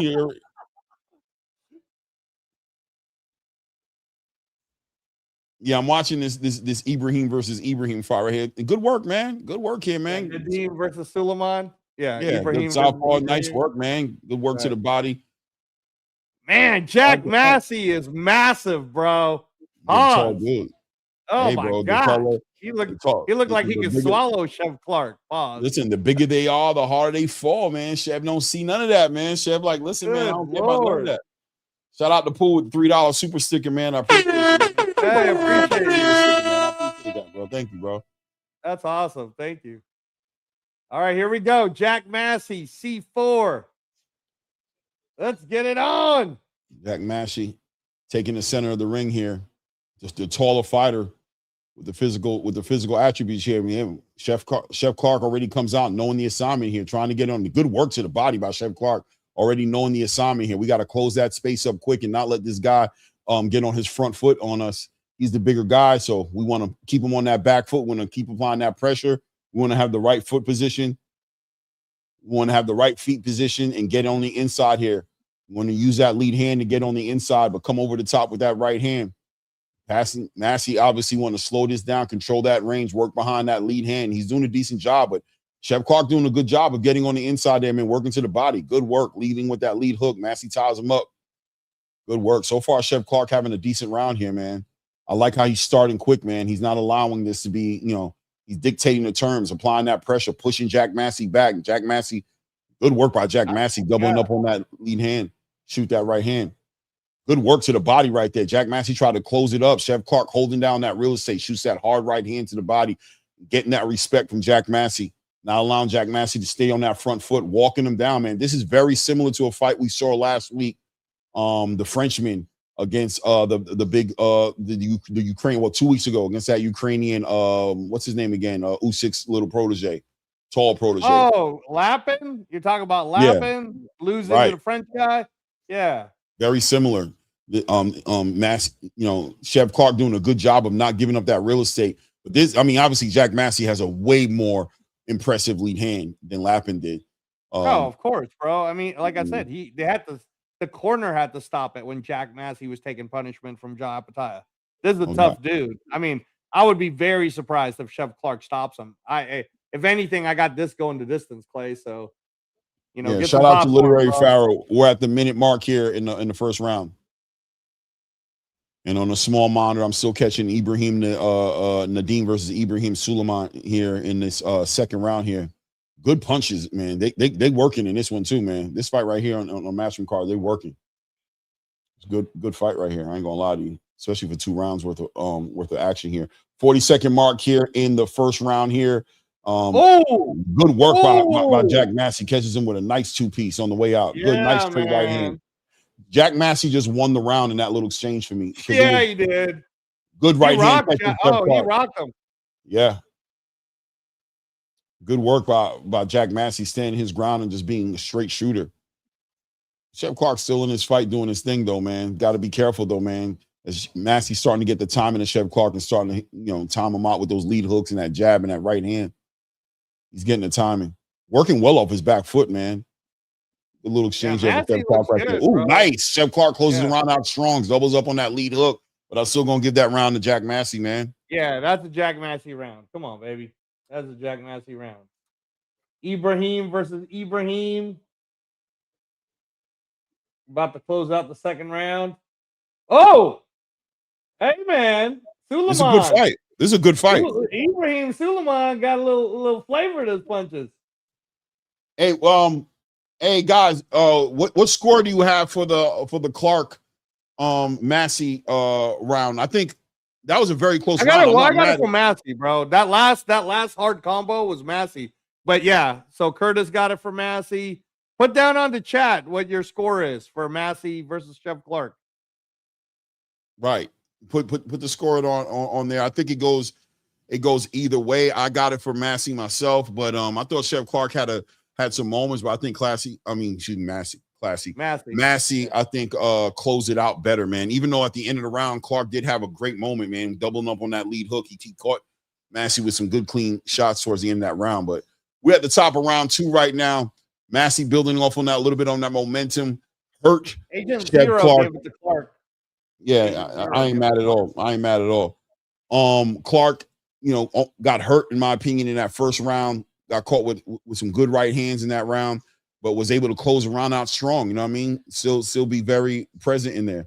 Good work keeping his head off the line, getting low. Nice straight right hand to the body, being very patient, touching Massey to the body with that right hand. Continuing with that pressure, applying that pressure, walking down Jack Massey. Jack Massey, good straight, stiff lead hands and good straight right hand. Good work from Jack Massey. Clark being a little bit more tentative, as he should, because Massey was able to capitalize off of that aggression, man, walk him into some nasty right hands. Clark taking his time, though, continue to apply that pressure. Jack Massey stepping forward there behind a nice little 1-2 straight down the middle. Oh! Good shot right there. Chef Clark, brother. Wow. C4. Definitely throwing them bombs. Wow. Good work. Chef Clark doing a decent job, man. I think he kind of took his foot off the gas a little bit with closing that gap just a little bit. Good work by Chef Clark. Doubles up on that lead hand, shoots that straight right hand down the bottom, down to the body right there. Massey, good work by Clark right there in those exchanges. Clark having a decent little moment here in the middle of the second round here. Massey looking better in that first half. Good straight right hand by Jack Massey, lands clean. Massey gets the first half of this round, first half of this fight, but seeing Clark putting his punches together a little bit better here in the mid space of this round. Good work right there. Gets up underneath that lead hook and that straight right hand. Gets right up underneath it, man. Chev finding that timing and getting that cadence of Jack Massey down and working him to the body. I think Clark is having a very good round here. I got him winning so far. I got Clark winning this round right now, Clay. I'm scoring more power punching coming from Clark. He's also doing a good job of slipping and getting his head off that line and getting up underneath those shots from Jack Massey, catching a lot of those shots on his gloves, but also making him pay. He's getting to that body effectively. When he steps forward, he's doing a good job of getting his head off that line and finding that right hand to the body. Good jab by Jack Massey right here. Don't let him take it away from you, Clark. Now I'm giving you the round, but don't let him come over here all of a sudden turn it up. 20 seconds left in the round, man. Don't let him steal it from you. There we go. Nice straight shot down the middle. Another right hand lands. Looks like he's hurting Clark a little bit. He's gonna let him take it. I see the momentum. I'm like, don't let him do this to you. I already see it. Good work, Clark, pushing him back. Massey had a moment right there. Might have took the first half with the first minute and maybe stole the third minute here from Chef Clark here. Clark is in here though. I still want to give it to Clark, but him looking like he got hurt, man. I'm gonna give it to Clark. I don't care. 1-1 on my scorecard, Clay. 1-1. 1-1. You might have a 2-0 Massey though. So I'm gonna give it to Massey. Yeah, I ain't gonna lie. I'm giving it to Massey. Yeah. 1-1 for me, guys.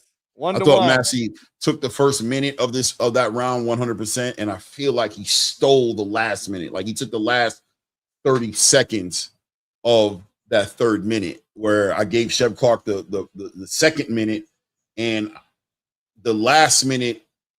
It's like, for me, it's like, did Chef Clark take 35 to 40 seconds of that last minute, or did he just take 25 seconds and give Mackey 35 seconds of that last round? You know what I'm saying? Like it was kind of like, I hear you. I mean, even in the round one, you could have made an argument for Chef Clark, but Massey definitely hurt him in round one. So, you know, you got to close it out. You know what I mean? You got to close it out. You got to close it out. You know what I'm saying? You got to. Hey, these guys are throwing heat though, Clay. These guys are throwing heat, like heavyweight heat. You know.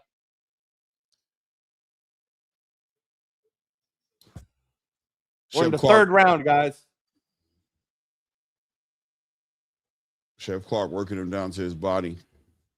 That's the way they got to do it, man. It's a 10 rounder. So nice straight right hand by Jack Massey here. Chev trying to get that time, and he's feinting him. He's trying to feint him into letting that lead hand go so that he can step in. He wants him to throw. He wants to be the counter puncher. He doesn't want to just step to him. Nice lead hook to the body by Jack Massey there.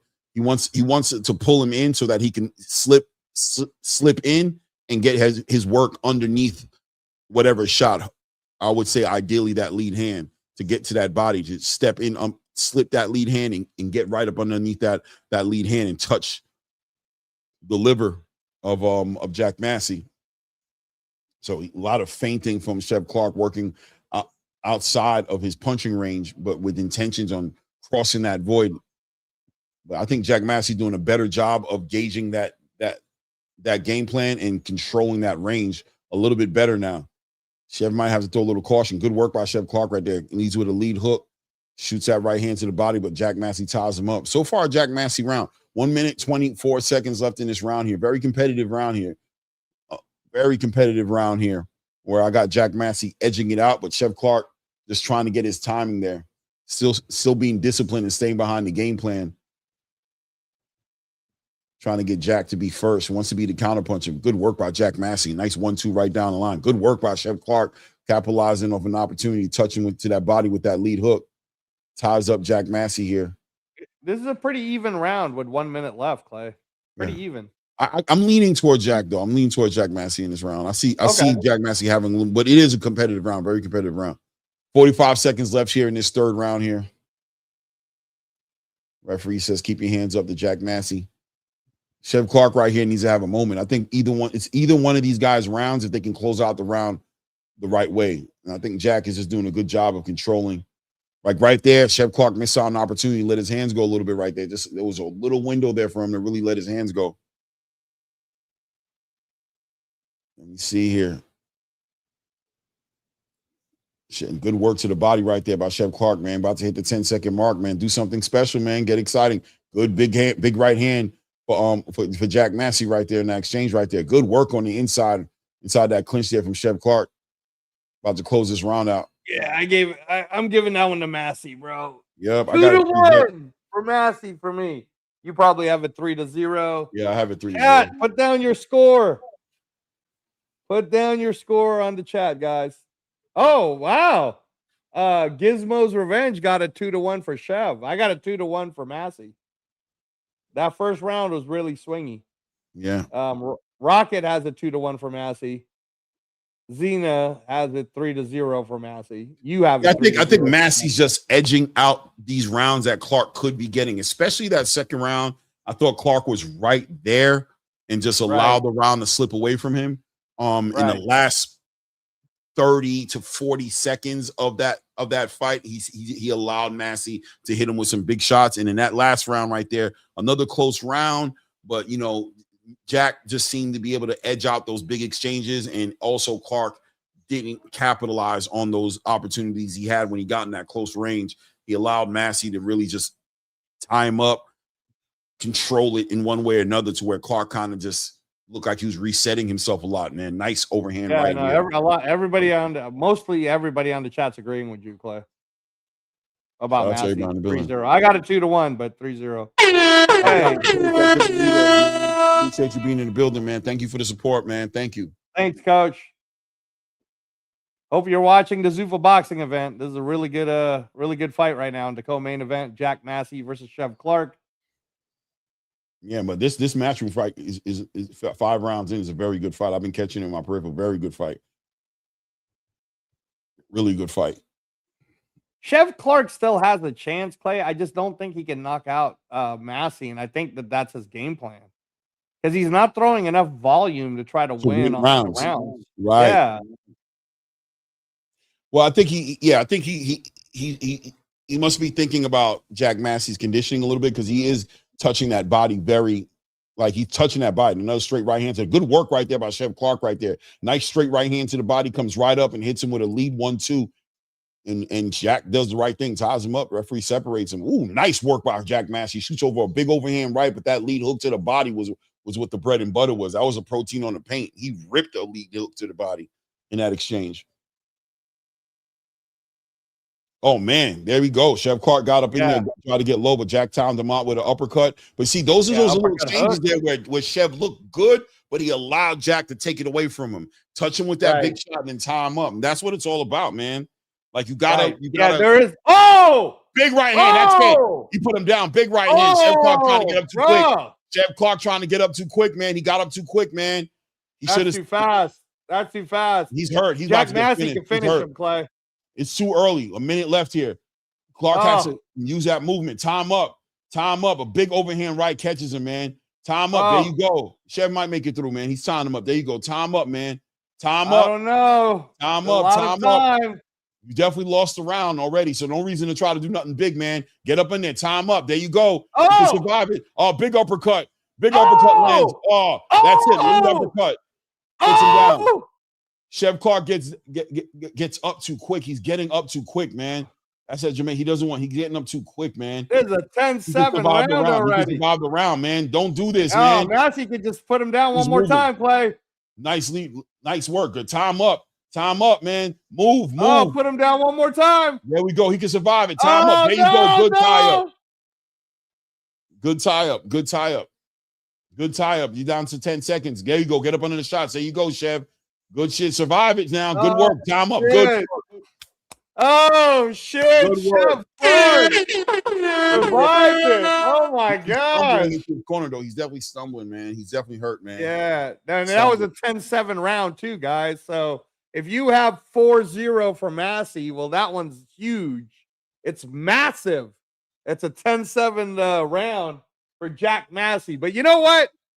Shout out to Chev Clark. He had total aplomb, Clay, making it to the end of the round. Boom! Right on the temple, man. Right on the temple, man. Nasty shot. And once again, for me, Chev got himself hurt even more because he didn't take the time. Yeah. To stay on that. He should have stayed on his knee. Take that 8 count and stand up. He got up on his feet and he still took the full 8 count, but it's different than when you're on that knee and you don't have to get your balance together. You know what I'm saying? Yeah. Even on that left uppercut was massive on the second knockdown too, bro. Well, that hit him to the body. It was a nasty shot to the body, but I feel no. They showed it on the replay. It was in the chin. Hit him with a left uppercut to the chin. That's what dropped him. Round 5 here, 2 minutes and 45 seconds left here in round 5. Good work to the body here. Chev Clark trying to commit a little bit and take his time. Jack Massey being patient, working to the body, walking him down. He knows he has a hurt opponent, but he also knows he has a dangerous opponent. Doesn't want to just jump into the mix with Chev Clark here. Big overhand right. Chev needs to close that space up. Stop playing the distance game. At this point, good work by Chev Clark tying him up, but he can't play that game no more, which was the first game we started, which was he's finding him with that right hand. That game plan of feinting him and throwing a shot when he throws a shot. Nah, bro. That distance is where you keep getting hit with that right hand. You're putting yourself right in the right range, man. You need to get up in there. You got to close that distance and stop Jack Massey from being able to hit you with that big right hand, man. Close that distance. Smother that work of Jack Massey. Jack Massey working behind that jab. And I just feel like, Chev, man, you're in the wrong place, bro. You're out of range for your own shots. Nice straight right hand to the body by Chev Clark right there. Nice overhand right lands to Chev. Yeah. Big right hand to the body. Big overhand right. Hey, Chev Clark got him. There we go. Trying to break free of him. He hit him with that nice clean overhand right there. Chev Clark. Boom goes the dynamite. Close that space. Good right hand to the body. Jack Massey still trying to walk him into that uppercut, that lead uppercut right there, tying him up. This is a nice Chev Clark round so far. Good work to that right, to that body. Good right hand to the body. Good work inside the clinch here. Chev Clark needs to just continue to do the same thing, man. Close that space, man. Close that space. Don't let him shoot that. Right hand. Nice body shot by Massey. Nice right hand to the body. Good, follows it up with a lead hook up top.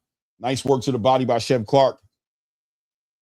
A minute left in this round here. This round is still up in the air. Jack Massey can steal this round from Chev Clark if he lets him. Good lead work to the body right there. Nice straight right hand lands for Chev Clark, but he smothers the work there. Jack Massey finds space in there, doubles up on the 2 big right hand. And that's what I'm talking about, Chev. You let him take that round from you right there in that little exchange right there. You could have lost that round. 30 seconds, about to hit the 30-second mark here. Let's see if Chev can pull it back in. But he allowed Jack Massey to steal that round from him again in that little exchange right there on the ropes right there, being a little irresponsible, allowed Jack Massey to make that space in there and hit him with 2 short right hands. Yeah. But still, I like Chev Clark, man, in this round. I think I'm going to give it to him. I think I'm going to give it to him right now. We got 10 seconds left. Chev, don't let him steal this from you, though, because it's so close where a good shot by Jack Massey can steal this round from you. I'm going to give it to Chev. I'm going to give Chev that round. Are you? Because I kind of want to give that one to Massey, bro. Massey kind of hurt him with that. All right. Well, then you both you and I have given Chev Clark 1 round out of the 5. But that 10-7 was rough. That 10-7 was rough.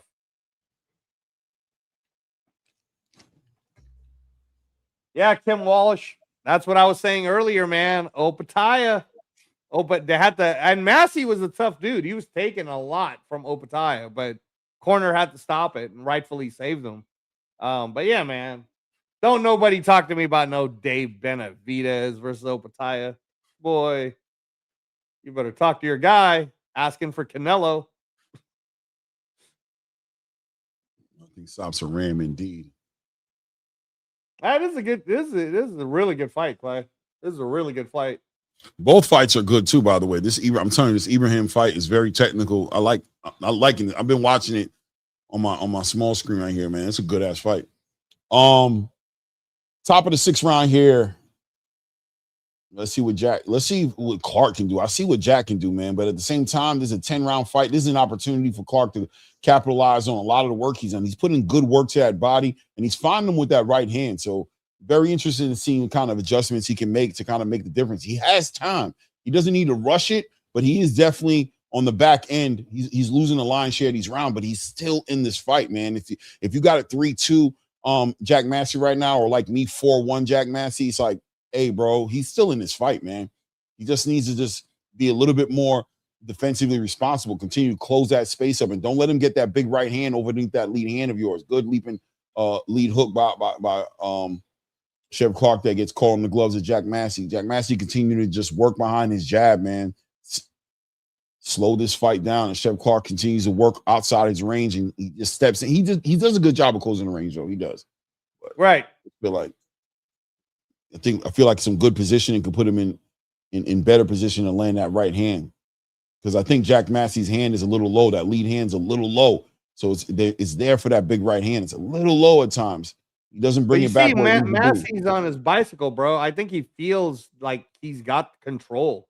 So he's trying to keep control.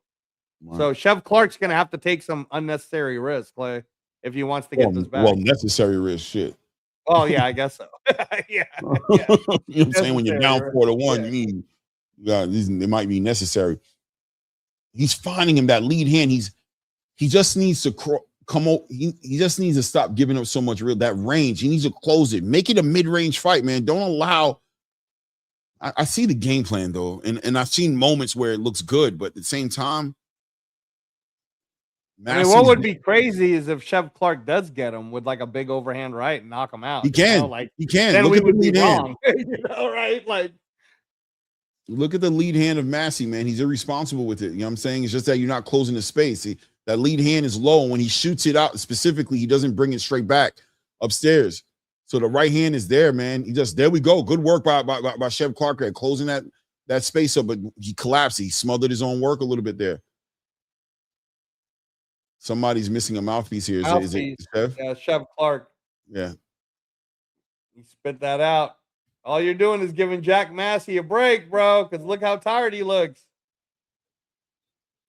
Good work here, man. Oh, Jack Massey. Oh, man, nice straight left hand, boy. I'm telling you, this fight right here between Ibrahim Nadim and Suleiman, it's a good fight, bro. Oh, okay. It is a good fight, man. I like how Suleiman moves. Yeah, I like. Oh, here we go. Big 1, 2, 3 by Jack Massey. Nice overhand right by Jack Massey. Working behind that jab. Chev, man, this is your opportunity, man. Do something, man. Even on the back end of a loss, be game, man. Be game, man. Too much distance, man. Cross that void, man. Cross that void. See that right hand with the lats. A good right hand by Chef Clark. But you see the first right hand that Chef Clark threw, if he would have been better at controlling that real estate, it would have landed. He was out of range. It was great timing. He timed it right. As soon as Jack Massey threw that lead hand, he dipped off to the left and let that right hand go, but he was out of range. So I need him to control that a little bit better. Get in there and control that range a little bit. You don't got to be outside jumping in all the time. If you don't give up that real estate, very similar to what we saw Hickey do. You know what I mean? Right. Get off that line. Sam Hickey was like control that range so that you're right there with that right hand. Yeah. Yep. But that was that was another Jack Massey round, bro. Moments by Chef Clark, but control of the line share that round by Jack Massey. You know what I mean? Shout out to everybody in the building, man. 80 plus people in the building. Hit the like button as you're stepping into the building and subscribe to the channel, man. Support the grind, man. Appreciate all the love we've been getting with the super chats, man. Almost hit that goal, almost at 10 super chats, man. So I appreciate it, man. Continue to support the grind, man. I appreciate you guys, man. Round. Oh, yeah. That's a good Clark round. I would have given that round to Chef Clark, too. I think I don't mind it going to Clark, but I ain't going to lie to you. I just feel like Clark let it slide again, man. And once again, close rounds. And I get why you would give it to him. I swear to God, I do. But it's just like he lets Jack have these moments. That was a good round. I have it 4-2 on my card. Do you have it 4-2 or 5-1 on your card? I got 5-1. Okay. 5-1, man. Oh, I told you. There we go. Finally. I told you, bro. What was it? Was it the right hand? You. He might have hurt him. He might have ended him. He looked like he might have about to get up. Oh.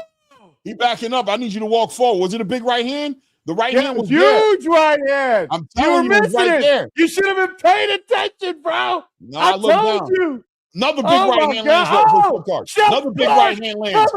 We'll work to the body. Good work to the body. Chev on him. Chev got that engine. Big right hand lands again. Big left hook. Big right hand to the body. Left hand to the body. Oh, C4. C4. Oh, he stops him. C4. C4 did it. Chef Clark. Jamaica man. Wow. Jack Massey. Oh my goodness. Jack Massey. Wow. Hey, you guys need to, if you were watching the Matchroom card, shout out to you, but you need to go to your Paramount Plus and watch this fight. This was a great co-main event. Wow, Clay. You had Massey ahead 5-1, bro. I had it 4-2, but the whole time we kept saying, I don't know, man. Chef Clark, he's almost there. Caught him with the big overhand right, Clay. I'm sorry you missed it. Hit him with a huge overhand right. Started the party. And yeah, man. Hey, shout out to both guys. Yeah, there was always an opportunity there for Chef Clark to land that big right hand. I'm watching the replay right now. But one beautiful shot, beautiful right hand. That's what it was always there for him, because Jack Massey was always irresponsible with bringing that lead hand back. Right, he'd shoot it, and he got comfortable with kind of like a halfway guard, like it wasn't all the way down his waist, but it was just the wrong place for a big puncher like Chef Clark. And Chef Clark pressing that space, which is what I want. I'm watching the replay. Perfect shot right there. Walked in there, got right up in. Where was that lead hand? Too low, man. It was an opportunity there in multiple rounds getting into this round for Chef Clark to land that big shot. He landed it a couple times, but a lot more opportunities to land that shot and allowing Jack Massey to get beautiful work, man. He was timing it out the whole time. He was looking for that big overhand right. It was there. I'm happy to see he capitalized on it, man. And I felt it, even though my scorecard was 5-1, like I kept saying, there were these moments. It was always there. Yeah, it was always there. Just a matter and of you him remember early. in. Yeah, when we were calling the fight, you remember early, I was saying in round 3, I feel like Chef Clark's game plan is to try to knock out Massey. And then we both even said, I don't know if that's the best game plan, right? But Looked like it was the best game plan. Shout out to you, Chef Clark. Wow. You know what? I'm going to tell you something too, Clay. So this is my problem with, like, again, the way things work out. Peralta loses to Rob Zafar in a very controversial decision. Zafar's number 10 in the Ring Magazine rankings. But right now, bro, I would put Chef Clark. Zafar, you need to take Zafar out of the rankings of Ring Magazine. Max, you guys need to take Zafar out because Chef Clark deserves to be in the Ring Magazine top 10. The only two people he's lost to so far, Clay, is number 9, Mosquea, and number 8, Vidal Riley. Right? So you need to put Chef Clark in the top 10, bro. Get Zafar out of there. Chef Clark deserves to be on the top 10 after this win, bro. He just won Chef, on a come from behind knockout. Yeah. Great stoppage by the ref, man. Good right hands, good clean shots. Beautiful. This boy Chef Clark is a character, though, bro. The way he was celebrating, I love him. That was hilarious. Bro. And you know what? I'm gonna make a Zuffa match for you guys right now. I'd love to see Jack Massey against Brandon Glanton, bro. That's a good fight. Brandon Glanton lost to Opataya, right? Jack Massey was winning this fight and lost to Chef Clark. With that, you put up Jack Massey versus Brandon Glanton. That's a good fight. And by the way, Clay, this is technically the 6th knockout, even though you're not counting the shoulder one. This is the 6th knockout of ZUFFA Boxing.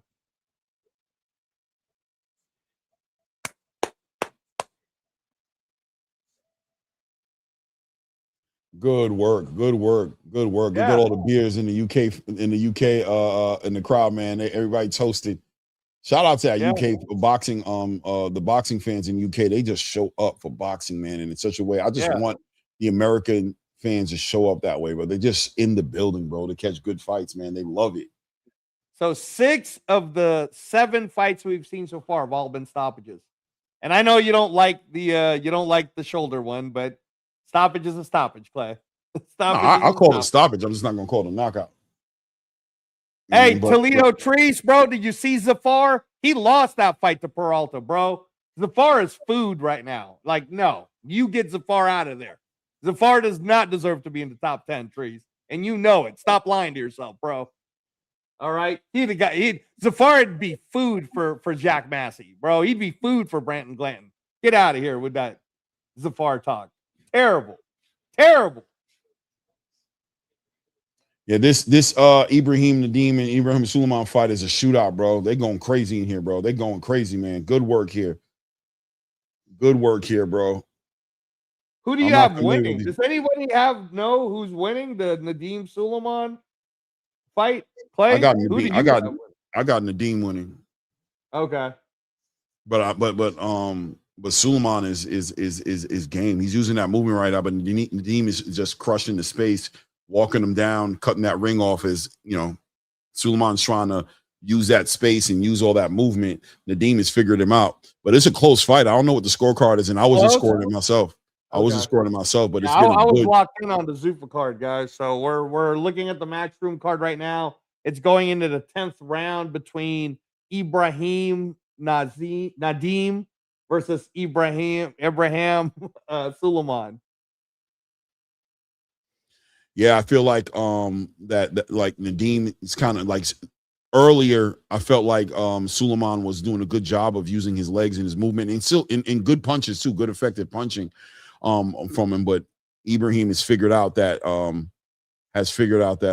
Nadeem, excuse me, has figured out that that space, and he's starting to get way more successful in touching him. And once again, that southpaw orthodox fight right here. Oh yeah, they got Nadeem losing. Oh, Suleiman is winning on crazy on the scorecards. Like I said, I was catching it just from nice work right there.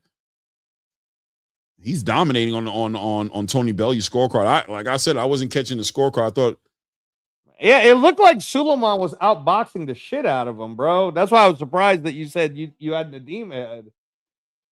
Yeah, no, I mean, I was really catching the ZUFFA card, man.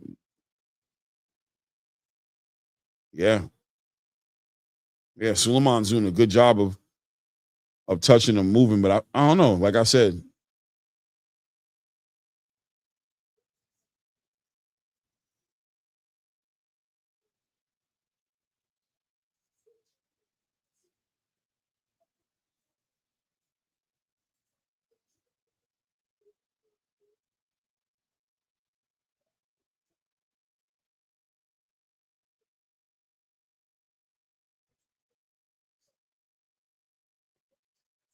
Good timing by Suleiman there on that lead hook. Good work without a doubt.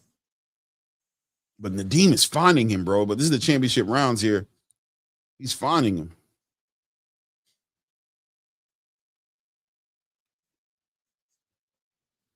Trying to time him out with that right hand. Behind that lead hand.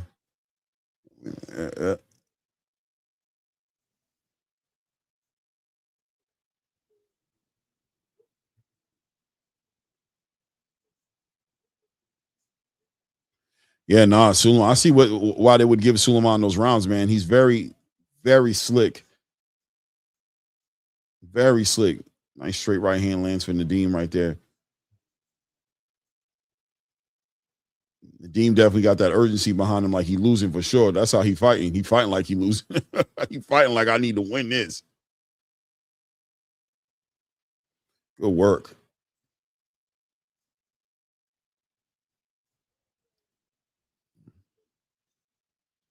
Oh, good work. Good punches by Nadeem there. Working behind that jab, man. He's putting those punches together well, man. Good scoring. He's a good scorer. Yeah, shout out Chev Clark going crazy, bro. He's enjoying his victory, bro. Shout out Chev, man. Yeah, no, I was listening to him. That was great. Yeah, and like I said, man, hey, look at his resume. This dude, Chev Clark, is way better than Rob Zafar. Get Rob Zafar out that list, bro. Put Chev Clark in. I'd love to see Chev Clark get a shot at maybe the loser of this Rozicki versus Billiam Smith fight. Because I think this is going to be a great matchup. Put Jack Massey in against Brandon Glanton. That's a good fight. Now, man, hey, I love it. I love it. That was a great match. Great co-main event. Shout out Lennon Sterling with the $2. Says Spider clearly winning wide decision. To is not Suleiman. Yeah, Suleiman. Spider Suleiman. Yeah, Spider Suleiman is winning. Wait, what is it? Decision to is not in? What does that mean? Is not in. IS Ibrahim. Why decision to is not in? I mean, but I agree. Oh, I think he's talking about Ibrahim, not Nadim. So one is Ibrahim Suleiman, not Ibrahim Nadim. Okay, word. That makes sense. 100%, man. This is a fight that I'm gonna watch again though, because I was catching it. I got it playing down here while I'm watching the big screen, and I like what I was seeing. I definitely like what I was seeing, man. Very good fight. Very good fight. I'm sure the scorecards ain't gonna show that it was a good fight. It's gonna look like it was dominating, and maybe it was, but I seen Nadeem have some good moments through my peripheral here. Yeah, Chev Clark had the great comeback. Without a doubt, that's one of those fights where, for me, it was just like Chev was right there every round, and he was allowing Jack Massey to take. It was like, damn, you letting him take this from you. And he found him with that right hand. But I'm going to tell you, the body work of Chev Clark was super paramount in this fight. He was committing to that body, touching that body for all those rounds. Even in the rounds he was losing, he was so effective at touching that body. And I feel like he slowed Jack Massey down in those championship rounds. Once it got past round 5, round 6, which allowed him to close his space way more effectively and ultimately land that big overhand right that he was trying to land the whole time. So in that sense, the game plan was a great game plan. It would have looked bad on the back end of Jack Massey weathering that storm and going to the judges' cards. But because it didn't, that right hand was right there for him. Now, I agree with you. That's a great take. And what I have to say about our C4 Chev Clark is Claymore throughout the fight, he had absolute aplomb and stuck to his game plan and got the knockout. How was that one? Was that a good better? It's getting better. It's getting better. It's definitely getting better. You know what I mean? All right. I'll tell you this. To use the word, peace to God. It's getting better enough to I'm going to tell you, don't give up. Keep on trying. because if it was horrible, I'd have been like, stop. But it's getting so much better. It's like, no, keep on going. Eventually, I have a feeling it might hit even today. Today it might hit. You know what I mean? It might hit today. If not today, you know what I mean, in the future. Right. I'm liking all these highlight packages. I'm about to say the highlights are there. The highlights are there for ZUFFA in 7 events, 6 events, really. They got to put them out. Yeah. In 6 events, they got a nice little. There's that English belt, Clay. I was telling you about the brown one. That's the English belt. The brown belt. Yeah. Good victory for Nadim Suleiman. Ibrahim. Spider. So here we go. Main event time at Bournemouth. I'm told that's how you pronounce it. Bournemouth.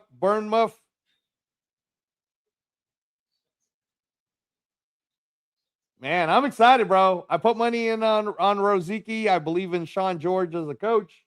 Rozicki's 21 wins, 20 knockouts, and honestly, even that draw, I thought he beat Peralta. So, Rozicki, man. Rozicki. We'll see. But if Christian Williams-Smith, guys, if CBS can look good after a 14-month layoff, man, Opataya, CBS, that's a good one. That's a good one.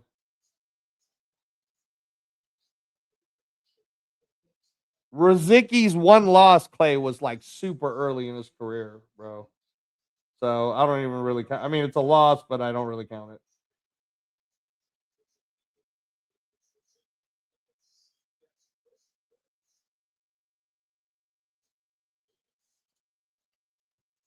Man, Williams-Smith is such a heavy favorite, bro. This is crazy. I don't know if the odds makers realize that a 14-month layoff is kind of long. Yeah, listen, 21 wins, 20 knockouts, Lord child. I'm telling you, man, that's why I put money on Rozicki. Not too late, Clay. Not too late, brother. Go look. You're going to feel bad that I'm the only one that won. I ain't going to feel bad, but I can see why you did it, though. I think that's a good I can see why you bet on it, though, without a doubt. Yeah.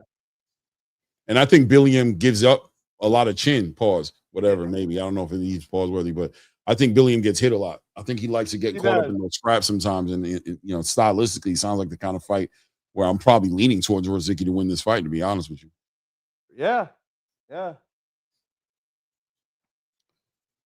Shout out to my guy, Leonard Sterling, with the to 90 times 2, 98.92 wide decision, pot shotted 100%. 100%. Is that what it was? He just pot shotted all day, Leonard Sterling. Well, yeah, he was dancing. He was doing a good job of being a counterpuncher, very slick. For me, Nadim was staying on his front foot a lot and applying that pressure, but you definitely saw Ibrahim Suleiman really outclassing him in that sense, right?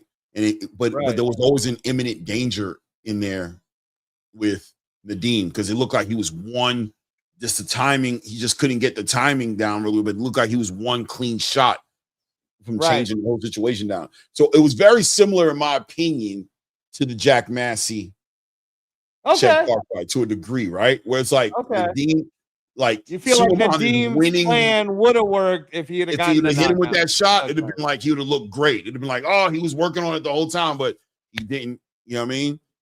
Yo, this dude has an eagle claw around his neck, man. Shout out to the Nova. Man, I'm telling you, bro. Look, he carrying a book to the ring, bro. He got a book in his hand. Creepy. No, I'm telling you, bro. He gives me MMA vibes. Yeah, the MMA. Remember that Key and Peele? Oh, yeah. I will make God. You know what I mean? God, him and God will they will know each other as I will. Right. Like, oh, we just selling the fight, right? Like, like for me, it's like with the eagle claw in the book, it's like he knows this is cool, right? It don't got to be that serious. Yeah, like, it's not serious, right? It don't got to be like that. He's like, no, it's that serious. I have to send him. Man, I've been given an assignment. He brought a book, y'all. He brought a book. I'm picking Rozicki. I think Sean George is a good coach, so I'm picking Rozicki. Curtis Martin says CBS. Edgar 10013 said CBS not losing. Hey, man. Hey, you might be right, but not a good bet. Minus 600 is not a good bet, though. Shout out to everybody in the building here. I'm watching Showbiz interview Xander. These moments is when I envy Showbiz, because here he is interviewing Xander Zayas. He's got both belts on each, one belt on each shoulder of Xander Zayas, interviewing Xander, man. This is where you got to show his flowers, man. That he willed his way by creating content on a YouTube channel, grew his following to the point to where now he's interviewing Xander Zayas with the WBO the belt on one shoulder and the WBA on the other shoulder, and he's just sitting there like interviewing him, man. Man, come on, bro. Those are the moments you gotta appreciate, man. Those are the moments. Shout out to Showbiz.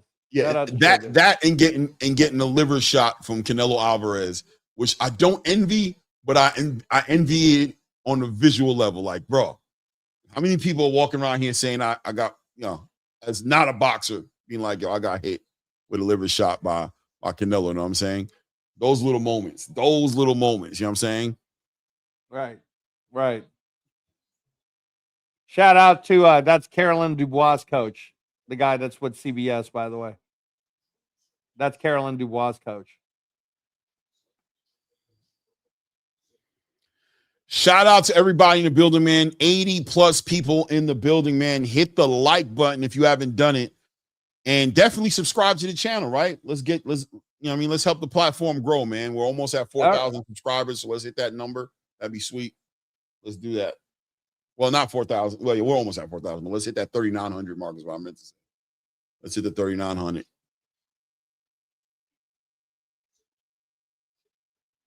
Not too late, Clay. Pull up that FanDuel. I'm good, man. I'm good, bro. All right. I'm good, but I'm excited to see a good fight. Go.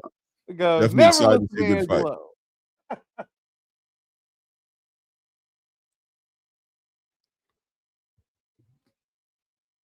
Yeah, Curtis. Connor Ben went to the regular here because he's getting that nice regular pay. That's what it is. Dalton He doesn't need the gimmick anymore to get paid. He gets paid.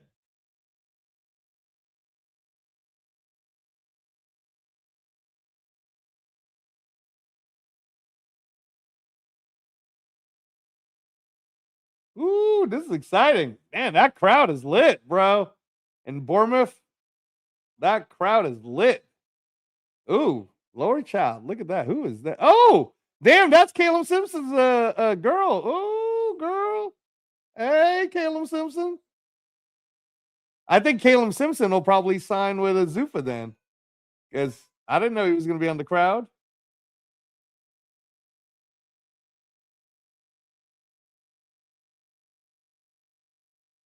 Man, that place is packed, Clay. That place is packed.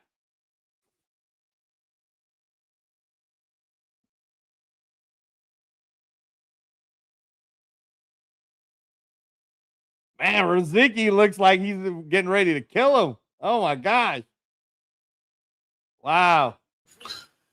Yeah, without a doubt, Rozicki is menacing, bro. I mean, he looks like he'd be leader of the Aryan Nation in prison if he was in boxing. And not to say he looks like, I'm sure he likes, he's not racist, I'm sure, but I'm just being honest. He looks menacing, bro. And with the shaved face, he looks way more scary than with the beard. Like the beard, he looks scary too, but with the shaved face, oh my god. Yeah, he looks like a serial killer with the shaved face, bro. Yeah. You know what I'm saying? Hey man, I appreciate you, the Rocket, but hey, bro, your name is diabolical, bro. You just I don't know what to say to you, bro, but I do appreciate you. I think it takes a great man. Definitely appreciated your presence ever since you showed up, like, I don't know, like 2 months ago when you finally showed up and was in the chat active. But that name is just hard to call out, bro. I'm sorry. But thank you for subscribing, bro. Ooh, look at that stare down, guys. Oh, CBS on CBS. CBS is looking to the right. He's looking to the left already. I'm telling you right now, he's not eyeballing him. He wasn't eyeballing him, bro. I'm telling you, man, you better box tonight, CBS. You better box, bro. Don't. Hey, look at Rozicki. I just want to show. Look where Rozicki's at. He's standing like damn near in the middle of the ring. The referee had to let him know to back up. Like, back up, bro. Back up. Let's go, man. I'm excited to call it, man. Let's have at it, bro. We got Rozicki in the white shorts. Christian Williams-Smith in the Christian Williams-Smith always gives me that old black and white school, that type of boxer. Good work right here. CBS taking his time, man. Hopefully taking advantage of a very aggressive Rozicki who's going to be looking for that big knockout, cutting the ring off right there. Kind of, he's wired up, man. He's tight, man. He's tight, man. You could tell that he's a heavy puncher, and he looks like he wants to let his hands go so bad. He doesn't want to waste his shots and just touch him. Referee's already letting him know when I say break. Christian Williams-Smith looking to take advantage of some of that aggression, already winging big overhand rights. I already see the flaw a little bit in Rozicki. I'm not going to lie to you. I see it. So we'll see what he does, man. You know what I mean? This is my first time seeing him really fight. So nice right hand to the body. He's hitting him though, Clay. Rozicki hitting him hard. Good right hand to the body, chopping a little bit. Coming over the top, touching him to the body, coming over the top, holding him a little bit. The referees, I'm sure, is going to warn him a little bit about holding him and punching him. No, yeah, very aggressive, timing him out. He's probably going to warn him. Yeah, he's warning him. He's very aggressive, very mean. Very menacing, man. Very villainous. Yeah, he's a mean-looking dude, bro. 100%, man. Without a doubt, the first good work by Williams-Smith, catching with some good, clean shots. I think Rozicki's a little wide with his punches, not short enough with his punches, trying to be aggressive and press him. If Williams-Smith can weather these first couple of rounds here, I could see him really just taking advantage of him on a pedigree level, maybe even stopping Rozicki for the first time, man, just because, you know, a very pedigreed fighter who's patient and short with their punches can catch this guy. This guy is very wide with his shots, man. Doubles up on that jab, and he's also smothering a lot of his work on Christian Williams-Smith. So without a doubt, he's dangerous. The first 2 or 3 rounds, he's shown me the kind of fighter that you need to be careful with. But outside of that, if William catches him in those late rounds, I think he's going to touch him. Good work right there. Walker, nice short lead hook. Rozicki needs to be careful, man. Good work right there. Caught him with another short punch. I think he's going to, I ain't going to lie to you. I think William going to knock him out. But we'll see. I mean, the way Rozicki's like going, he's taking unnecessary risk, but Rozicki's a wild man. He's already cut over his eye. He's already given up. You know what I mean? A lot of head clashes, and William is just taking his time and kind of picking him apart. But big shots by Rozicki's definitely dangerous, man. Without a doubt, super dangerous. Super dangerous. Referee's warning him of a lot, but he's taking a lot of damage already in his first round just from being reckless. Man. Good work to the body. Nice lead hook to the body by William. And William touching him. This is a great fight, though, Clay. I mean, like a lot of heavy action on those punches. Every punch. It's a good fight, but there's definitely a pedigree, a separation in pedigree here. Rozicki's just a gamed opponent, man. But look at the big shots landing. William's doing a good job of breaking him down. Good lead hook right there. Already has. Can I just explain this though, Clay? What I'll say is it'll depend on how Sean George, as his coach now, can calm him down. But with CBS being out for 14 months, Clay, that might be why Rozicki's trying to push the pace. It's because he knows I can't get this guy late, but I can get him early, you know, and maybe that's why. Because if you look at CBS, take a look at his conditioning too, bro. That's what we were saying about, remember? We were saying, hey, Ditchko's kind of breathing a little weird, right? So, you know, let's see. Let's see if Sean George can calm down Rozicki, right? I don't think Rozicki's going to have any conditioning issues. I agree with you that he's taking unnecessary risk, so he could get caught. But look at Williams-Smith. Look at how he's breathing, bro. Let's see. Let's see what this 14-month layoff has done. Hey, man, their game plan is their game plan, man. Do your thing, bro. I can only call it how I see it, bro. As soon as you change it, we'll talk about it then. So good luck. Top of the second round here, Christian Williams-Smith now putting his punches a little bit better here, working to the body of Rozicki, pushing him back a little bit. Rozicki being a little bit more reserved with his shots now, being way more defensively responsible. Strong guy, man. You could just see it, but he's getting warned with a lot of, and just really just lack of couth, lack of like real boxing pedigree, man, being real wild and getting himself touched You know, he's leaking over his right eye. He's pressing forward with his head. He's wide with his punches. It is what it is. Christian Billum-Smith really been able to, the fight has slowed down a lot from the first round to where Christian's able to kind of get his offense, be active with that jab, and put his punches together a lot better here. Good work. Rozicki leads with that lead hand. Good short little lead hook, short right. These hooks are catching Rozicki inside these little clinches. Once again, getting warned again, timed out again, might get a point. Oh, he's going to get a point deduction, Clay. Yeah, he's being reckless. Yeah. He's being reckless here. He's being reckless. He's just not showing. He's being very reckless, man. So he's already down a round and already made this a 10-8 round at this point. And Billiam, the worst part about it for me is that Billum-Smith, he's not effectively hurting Billiam. He's really hurting himself. That leak over his eyes because of him, because of the head clashes.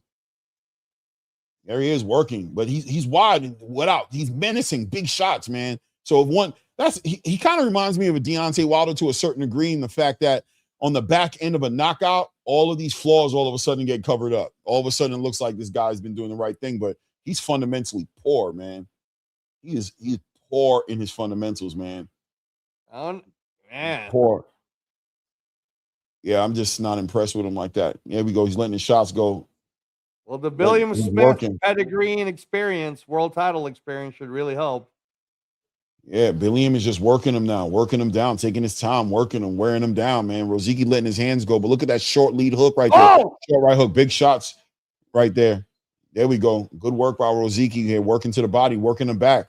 Billiam, but one thing about it is Billiam enjoys this kind of a fight, so he puts himself in a position of giving Rozicki an opportunity to hit him with something because he likes these exchanges, but the short punches of Billum-Smith is winning him these rounds. He's short, Rozicki's wide, and Billiam is just touching him first and hitting him with not a lot of clean shots. Look at that. That jab was horrible to the body right there. He just kind of like pushed him back. It wasn't stiff. Good, nice overhand right by Rozicki right there.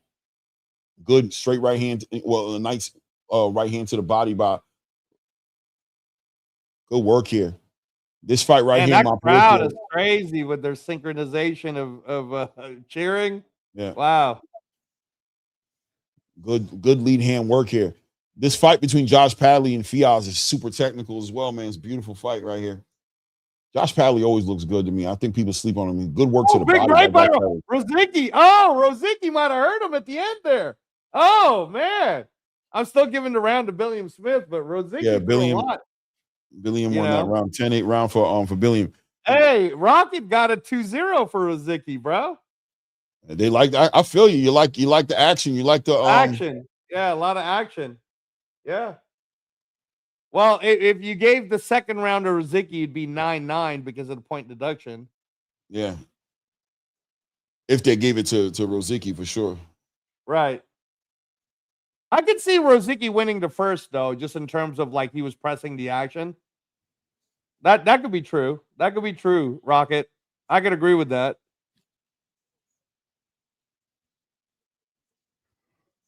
Good work here. This is the first round here. 1minute and 35 seconds left here in the first round between Padley and Fiaz. I like Padley, man. I feel like Padley learned so much out of that Shakur fight.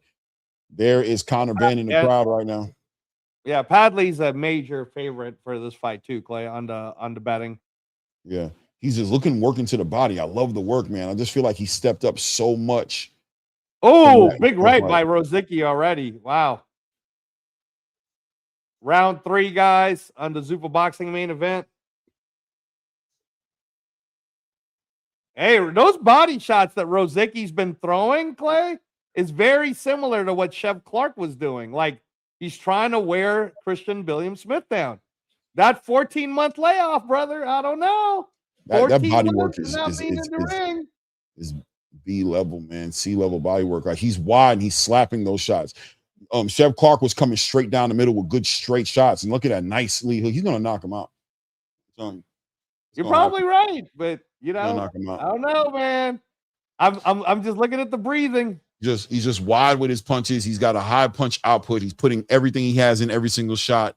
This is early in this fight right now, round 3. It looks all right, but if he can't get him out inside of the next 2 to 3 rounds, I think Rozicki gonna see. I have a feeling. But he couldn't catch him. Right now, he's dangerous. Good right hand. CBS. Big right hand. There we go. I told you. Big right hand lands. He hurts him. He's out on his legs. Big right hand lands. Right on the chin. Another shot. Big right hand lands for Billiam Smith. Good clean punches, man. Great. Oh my God. Short punches. Great fight. Yeah, they're going at it right now. They're going at it, bro. Rozicki's doing a good job of staying dangerous, but he's wide with his punches. And Billiam, the only reason Billiam can get him out there, yes, because Rozicki's smothering a lot of that work by keeping it chest to chest. He's doing a good job of closing that space up. But Billiam with them short shots, man, 1 minute and 20 seconds left here in round 3 right now. Nice straight right hand lands from Rozicki right there, ties him up. But I don't even know if the sauce is there. Billiam is good job, man. Look at that, man. Just right over that. Good short punches. The short punches by Christian Billiam Smith are just, I just see him stopping this guy. Good short uppercut right there. Nice short right hand. Oh my gosh, Rozicki is an animal, Clay. Giving that right hand to the body. This is crazy. Oh my gosh. Rozicki's doing a good job of keeping this a messy fight, but those short uppercut from Billiam right there, short right hand by Billiam right there, real short right on the chin. Nice overhand right, nice lead hook by Rozicki. Got him on the ropes right now. Little on the, about to hit the 25-second mark here. Nice straight right hand by Billiam. Going crazy, Clay. That crowd is going crazy right now. Nice right hand lands for Billiam. Good work to the body by Rozicki right there, chopping wide punches. Wow. Hey, I got that as a round of the year. That was pretty fun. That was a fun round. Did you gave it to Billiam Smith because he rocked him? Did you give it to Billiam Smith? Round of the year though. That was a fun round. That was a fun round.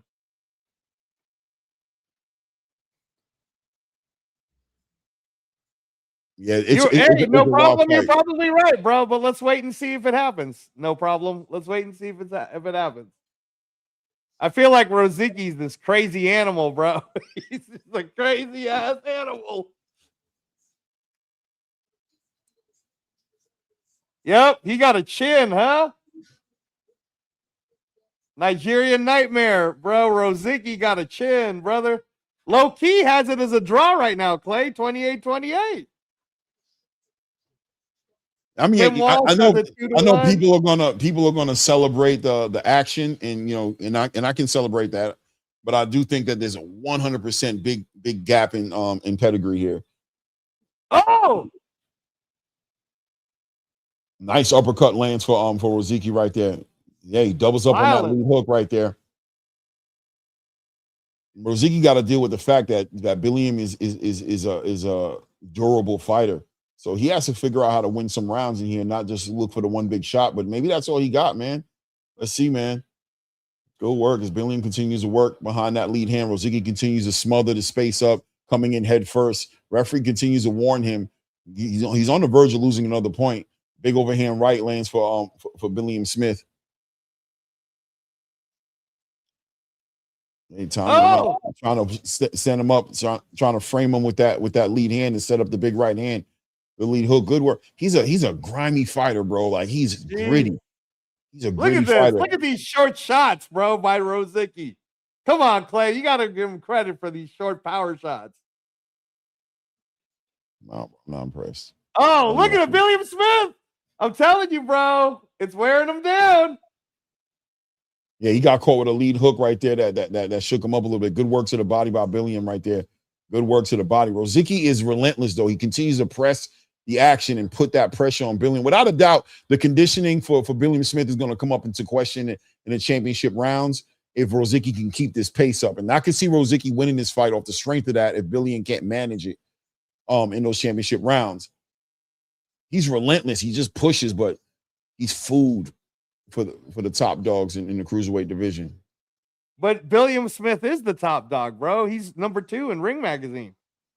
Yeah, but he also just stylistically, he just likes to do this too much. He should be controlling this a lot. I love to watch him fight, but he loves to do this. And this gives a guy like Rozicki the opportunity to get a big shot in there. He doesn't mind trading. Oh, big left by Rozicki.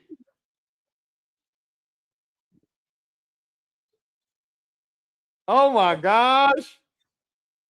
Yeah, big left hand right there. This is a Rozicki round right here. Rozicki about to take this round. Oh, Jesus. Overhand right by Rozicki. Good work to the body by Rozicki. Billiam trying to push him back and take that forward pressure off of Rozicki right now. This is a Rozicki round thus far, though. 20 seconds left. There we go. Billiam trying to find his way, man. These guys are punching the shit out of each other, bro. This fight is crazy, bro. This is a great fight. Wow. This is like bare knuckle. Let's just go throw violence. If you guys like violence, then you love this. Hey, Rocket, you can't have it 3-2, brother, because it's only been 4 rounds. So how many rounds did you give Rozicki, and how many rounds did you give? I got a 3-1 for Rozicki. I mean, not for Rozicki, for Smith. Oh, for Smith? I could see 2-2. I could see 2-2. I think 2-2 would be fair. Keep in mind that there was a point deduction for Rozicki in round 9 or around 2. But 2-2 would be fair. But does anyone have 3-1 for Rozicki? Because he's just violent, bro. He's violent. Rozicki's like Jack Dempsey. That's who he loves. He loves Jack Dempsey. It's probably the book he was reading when he came in the ring, because it wasn't the Bible or nothing. It was definitely a book. Good work here by Fayez right now, having a great round, by the way, against Josh Padley.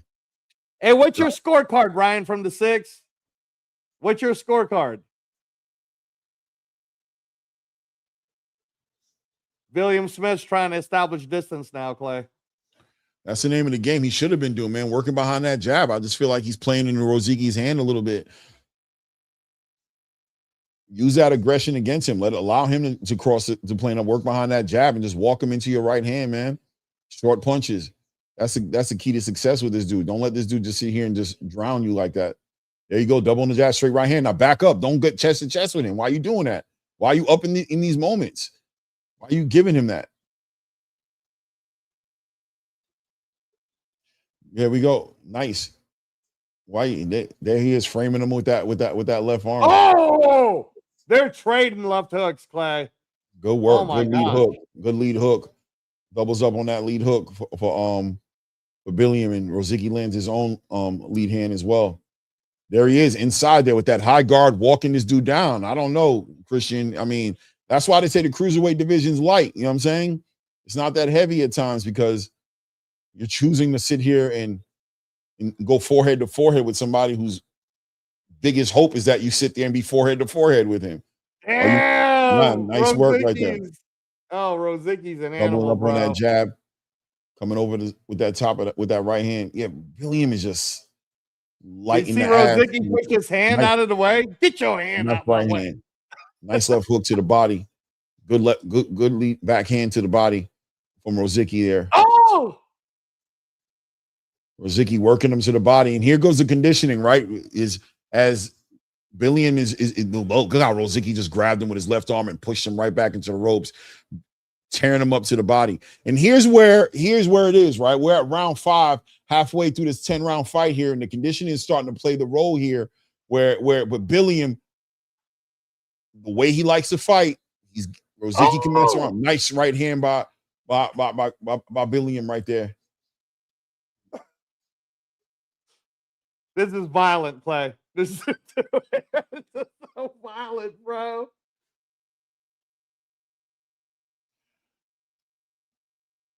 That crowd is like, every punch that's being thrown, they're all just reacting to it, dude. No, it's definitely an entertaining fight, though. They're really going at it. This is like a Fabio Wardley, Daniel Dubois fight. Yes, it is very Fabio Wardley, Daniel Dubois type. Except both guys is punching on each other. It's not just one. Right. I got you. Fight. I knew you were going to do that. It's the truth. It's the truth. That boy Fabio was getting punched on. I ain't do it. He did it. I'm just calling it what it is. Wardley got him a few times, Clay, and did knock him down twice. He did. He had a few times, yes, but there was a lot more coming from the other side, bro. It was bad. It was bad, bro. It was bad, man. I'm giving Rozicki that round, by the way. Yeah, I mean, it could be 3-2 on a lot of guys. Who has it 3-2 for Rosicky, and who has it 4-1 for Rosicky? I have it 3-2 for Rosicky now, but he got that -1 deduction. Yeah. That's what Angelo was Yeah, saying. Jack Dempsey, Bruce Gass, that's his idol, man. And Rosicky got a chin on him, boy. Ooh, he got a chin on him. Yeah, but see, Christian Billiam Smith, like at this point, it's anybody's fight. I could see Rosicky winning it because Billiam looks tired, and that pace is starting to wear and tear on him, and he's fighting a fight in my 47-47 on Skipper Kelp's card, bro. Okay. In my opinion, Billiam should be able to fight a better fight, but I'm wondering if he's just limited and can't fight a better fight because I've seen him fight this way so many times to where it's like, damn, bro, the pedigree's there. You would think you would take advantage of that separation you have, that you would use that, but you're just fighting him forehead to forehead. And I'll be honest with you, I just think you're limited. I think what I think about you is not as much as I should because you can't take advantage. But you got to be fair to him, Clay, because it's been a 14-month layoff, which is what I was saying. No, what I'm saying to you is he fights like this all the time, though. This is his fight. You know what I mean? Here I am thinking he chooses to fight like this, but I'm wondering if he's just really limited, if he doesn't know any better or doesn't have any more layers to him. He doesn't have any more, pieces in any more tools in the bag, right? Like if he's just a limited fighter that I've been giving way too much credit to. You know what I'm saying? Because even right, I gotta revisit my idea of this dude because Rosicky's definitely in doing his thing. This is where Rosicky gets an opportunity to shine. Is right here. Here he is, holding him chest to chest, and this is Rosicky's hope. Like, oh God, please continue fighting like this because this is where I get a chance. Oh, Clay! Oh my God! Good, there we go. Good shots by Billiam right there. Short punches by Billiam Smith, though, but bam, walking about. Rosicky putting that pressure, walking him back, working to the body, working up top. Almost karate chopped him a little bit right there. Nice doubles up on that right hand to the body right there. Good work by Billiam Smith, working nice right hand, nice uppercuts. Good shot selection by Billiam right there. He's finally, looks like he's hurting Jack Massey a little bit. I mean, not Massey. He looks like he's hurting Rosicky a little bit here. Good work. Billiam winning these exchanges right here. Good work, letting his hands go, but Rosicky continues to apply that pressure and walk him down. This is very similar to a Fabio Ward. This is like a crossbreed between Oh my God, bro. Jesus, Billiam is oh my God, brother. Oh my God. Put your hands up. This is a fight. Separate him. Big right hand by Billiam Smith. Oh my goodness, bro. Oh my goodness. Oh my God, big right hand working on that jab. Rosicky's just staying dangerous. Wide punches, swinging, hitting nothing but air. Finally, Billiam is using the space. Jesus, he's getting out the way. Like, you gonna punch like that? I'm gonna get out of the way. I'm not gonna just sit here and just do this with you, bro. This fight right here between Padley and Fiaz it's 2-up on Tony Bellew's card, man. Super competitive fight, super technical. This fight it's like two clashes here because here you have the Fabio Wardley Daniel Dubois 2.0, and then you got this super tech man, bro. This is this Josh Padley fight is a good fight, bro. Oh, bro, that was round of the year, bro. That is insane. They're just beating each other up. And for a certain moment, chat, did you guys see when Rosicky had his Ricardo Mayorga moment where he put his hands down and he was like, go ahead and hit me. And then he was like, nah, never mind. Yeah, this is good. I got it 4-2. I got it 4-2. I thought Billiam did the work. I thought he had him, he had these moments that you just can't deny. Right. That's fair. But it's very competitive fight right now. Going into the what is it? We're about to hit the 6th round. Yeah. So you can't have it 4-2. You have to have it 3-2. No, we're about to go into the 7th round. This is 6th round. Oh, are we? Okay. Yeah. Yeah, round 7. My bad. Yeah. So you have it 4-2. That makes sense. Yeah. That was crazy. I got it 3-3 because I gave that round to Billiam Smith. On that jab. Wow. Rozicki, bro. Win or lose, man. Both these guys deserve the 50K bonus. Oh yeah, oh yeah. They doing the work here. I know Dana's very happy. Like, oh yeah, bro. Keep oh my gosh. Especially your first show in the UK. Oh man. This is the way to do it. This is how you make it. And Sky Sports play. This is on Sky Sports right now in the UK, bro. Good work. Oh my gosh. There we go. Good work by Rozicki. Oh my goodness. Good work in the corner. Good work. Oh man. And Christian letting his hands go. Oh my God, bro. Where's the defense? Get your head off the line. Somebody put your hands up.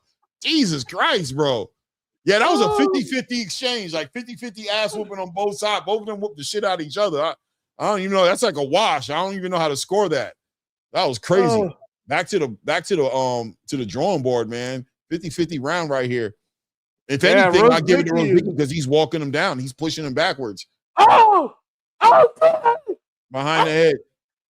Another nice little hook to the body. Big right hand lands for Rozicki. Whoa. Billiam, I feel so bad for you because you are limited, bro. I thought you were better than this, bro. You're not. It is what it is. But you're fighting. You got forced into a war, Clay. You got forced into it. But I hear what you're saying. Or did he choose it? I hear what you're saying. He chose. Now he's in a war. He had no choice. He ain't got no legs up under him. He's in a war. He got Rozicki looking like a bloody. Nice work by Billiam right there. Nice 1-2. Good work, man. Not even a 1-2. It was like a lead followed by a right hook. Nice work. Oh, Billiam body shot by Rozicki. Oh my gosh. I think he hurt Billiam Smith. Oh my God. Billiam's not even letting his arms up. He's not even keeping his hands up. He's tired. He's worn out. Oh, he is tired, bro. He is so tired. And Rozicki's blood is getting in Billiam's eyes right now. Rozicki's literally using his blood as a weapon in this fight. Ridiculous. Left hook, right hook to the body. He's using everything he got. He's like, take some of this, man. Take some of this A positive in your eye, bro. Big right hand. He's using it all, bro. He's out here. Might as well participate, bro. It's out here. Might as well use it. Bro, Rozicki is just a juggernaut, Clay. He will not back down. No retreat, no surrender, brother. Oh, the gas tank. Jesus. Oh my God. Nice work. Nice right. Oh, big right hand. Big right. Oh, yeah. Oh, Billiam ends the round and takes the round. Yeah, I got damn it. I had Rozicki winning, but that one might have won the round for Billiam Smith now. Oh, I had Rozicki winning that round too, guys. Yo, WP says it's as if they were told they can't use defense. That was a parameter. That was part of the contract. That was part of the contract. By the way, no defense. You hear me? Hey, you know what though, WP? This is what you get when you want to tune into ZUFFA Boxing. Shout out to all the haters, bro. Man, shout out to all you haters. He doing him dirty, bro. The fight is just a lit fight. 137 people in the building. Hit the like button. If you haven't subscribed to the channel, take a moment to go ahead and do that as well. But definitely hit the like button, man. Yeah, it's delivering. Oh, they stopped it. They did? Yeah. For Rozicki.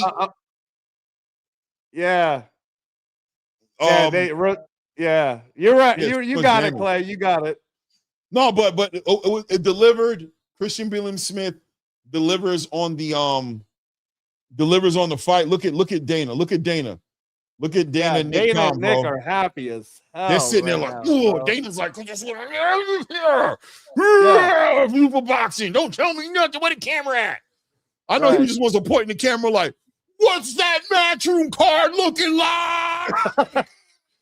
You know what I mean? Hey, what are y'all doing over there? I haven't seen it. But low key, this boxing match between Josh Padley and Fiaz is amazing. Super technical. Right. Well, look at that crowd in Bournemouth, bro. Look at the crowd, Clay. Yeah. No, it's a good crowd. It's a good crowd. They're cheering. They're going crazy. They're doing a lot of, they jumping up and down. Oh, my God. Oh, my God. That crowd is wild. I'm going to tell you right now, crowd-wise, no comparison. the event-wise, no comparison. ZUFFA is dusting off the Matchroom card. Right. Now, listen, I'm a boxing fan. Packed out building. We just got to call it how it is, Clay. No, listen. I like the Josh Padley Fial's fight better. I'm going to tell you straight up. I think it's technical. Okay. I like the boxing, and that's the kind of fan I am. But the crowd over there in Matchroom is chilling. In England, they're chilling. They looking like a Japanese crowd. You know what I'm saying? Like the crowd here, it looks like somebody's gonna fall off the top tier. Like it looks like it looks like somebody's gonna fall off the top tier. Like, oh, somebody fell off the top tier. Like, and got up. He's cheering. He stood up. He's still cheering. They caught him on the bottom tier. They caught him. He didn't hit the ground. You know what I'm saying? He stood back up. Somebody gave him a beer, and he's cheering. They're going crazy. Look, man, that's a sold-out event. It's a packed crowd. It looks like you can crowd surf the ZUFFA card. Like, you can jump, like Christian Smith could jump off the top buckle, land on the crowd, and surf all the way across the other side. They would just walk him across and throw him back in the ring. Yeah. Look at him. I got to listen to this post-fight conference with a bunch of drunk UK guys. Look at this dude here. They're like, oh my God, ZUFFA Boxing. Right. War ZUFFA. Meanwhile, this fight right here between Josh Padley, by the way, down on the cards here, Tony Bellew. Tony Bellew's card, yeah. Tony Bellew has Fial's up. No, he has it 3-3. It's a draw. Yeah, 57-57, yeah. Yeah. This is a good fight, man. This is a very technical fight, bro. Super technical. I'm sorry. I'm enjoying the little. Like, this is a way more pedigreed fight. But that brawl, that wild out, that gave that crowd that UFC energy. The UFC, that blooding, you know what I mean? This is a 50-50 fight. You know what I mean? I thought Billiam Smith could have done better. I thought you got a very raw Rozicki, who's just very raw coming forward. But this was stylistically good matchmaking by ZUFFA Boxing, who probably foresaw what I didn't know was going to be a super 50-50. I mean, this fight right here, well, yeah, both these guys walking away with 50K. Easily, bro. And this fight jumps right into conversation with Fabio Wardley and Daniel Dubois. So if you're calling Fabio Wardley Dubois, if you're calling Fabio Wardley and Daniel Dubois the fight of the year, then you gotta put these guys in that same conversation. Yeah, you can't. You know what I mean? Yeah, 100%. It's a fire fight, bro. I can't even lie to you. This fight right here is a very great fight, but this one, look at this crowd. Matchroom is not matching this energy tonight. Period. Yeah. They're not matching that energy. Not at all. You know what I'm saying? Yeah. They stopped it in the corner, man, because he sat there and let his face, all that head clashing, you know what I'm saying? He was wilding, bro. He hurt himself with that. I mean, he was gonna get hurt worse. I mean, like it's, you know, how many more punches can you take, right? You got to. And he was starting to get, it was starting to be like 3, 4, 5 punch combinations, like. He started to look like David Benavidez and Zerto a little bit. When Christian Smith would let it go, that's what it would look like. Hey, first of all, after a win like that, he beat number 6. David Benavidez is not number 1 no more, bro. Like that, because that was number 2 versus number 6. So now if you put Billiam Smith up 1, hey man, CBS versus Ja Pataya, that'd be a hell of a fight. Yeah, especially the way CBS fights. But he's getting put to sleep. Yeah, he's getting put to sleep. Yeah, I like Sweet Caroline. They're singing it? Yeah. Yo, man, people are falling in love in the crowd, bro. There's like somebody's gonna get pregnant tonight after the show. Without a doubt, there's gonna be a baby on the back end of the show, if not 2. A baby in Burma. Burma is happening tonight. We're going right home. It's red panty night for somebody in this crowd, bro. Probably multiple people in this night. Yeah, you know Treese, go look up the current rankings, bro. He's number 2. Yeah, he does. If Ja Pataya is the champion, then CBS is number 2. Yeah, 100%. John Cena's a legitimate son. 100%. You know what I mean? Great card, man. Yep. This fight Great right card. here, bro. This fight 7 right here. stoppages out of the 8 fights, Clay. 7 stoppages out of the 8 7 fights. stoppages, 5 knockout. Okay, so you're not counting the shoulder thing. You still mad about that? That's a stoppage. It's not a All knockout. right, okay. That's not a knockout, bro. I ain't doing that. Okay, all right. I got you. I got you. A great stoppage. A great stoppage. A needed stoppage, but a stoppage. Yeah, it was a stoppage. Yeah, on the back end of a round for the guy who lost the fight, who had shown up in that round and won that round. And, you know what I mean? We don't know what would have happened. I'd like to see the rematch. I'd like to see the rematch.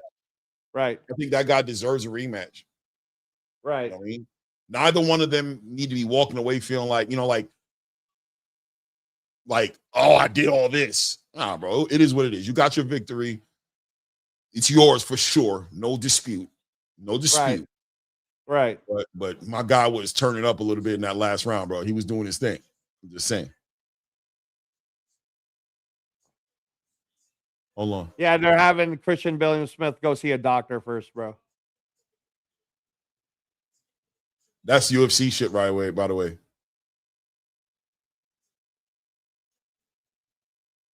What'd you think of the performance, man? That was amazing. No, I'm talking about, I want to hear what the trainer thought.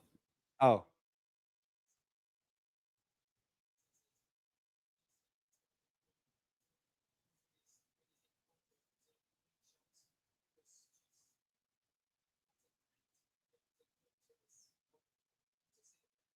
Thank you. Yeah.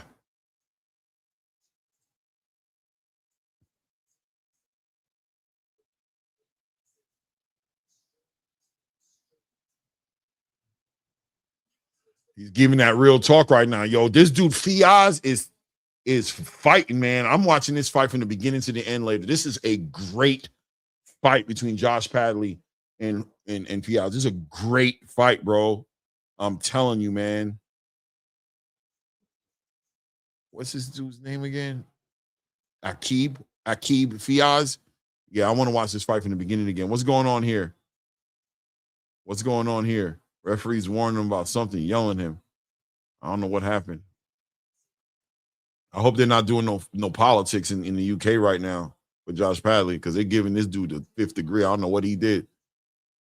I don't know what he did that was that bad, but they're getting in his ass. Oh, they talking to Josh Padley a little bit as well. Okay. But it was really digging in Fiaz's ass, bro. Pause. It was getting at him, man. Heavyweight fight was a dud. You're talking about, he's talking about with Ditchko and what was that guy's name? Harvey, Mike Harvey. What was his name? Harvey Dykes. I'm trying to listen to Shane McGuigan. Yeah, I got you.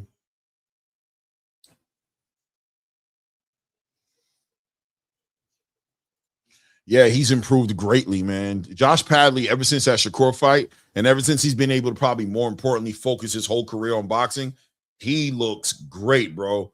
He's a puncher like I didn't think he was. Keep in mind, man, he was in a very close fight with one of my favorite UK fighters in Mark Chamberlain, and he was able to get that victory in Mark Chamberlain. But I gave a lot of that credit to Mark Chamberlain not being the version of himself he needed to be.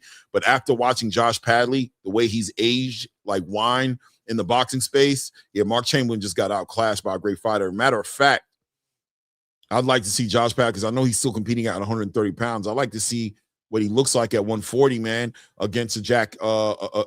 This fighter right here, I think against Jack. What's his name again? Somebody can help me. Jack. Oh God, what's his name, bro? What's Jack's name, man? Jack what? Somebody help me. What's my guy's name who just fought against Echo Usman, man? Put on that masterclass against Echo. Rafferty. Jack Rafferty. I would love to see Jack Rafferty versus Josh Padley. I love to see Josh Padley up at I guess it'd be 135, right? Is Jack Rafferty at 140 or 147? Where's Jack Rafferty at right now? I think that was a 147 fight, bro, and Padley is 130. So no, wait, no. When Jack Rafferty fought against Echo Usman, that was a 140 fight? Or was that a 135 fight? It was fight? 147, bro. Let me look. 140. Nah, 140. Not 147. Really? 147? Yeah, I thought it was. Yeah, see? Yeah, Okay. Treats is saying. Come on, Clay.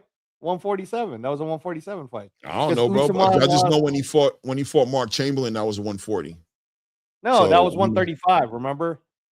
That was the Chamberlain. It was like 138 or some bullshit like that, and Chamberlain lost. When Rafferty fought against Chamberlain. No. When Mark Chamberlain fought Padley, it was like the weird catch weight thingy.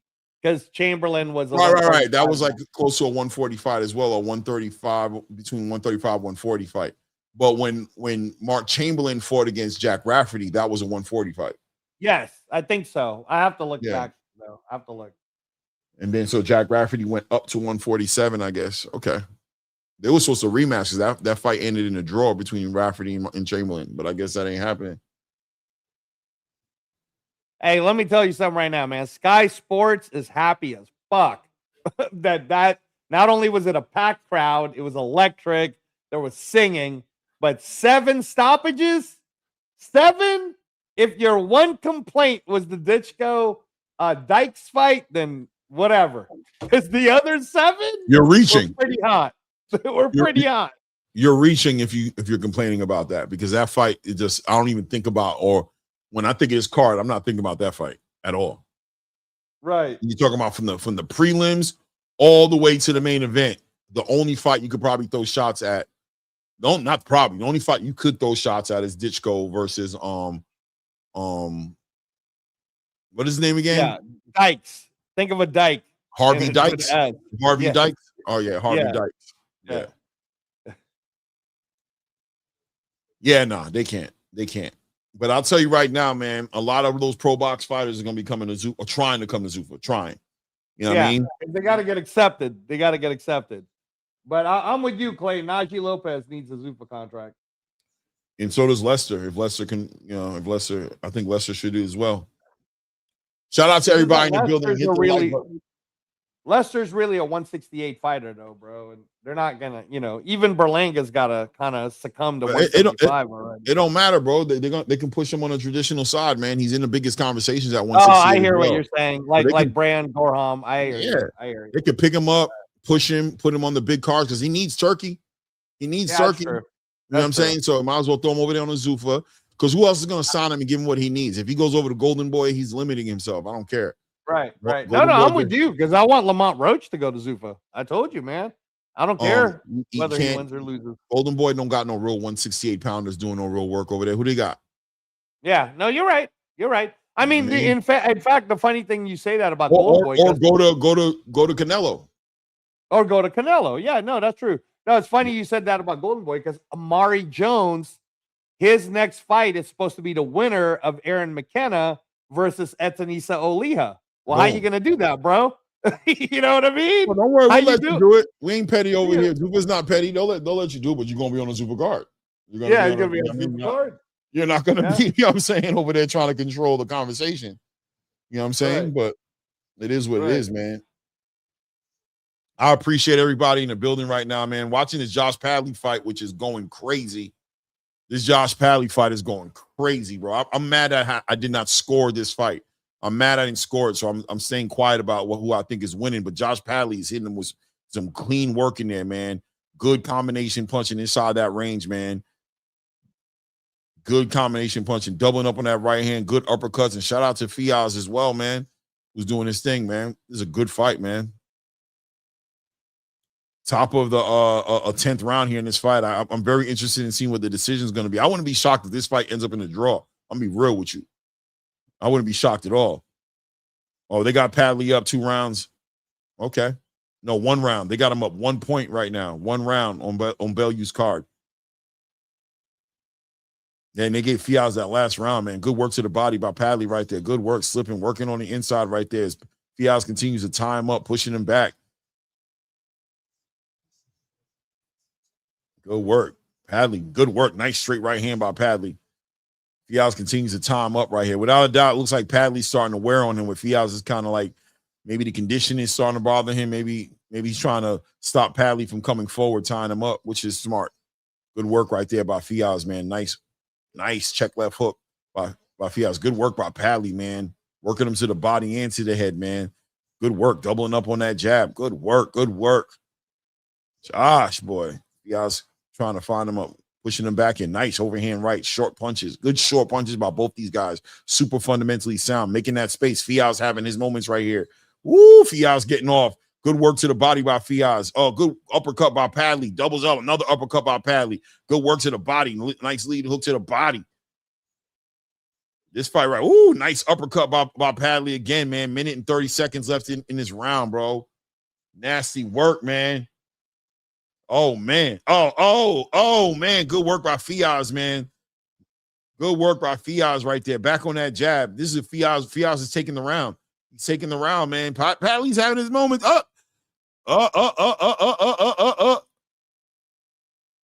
Pushes down Fiaz. Fiaz back on his feet. I keep Fiaz giving Josh Padley. Ooh, nice work by Fiaz. Back on that jab. Nice overhand right by Fiaz. Padley trying to good lead hook to the body by Fiaz. Tying up Padley, pushing him into the ropes right now.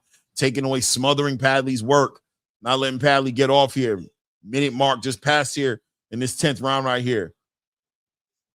Back on that jab. Good work. Oh, nice work by Padley, man. Good work, man. Very close range fight.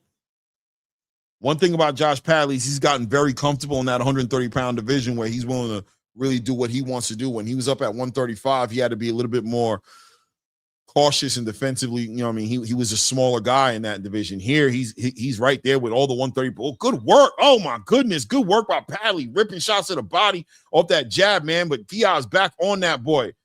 Back on that boy. Good work on the inside by Josh Padley. See, this is a fight of the year candidate as well, bro. It's a super fight of the year candidate. 10 seconds left here in this round. This is a great fight. Oh, my goodness, bro. Oh, my goodness. That's the end of that 10th round.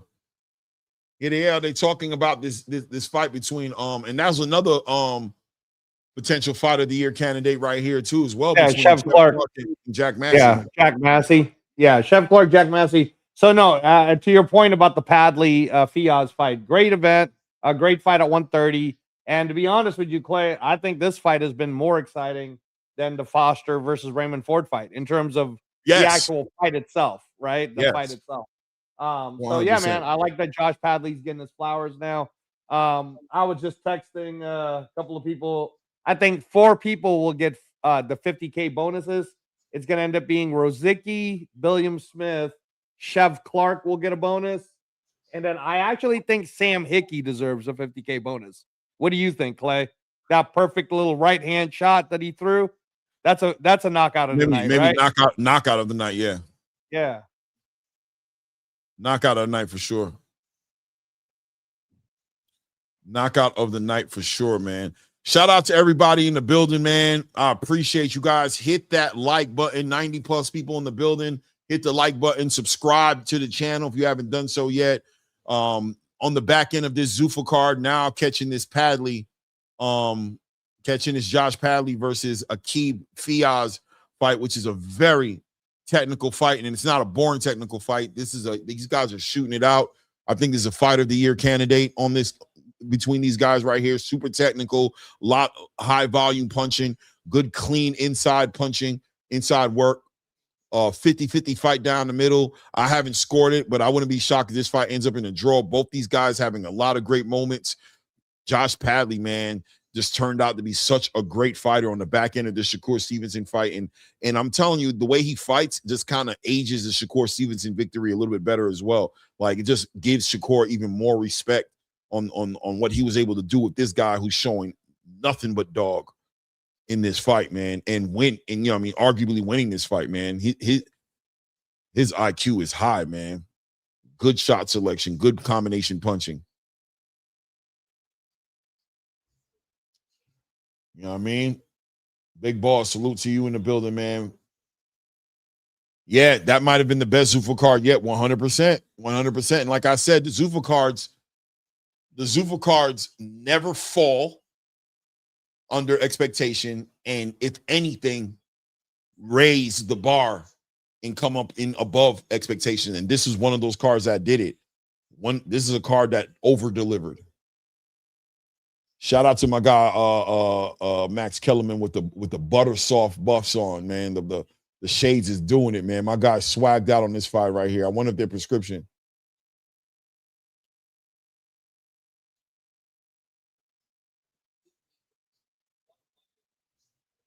I know Andre Ward is loving being part of this movement as well. I don't care. I can see it in his eyes, man. He loves calling those fights, man, and seeing these fights. He loves it. He sees it. He sees it. Roy, man, call your boy up, man. Stop talking crazy, man. Ask him before you start putting out those crazy narratives, bro, because that's crazy y'all co-hosting on a podcast, and you guys, I don't know. I think it's crazy. Good work. Good work. Oh, man. Padley shining. 40 seconds left in the 11th round here. Both these guys putting it in, but here's Fiaz. Here comes Fiaz. Here comes Fiaz, bro. Letting his hands go. Turning him around, going crazy on Padley. Oh, my God. I'm not even scoring this fight because I'm not watching it that close. I'm scoring, but, man, Padley catches him with a crazy lead hook on the way in there. Fiaz ties him up, pushes. Oh, there we go. Good work to the body by Fiaz coming up top. Good work. Fiaz letting his hands go. This fight right here going crazy, though. This crowd, are they in the UK? I'm shocked that crowd is so quiet, man. Yeah, that's in the UK, but it ain't what the ZUFFA Boxing UK Not at all, like, bro. I'm kind of shocked a little bit. What's going on? I don't know. It's kind of weird. I don't know. Did Dana pay? They're talking. Matchroom was talking too much shit about it. No one cares about ZUFFA. Well, guys, if a picture's worth 1,000 words, then Eddie, you need to do better in the UK, bro. I don't know. That crowd just kind of like, are they against Eddie? They don't want it. They don't want to. I would figure people be jumping up. They're fighting the shit out of each other, bro. There's no singing, bro. There's nothing. Thethe's no. Oh, bro, you know what this card looks like to me? Please. It looks like a Golden Boy card. It looks. Hey, don't go. That's a low blow, Clay. Why are you insulting Eddie Hearn? That's what it looks like. I'm saying what it looks like. Don't do that. The crowd, I mean, the fight is, I don't know what they're doing. The fight is lit. Yeah, the fight is amazing. No, the fight, but yeah, that crowd is hella quiet. Oh, no. Look at it work by Pat. Look at these guys. They're fighting the crap out of each other. It's round 12, man. Yeah. Padley's stretch has moved up on Bellew. 4 points up, man. 4 rounds up, man. 2, 4, 6, 7. He's got 7. Good work to the body, doubling up. Good work by Padley, starting to stretch. Good work by Padley, man. One person standing up over there yelling at the referee for the excessive, I guess what he would consider clinching, but Fiaz ain't just over clinching. He's working inside those clinches. He's tying them up. He's stopping Padley, smothering Padley's work is what he's doing. He's throwing his shots and trying to smother him. 2 minutes mark getting ready to be approaching in the 12th round right here. Okay, Gunner, they definitely did, bro. They definitely did, bro. Charlie Cook, they have to give away tickets or something. Is that crowd? Wait, they have to give away tickets or something. Is that why the crowd are shite? Shout out to Charlie Cook. I don't know, man. It's kind of interesting. I don't know. The fight is, I don't know. Are there boxing fans in the building? Like, I agree with my guy, Charlie Cook, man. It feels like they gave tickets away like at a Cheesecake Factory and a bar, and like these aren't real boxing fans. It looks like all the boxing fans showed up to the ZUFFA card because ZUFFA had people with beers. They're spilling beers on each other. People are flipping out, jumping up and down. I don't know, man. I don't know.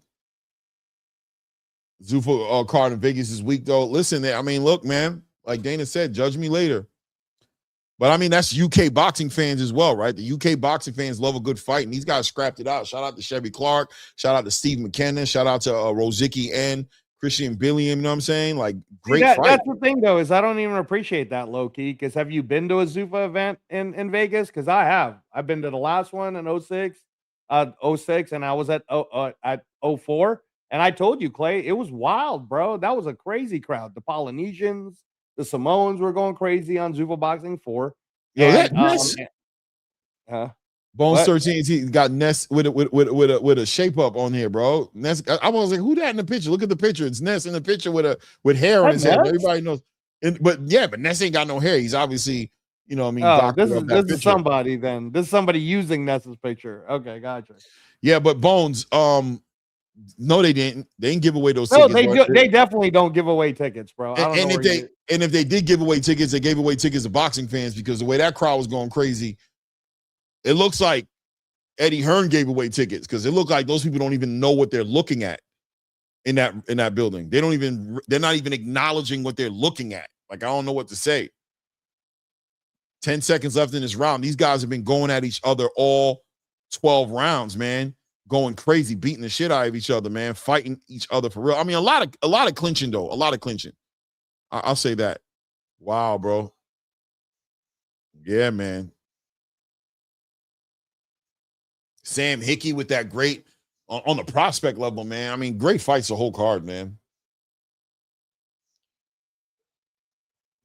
Yeah, you saying they always do that, but they're not doing that at the Matchroom card in UK, Bones.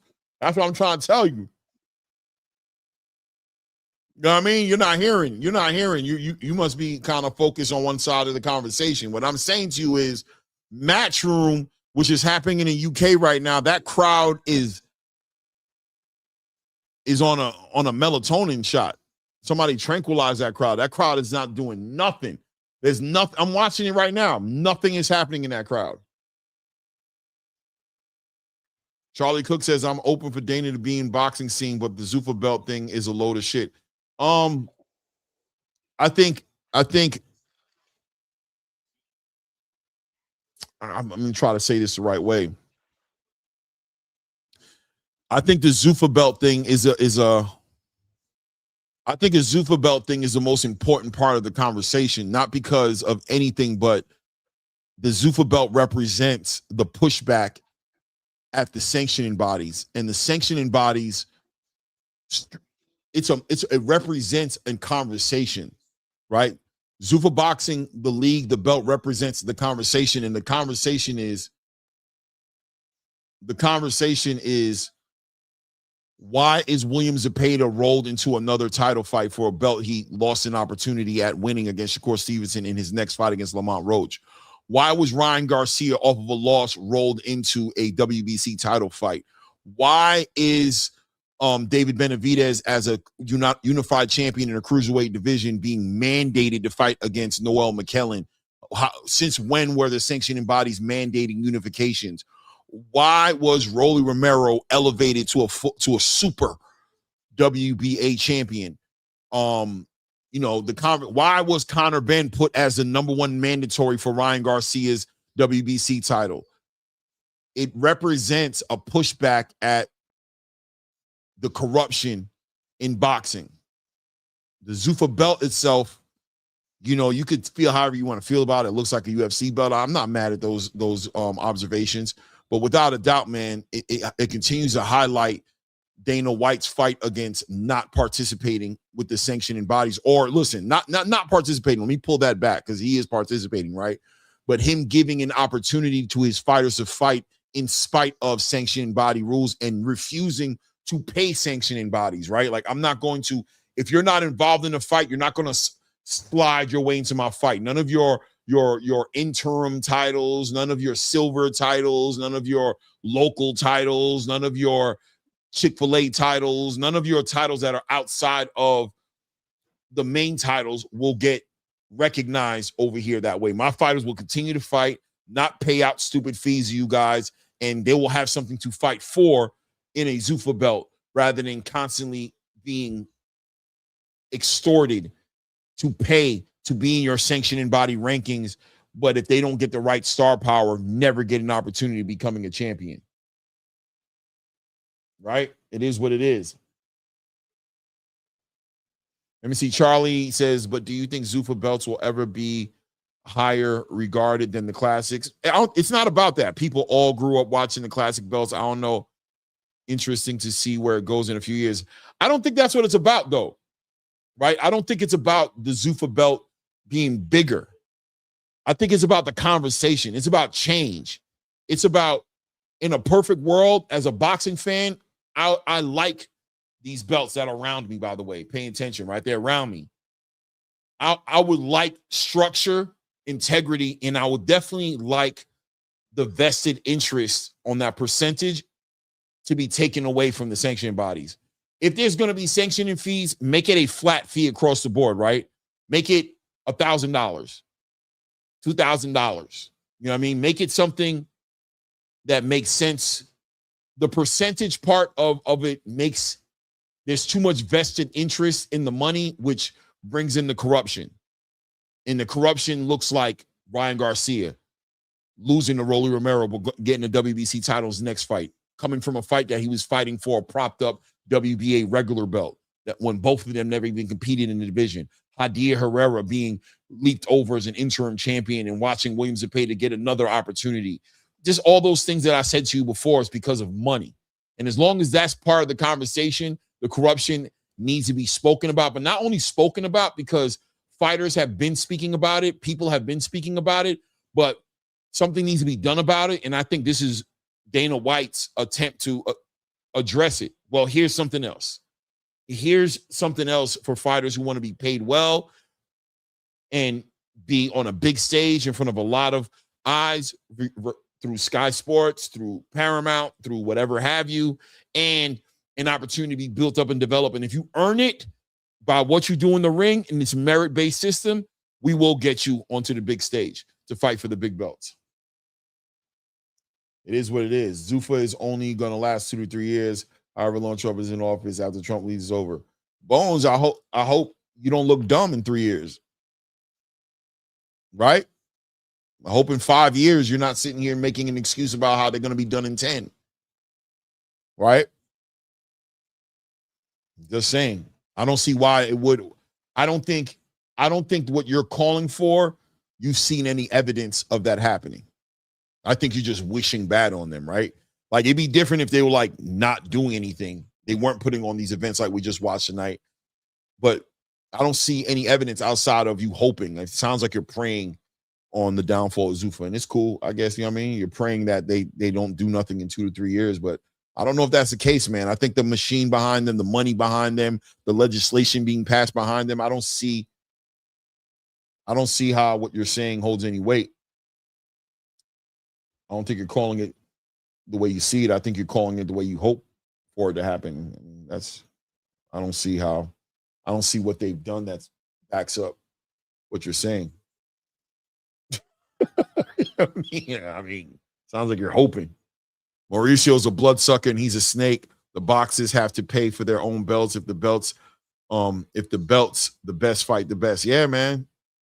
Charlie Cook makes sense. I can see people trying the traditional route, and if they can't, they will then go to 100%. But, and you know what, Charlie Cook, here's the reality, right? 95+% of the boxing space does not get a fair shake on the traditional side. To be honest, 3 to 5% get a fair shake. And let me tell you, of that 3 to 5%, 2 to 3% get paid the right way to fight for those belts, right? Out of that 5%, 2 to 3% of that 5% get paid a couple $100,000 to fight for a title, right? They don't even get the millions and millions and millions of dollars that these other fighters do. And they paint this picture like boxing is the big payday. Yeah, for a top percentage, a 3%, 4%, 3 to 5% of the boxing space gets those type of checks that the sanctioning bodies, wrap belts around those guys' waist and collect 3% of all their paychecks, right? It's a Ponzi scheme, bro. And I'll add this to it, right? As I continue to do my little rant here. Why else would the Aaron McKennas and the Shakur Stevensons and the Richardson Hitchens and the Jao Patayas and all those guys, why would they come to ZUFFA then? If it's better over there, why are fighters over at ZUFFA? Why is Christian Billion Smith fighting Rozicki on a ZUFFA card? Like, they try to paint this picture and always sell this thing. The same thing what they do with the UFC. Like, there's other combat leagues, right? There's one championships and the PFL and all these different leagues. But why are they all flocking to the UFC? You know what I mean? If it's all about them getting robbed and played, it's just think, man. Just be a critical thinker, man. I'm sorry. If you think critically and you just be honest about what you're looking at in front of you, why in the hell would you know what I mean? Why would Paramount shoot $7 billion to the UFC for a business model that's failing?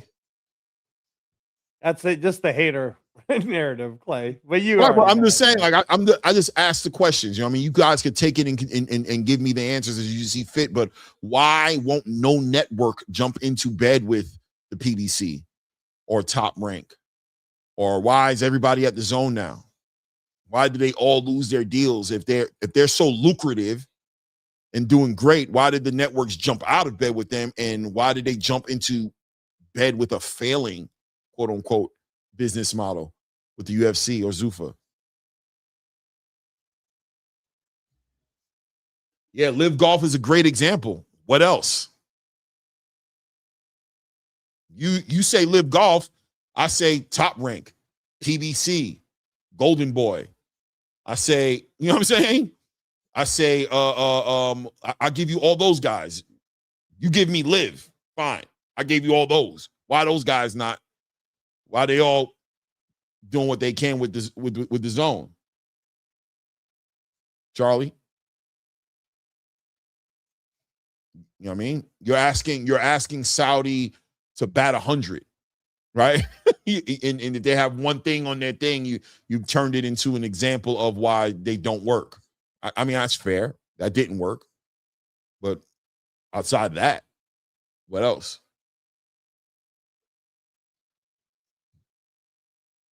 I don't know. I think we're wishing. Hey, do we get in trouble if you put on Dana White right now? Because I'm watching him. I'm watching him too. Okay. Well, the 4 people that got the 50K is exactly what I said who would get it. Hickey got it, Chev Clark got it, Rozicki got it, and CBS got it. 50K bonuses. No, what I mean is if the Saudis are involved, then our boxers moving because of money. Yeah, they're 100% moving because of the money. They're 100% moving because of the money. But even with the ZUFFA Boxing situation, keep in mind that this is a Paramount deal, right? That Paramount gave him almost $100 million a year as well, right? So I think when you're talking about the Saudi money, you're talking about the big expenditures, right? You're talking about Devin Haney, Shakur Stevenson, Conor Benn. They're giving that money, right? I think Saudi's 100% paying those guys. But when you're looking at like Christian Billiam Smith and maybe a Richardson Hitchens, Jaleel Hackett, Julian Rodriguez, that's that ZUFFA Paramount deal that's benefiting those fighters, right? Yeah, they're definitely moving for the opportunity. And they're also moving for the activity, right? These guys are actively fighting, and like Coach Bernard Hackett said before, you know, the 4-rounders, the 6-round guys, they're getting time on television, whereas those guys normally you would see them on the undercard that you don't see. You know what I'm saying? Like Carmel Moulton can't get on a card for his life. He's on a prelim. He can't get in front of people. He can't get in front of eyes on television for nothing. You know what I mean? Yeah, even comedy, 100%. Baby Z 627 says a lot of subscribers on the Zone are pissed. They have a subscription, and for certain big fights, they have to pay more. Yes, even with the subscription, ludicrous. Yeah, 100%. Leonard Sterling with the 5 Sheffield Arena 13,000. Okay, they lost Dalton Smith, headliner with the injury, who is from Sheffield. 100%. ZUFFA at the Burmoff Center, 2,000 to 3,000. Okay, so So they lost Dalton Smith, right? 13,000 people. Without a doubt, there was more people at the Matchroom event than there was at ZUFFA. I saw that. But the energy in the building was right? And they shouldn't be in the same conversation. So they're not going to be in the same conversation, right? Matchroom, who's built a reputation for themselves and built a brand for themselves and been doing this for years, who are in an arena that can hold that many, and ZUFFA in the Bournemouth Center, who probably can't hold 13,000, wasn't looking for 13,000, right? But they're managing it well, right? Because that 2,000 to 3,000 people in the Bournemouth Center was going crazy. And 13,000 people in that arena had me question how many people were even in the building. I saw when the camera backed out, but you couldn't hear. I could talk to you. Me and you, Leonard Sterling, was at that fight. I could just sit here watching the fight and just look over to my right shoulder and be like, so Leonard, bro, I'm going to the bar. You want me to grab you something? You good? You hungry? You all right? All right, bro. No doubt. What about the guy down there? Hey, yo, Angelo. Yeah, I know you're 4 seats down. You hear me? Angelo, I'm heading to the bar. You want me to grab you something? You good? Nah, I'm good, bro. All right, bro. I'll be right back, man. Right? Easily. I could have sat there and just had a conversation with my guy. You know what I mean? I don't got to do nothing. Over there, hey, bro, I'm not even saying nothing to you. Angelo going to be mad at me. 4 seats down. He's like, bro, you went up there, you ain't say nothing? I'm like, I was calling your name, bro, for 10 minutes. I'm not your servant, bro. You're not hearing me, so I left, bro. I be screaming on him, talking about why I ain't tell you something, bro. I was screaming at you. You act like you ain't see me, bro. You doing all this shit. Fuck you, dog. I went and got me a beer, bro. No, I'm sorry, bro. I went and got me a glizzy. Pause. You know, it is what it is. Different. Let me see here. 93 Octane in the building says, boxers have always moved for the money. Not a brilliant revelation. It's called prize fighting. 100%, 93 Octane, 100%.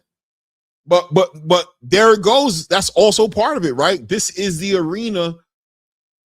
You see, when boxing left legacy and fighters started saying F the belts, which, by the way, they've been saying, right? Before ZUFFA Boxing came in, everybody was saying, ask a Tank fan. They've been saying F belts. Tank been saying F the belts. Everybody been saying F the belts for years, okay? Floyd Mayweather was saying F the belts. The moment they said F the belts and moved away from legacy and made it all about money, you left a window open for somebody with money to come into the game and take it from you, right? Once you made it all about money, then you made it about money. So a billionaire was like, I can do money. That's what it is, money. Is that it? Is it just money? Oh, okay. I'm going to allocate $1 billion towards boxing. Let's go ahead and pay for these fights, the most absurd fights. Let's give Alexander Usyk 150. Let's give Tyson Fury 100. Let's give AJ $80 million. Let's go ahead and make it happen, baby. Let's make the big fights happen. That's all they want is money? Oh, that's nothing. And then when they started to come in with the money, you guys got in your feelings. You got upset. Oh, they're coming here with money. This is ridiculous. All they're doing is coming in with money. But that's what the name of the game was, right? Shout out to my guy 93 Octane again, right? Always move for the money. My guy said it's not a brilliant revelation. I agree with you 100%. It's called prize fighting. You couldn't have said it better, 93 Octane. You couldn't have said it better, bro. I won't try to say it better. But just know, in comes Saudi Arabia. Don't be mad at Turkey. He's just playing the game. I know them fighters getting that money ain't mad at Turkey. Shout out to my guy, Coach Hector Bermudez in the building. Fight all. A lot of money sign emojis. That's all it's about, man. So now everybody wants the sanctioning body belts to be about Muhammad Ali and Sugar Ray Leonard, and right now you guys want to talk about everybody knows the legacy or not a legacy. Where did that conversation come from? It wasn't legacy 4 years ago, 3 years ago, 5 years ago. It wasn't about legacy. 5 years ago, Tank Davis was saying he didn't give a damn about the belts. Wasn't nobody, right? Shout out to my guy, Too Rich. I respect the belts. That's what makes his whole entire what do they call it? Thumbnail, whatever you call it, the thing he uses when he comes up here. That's what makes it significant, right? Because he's showing that I'm the last of a dime breed. I'm a boxing fan who respects the belts. I know everybody else hates it, but I'm a guy who still respect the belts. Y'all didn't respect it then, but now you guys respect it because Saudi came in with a bunch of money, and now all of a sudden, all they doing is spending money. They buying. Okay. Well, listen, man. Hey, man. All that money they end up paying, they take from the fans in the end. Maybe. As long as they give us the fights. They're going to take, hey, Blue Nose, they're going to take the money from us either way. They've been taking money from us. That's what you call $87 pay-per-view, right? They've been taking the money from us. We clearly have shown that we were willing to pay it, which is why they kept doing it, because they were making all that money, right? But all we asked for is the fights, and that's where they fell short at. They played with our face. They took our money, which we were willing to give, but then they started jerking us around with the fights. That's all. Shout out to Lennon Sterling. They was about the same at both events, 2 to 3K. Can't compare the two. One loss, its headline in co-main. It's a weekend card. ZUFFA had a stronger headline in co-main. Wait, they was both the same at both events, 2 to 3,000? Are you saying are you saying, Leonard, are you saying the turnout was 2 to 3,000 at both events? Is that what you're saying? Oh, well, then in that case, then the crowd was going crazy at the 2 to 3,000 for Dana, and they weren't saying nothing over at the match room. Is that what you're saying?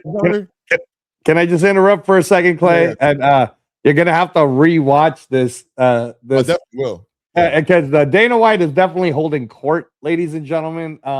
He's being extremely respectful to the UK. Everybody's telling him it was such a great event.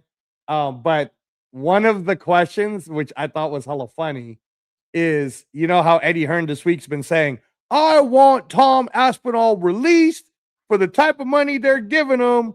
You know, he needs to be released. He's not going to fight the winner of Cyril Gane. So that question came up. And then Dana goes, well, I'll tell you what then, Eddie. How about you release Bam Rodriguez?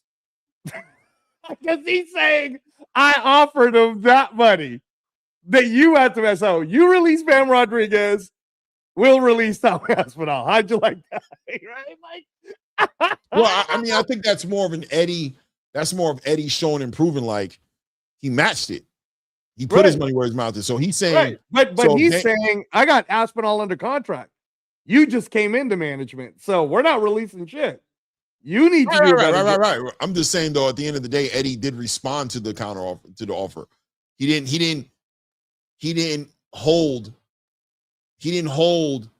Bam Rodriguez in a position he didn't want to be in. Whereas there's an argument there to say that Dana's holding Tom Aspinall in a position he doesn't want to be in because of a contract he has with him, right? So, but I understand what Dana's saying. Yeah. Another one that came up, which I thought was very cool, is so neither guy, William Smith or Rozicki, got to do any interviews at all. They went straight from the ring right into the hospital.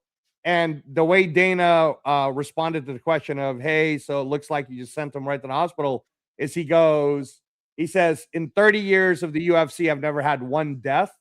And I want to make sure everything is fine. And if something serious does pop up, I'm going to have Medvac fly him over to London. No disrespect to Bournemouth, but, you know, I'm not playing around with this stuff.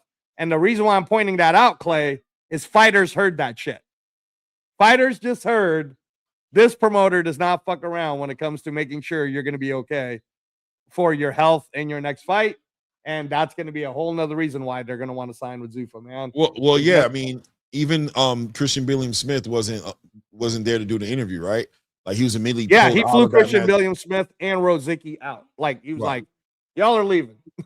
No interviews, no questions. You get your asses in the ambulance. Yeah. Was he answering the question about Billiam and Rose? Yeah, they were asking, are both of them just gone? Like you didn't let them, they're not answering any questions. Right. Yeah. Okay. He was answering that. Okay. Shout out to everybody in the building, man. Hit the like button, support the grind, man. Hit the like button and subscribe to the channel if you haven't done it, man. Take a moment to go ahead and do that as well. I appreciate all of the support, man. Thank you guys, man, for helping this channel grow. We're doing it small, piece by piece, but it is happening, man. And I appreciate you guys. Hope you guys are appreciating the content, appreciating the takes. You know, oh yeah, by the way, I'm gonna go ahead and it's almost time for me, but I am going to do what I normally do is I'm going to put that link out there if anybody wants to come up. Coach Hector, if you're in the building, man, there's the link. I should have thrown it out about 20 minutes ago, man. I was so busy on my rants. I forgot that I didn't put the link out there. Hit the link, but other than that, you're just cooking people, bro, that just want to hate. So it is what it is. Yeah. You know what I mean? Feel free to come up though and build though, because it's about that time. I'm probably getting ready to close it up. We've been on about 6 hours, but if y'all want to come up real quick and share anything, speak on anything, it is. You know what I mean? Why is it so difficult to watch the press? What channel is it even on? Paramount. Yeah, it's on right Paramount now. Plus. Yeah, it's on right now. Literally, he's still talking right now. Paramount, man. Good event, man. Best ZUFFA event of the year. The whole lot, yeah. That was pretty exciting. Hard to say something negative. Was good, CJ. Was good, CJ 977. Was good, man. Money. Yeah. Oh, you said money. I don't know. I guess I don't know. Yeah, man. You got to pay the $8.99. You know what I'm saying? You got to pay the $8.99. That $8 is really hurting you, Clay. Yeah, hey, bro. Listen, bro. I'm spending, but see, once again, I pay $50 a month. I pay $45 a month for my DAZN. You know what I mean? I support boxing. I put my money where my mouth is. I spend the bag.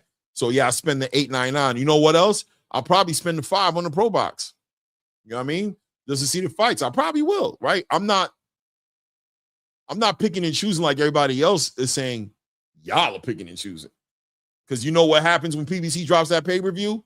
I'll spend the 80. You guys spend the 80. Oh shit, Clay, bro. Well, oh, Dana is spitting hot fire, bro. So they're asking him about Tyson Fury and Anthony Joshua, and he goes, I know exactly where the event is. And then they're like, where's it gonna be? And he's like, wait, and watch all the announcements in the next 30 days. Ooh, boy. June to July is gonna be a ZUFFA hot month, bro. Oh, y'all better get ready for ZUFFA Angelo to Blue, you're right. You're right, man. You're right. Over the next 30 days. I do feed the machine, man, and I just want to see the fights, right? I don't got time for the fire sticks, and I'm not good at that stuff. I don't want to go on a website and it's resetting or freezing, and I got to go back in. I'm calling fights here, right? I happen to have a channel so I'm watching. I want to watch these fights. So yeah, man, I pay the cost to watch the fights. I don't got time to be stealing I'm not good at it.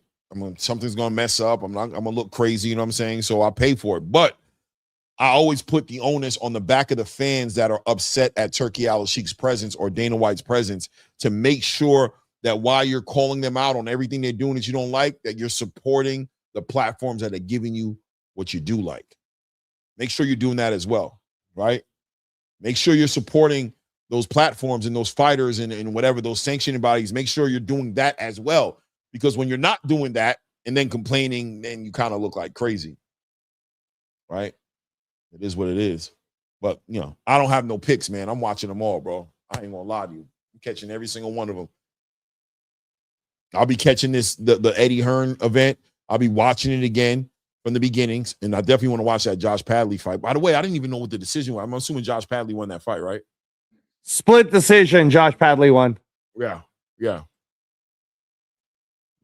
I think that's fair. I think Padley was stretching. He was doing a good job in there. My guy Just06 says it behooves you to pay, Clay, but we stealing over here. I ain't mad at y'all, bro. I'm happy that y'all here with me.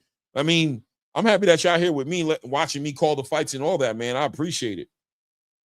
And just so sick, I don't be seeing you complaining either. So I don't be seeing you doing that. You know what I mean? You be watching the fights. I'm talking about the passionate revolutionaries. You know what I'm saying? In the boxing space. You know what I mean? I'm talking about the passionate revolutionaries who like Saudi Arabia, the monarchy. They be doing this to the women. Turkey al-Sheikh is a tyrant. Dana White is a sanctioning body rights. Power to the promoters. You know you are. I'm saying after you do all that, put your card in the system and pay the $45.99 or the $50 to support the zone so they can help out those promoters. You know what I'm saying? Saying after you do that, go over to Pro Box and shoot them their $5 so you can catch their events. You heard? Right. Hey, Alan Land. Yeah, no, that was a hell of a game, man.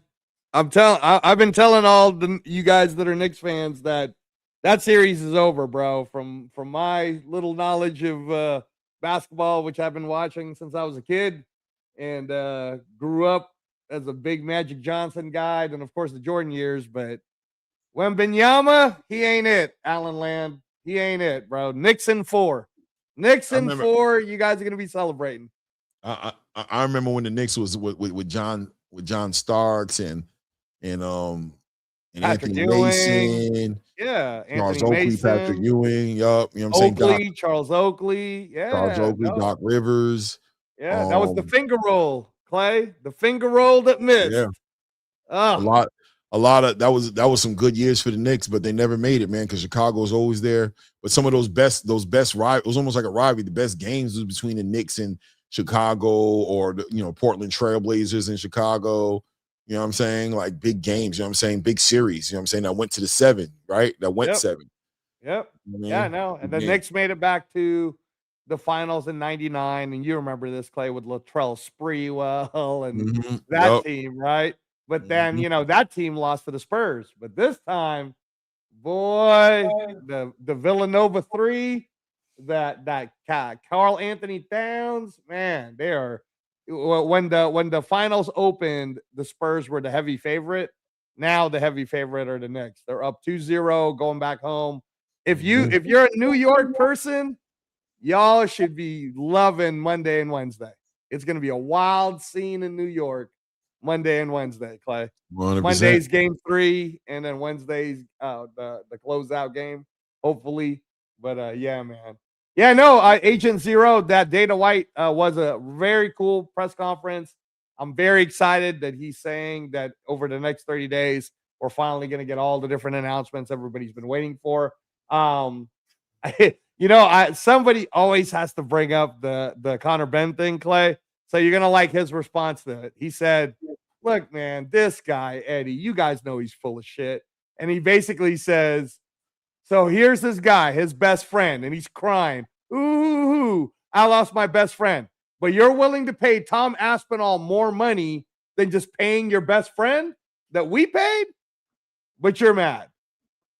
Look, man, you guys know Eddie's full of shit. And then nobody said nothing. They were like, that's a good point. That's true, man. You're talking about paying Aspinall 5 times more. If he was your best friend, though, why did you just pay him?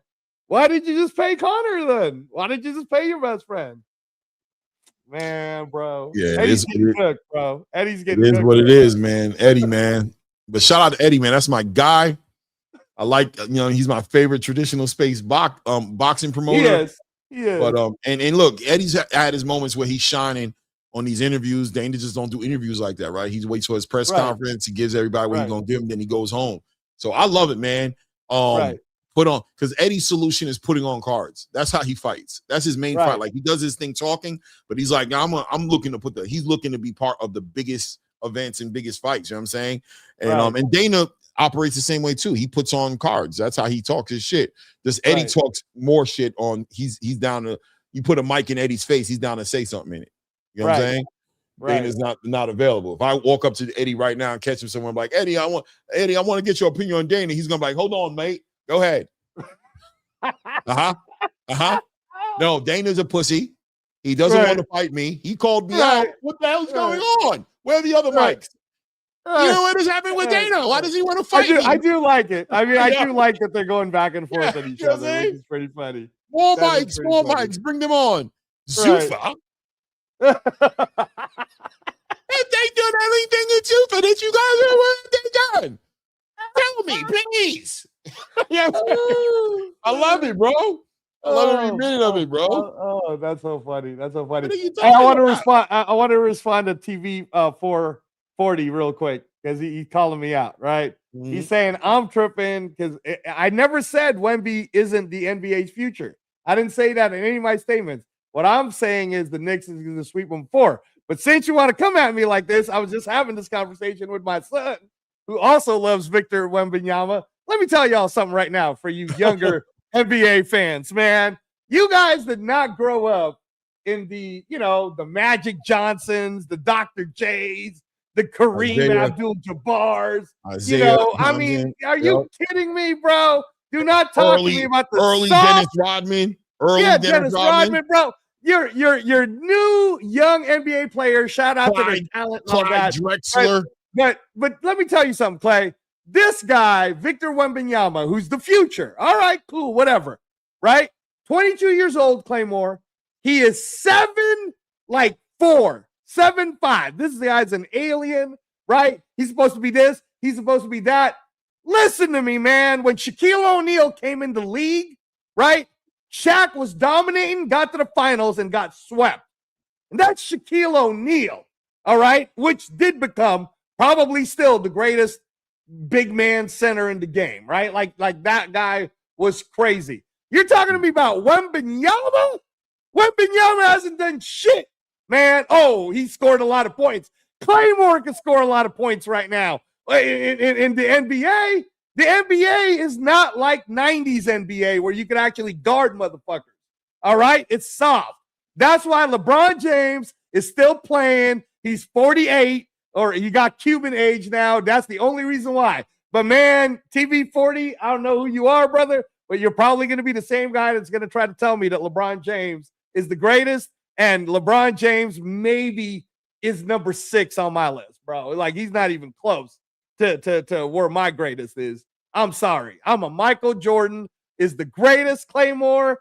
Kobe Bryant. Shout out to Kobe. All right. But come on, man. Kareem Abdul-Jabbar, bro. Kareem Abdul-Jabbar is probably the most dominant college player ever. And, man, these new youngsters probably don't even know who Kareem Abdul-Jabbar is, bro. They bro. They don't know about that time period. And it's a softer time period, so there's more opportunities to be a big scorer and be, you know what I mean? Like, it's not even as physical, like defensively, right? So it's like back then, those dudes was fighting to it. I remember the Pistons beating Jordan up for 6 games, literally beating on him, beating his ass, like not beating him, like outplaying him, no, like whooping his ass, like whooping him, physically beating him up. Had that boy limping off, like, come on, man. Come on, right? Like, hey, boy, stop being pussy, man. What you talking about, man? If Jordan got to play in this era's basketball, Clay, oh my God, bro. What are we doing? What are we talking about? This era of basketball. Wemby had a clear, clean, open jump shot to win the game last night. What do? He missed. That's your guy. Yeah, Wemby works on the hook. Oh my God, yeah. Like you know who had a hook? Kareem Abdul-Jabbar. Yeah, that's who had a hook. Kareem was a beast, man. Kareem was a beast. Real talk. It is what it is. Ayo, man. Good times. It's about that time for me. I'm gonna give me something to eat. Yeah. I love the fact that Zuffa had a card this early in the day, man. Somebody want me to drop the link, Lord child. Oh, bro, we gotta go, man. We gotta go, TV. I've been dropped the link, man. I gotta go. We dropped the link earlier. You gotta come in earlier. Every time earlier, TV40s. Every time I drop the link, every time y'all ask me to drop the link is right at the end when I'm about to leave. I put the link out there, man, and you don't hit it. Then as soon as I say I'm about to go, no, don't do it. Hit the link. Drop the link. We're gonna do another. In fact, I'll talk to you TV40 after Wednesday. when Wemby gets swept. Oh, yo.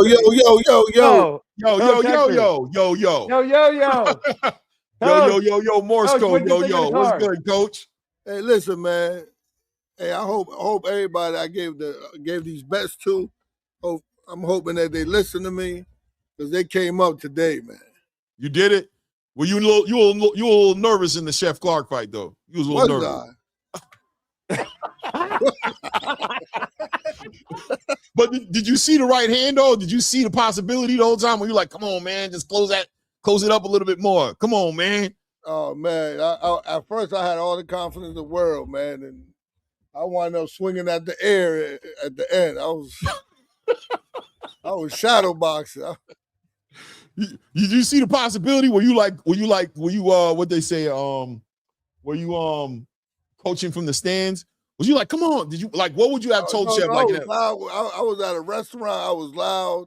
I was being ghetto, obnoxious. You're like, I need this. I need this parlay. So, Coach, like, you see what? Remember when he was getting flurried? I was like, that's what the fuck I'm talking about. Sir, can you please, sir? Like, what? My bad. Man, get me another auto wing. Shut up. Anyway, I'm a paying customer. No, but the crazy thing, when we walked into the restaurant, we just sat down. We didn't even order. We were just watching it on my phone. Oh, so you was loitering. Yeah. We didn't even get. That's funny. That's funny. The waiter came over. Can I take over? Right in a second. Ice water with a couple lemon wedges. Go away. The free ice water. Don't bring out that bottled shit. hey, that's ZUFFA shit, man. I'll be coming up on that, man, because they be having some good odds, man. Mm-hmm. Yeah. No, I went to the ZUFFA 6 show and it was 4 underdogs that won. I wish I would have listened because Jaleel told me to bet on Alexis Alvarado, and I was like, I don't know, man. He's a plus 600. I was like, damn, I should have put money on it because he was absolutely right, man. But Coach, as you were watching the fight, right? What did you feel like? Did you feel like Chef Clark was doing something wrong? Did you want him to do something outside of just pressing it? Like, did you feel like he was falling short somewhere? Like, did you feel like, what'd you think about the fight from a coach's perspective as you was watching? Because I felt like it was super close, but I felt like Chef was allowing Jack Massey to take some rounds from him that, I just felt like, I don't know how you felt about it. Yeah, well, it looks like, of course, he's the cleaner fighter, Massey. He's an Olympian, right? And he's gonna be the cleaner fighter, but there's something about when you have a high level of pedigree in the amateurs, like you're accustomed for it to be clean, right? Like to get pushed or your foot stepped on or to get hit behind the head, or you already looking at the ref like, hold up, this ain't what I'm accustomed to, right? And I knew that Clark I knew he was rough, and I thought it was just too early for Messi to be going in there with Clark from the look at his past fights. Mm-hmm. So no, I was rooting for the man, Jamaican brother. So I was definitely rooting for him. Ain't you Jamaican, Clay? No, I'm Haitian. No, he's Asian, man. That's insulting. That's like calling you a Mexican. Shout out to the Jamaicans, man. But I'm definitely Haitian. That's not that far off. Mexican and Puerto Rican ain't too far. Mexican and Puerto Rican ain't that far off? Oh my God. No, not like Haitians or Jamaicans. They, Well, at least we next to each other on the island, bro. Puerto Rico is all the way up there. Mexico's all the way in South America. Yeah, that's what I'm trying to tell Puerto Ricans hate being called Mexican. They get dead ass mad. They dead ass be losing their shit over that shit. What? Who won the bonus was won by CBS. Yeah, so it was Sam Hickey got a bonus, Chef Clark got a bonus, and then Rosicki and Christian William Smith got both 50K bonuses. There was I doubt this. I mean I don't know if you know Reyes. There was a hater that I was talking to, which who gives a fuck? They were saying that Rosicki made $250,000. I don't want to argue because I don't know, and he's acting like he don't know, but I feel like he probably got paid more than that. just Rose. I'll say, Coach, is Rosicki got paid really well. Was it more than that?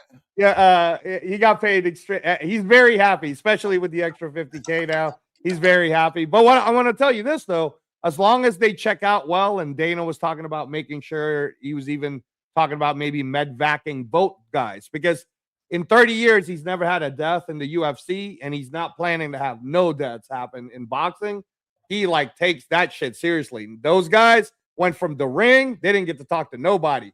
They shipped their asses right to the ambulances, and then he's like, I'm gonna medvac these guys to London if I need to, because that was a hell of a fight. They took a lot of damage, and he just wants to make sure, like, nope, we're not gonna do that here. We're not, you know. Sometimes what I see, which is a good thing, I rather always do that, even, you know, because you never know. But so what usually happens is, let's say somebody at CBS, he's happy, he won, his family's there, he's ready to go party, he's ready to go hang out. And a lot of times, you know, even they got like a messed up hand or whatever, they're like, nah, you know, they're okay, they just rather party. But no, that's the best thing, man. Yeah. Because the worst thing you could do is be in a fight like that and then go drink. Yep. A lot of fighters do, you know. Yep. Yeah. No, they took Jack Massey and Chev Clark also. They just want to make sure, you know, they're not messing around, Coach. You know, you'll see. You'll be with Zuffa soon with a couple of your fighters, you know. Soon enough. We don't got to do this game, Coach. You're going to be a part of this. They came to me with the Hitchinson and Kurt Scooby, and I said yes, and then he went a different way. Yeah. No, he wanted to go a different way. Yeah. So you're going to hear it next week. He'll make the announcement next week for it. But that's good, though. The good thing is they're calling you, Coach. You're in the system. Yeah. So just like with the UFC, they have a database of who they are thinking about bringing in. So don't worry, though, Coach. We just waiting on Yoenli and Rohan to finish up whatever they need to finish up over there. So you know. Are they gonna start dealing with the belts too or no? So like they're trying. They're open door with that, Coach. They have no problem, and they'll pay your sanctioning fees. They got no problem with it. The problem is on the other end. The other end is fucking around, right? Like Mauricio's doing bullshit shit. Like, oh, Noel McCallan's about to sign a contract to fight Jai. Well, we're gonna strip your belt. Why are you stripping Noel McCallan's belt? Like, so basically, it's like they're trying to force fighters to have to make tough decisions. But I'm gonna be honest with you, Coach. It ain't a very tough decision for Noel McCallan to get a long-term contract. He's gonna get paid extremely well. He didn't give a fuck about that belt. He's gonna say, "Fuck that belt." That's what he's gonna say. So what's probably gonna happen? I'll give it to you right now. In fact, Beterbiev is about to retire anyways, and Russia is the one that's coming up with money for Beterbiev to fight Bivol. But if Benavidez is a more lucrative deal, the Russia guy's talking about, he'll pay for Benavidez versus Beterbiev. And if the WBC is vacant, I could see Mauricio sitting there going, vacant. You know, they'll completely skip Sislak, who's the interim, and they'll be like, vacant WBC cruiserweight between Beterbiev and Benavidez. Facts. You know? I can see that happening. I can definitely do some diabolical shit like that in Russia. You know, I definitely can see that. Yeah, and the truth of it is, it makes me feel bad for people like Yoenli Hernandez. I sent it to you, Coach, right? Yeah, Carlos Adames keeps talking about all this shit. I'm like, bro, Yoenli's right there. He's number 2. You two could fight for the Ring Magazine title. What's the problem? You acting like no one wants to fight you when there's a dude right here that's willing to whoop your ass. What's the problem exactly, right? But again, Coach, he's thirsty to whip your ass too. Yeah, and that's what I'm saying is Yoenli's the one that gets hurt. Now I understand Yoenli doesn't want to get locked up like Virgil Ortiz, so I get it. Like Yoenli has got to be patient, young man. But when Zuffa calls, Coach, make sure you answer that phone and be like, "No, we don't want nothing else. Yoenli's coming to Zuffa. We're good. We're good, everybody. We're good." Yeah, I'm telling you, if whatever that contract, where's Yoenli at, by the way, contractually? Who's he with? He's with Warriors, and he's with PBC basically. Right, okay, PBC, but it's Leon Margulis. He's with Leon Margulis, and and it's like partly Louis de Cuba, Leon right, Margulis, and yeah. Yeah, so when he's done with that, if they don't get him a title fight, bro, before that contract's up, I wouldn't even some big give news him. coming up next. We're trying to iron it out, but we should be good in this year. Good. Right. He deserves it. Yeah, he deserves it. He's the best 160 guy right now, but nobody knows who he is. I was just saying this with Claymore and a Raider fan, one of our Raider guys the other day. Like, the casual sports fan doesn't know who Yo-Yo is, and I'm like, all of you guys should know who Yo-Yo is. So I was sending some of the Raider guys the tape on Yo-Yo, and then they were like, "Oh shit, I didn't know this guy existed. This guy's amazing." I'm like, "I know, man," and he's only like 28, but this is the bullshit of the system. Like, you don't know about this amazing 28-year-old who's 10 wins, 9 knockouts, huge amateur pedigree, big 160 also. Oh my God, man. So, but anyways, coach, you don't need me to ever blow up your fighters. You already know I'm a big Polanco and Yo-Yo guy. So yeah, the King, I love the chat, man. I love always reading the chat, and King KO for life. Would I, man? He actually. That'd be great. That'd be great. But coaches says that Top Rank is taking care of Rohan. So if that's true, then that's good. Then it's good. And believe me, Hitchison won't take that fight. Yeah, no, I don't think Hitchens would take that fight. Respectfully, no, but Rohan's kind of big though. You got to build his confidence up. He's worked. He's gonna. That's the thing that Hitchens needs, is that activity, and he needs to get his confidence up. Something about his confidence isn't on point. I'm hoping that one. I feel like it's the weight cut. I feel like he's scared, of getting touched. I think he's always been kind of like depleted. I'm hoping that him at 147 kind of like gets a little more confident and starts wanting to prove himself more and making those fights happen. But Hitchens is a fighter who at some point got scared, bro. And I don't want to call him scary like that, but I mean, it is what it is, bro. He just didn't want to fight the big punchers. He didn't want to fight in those fights. And I'm waiting to see what 147 does for him, because I don't know.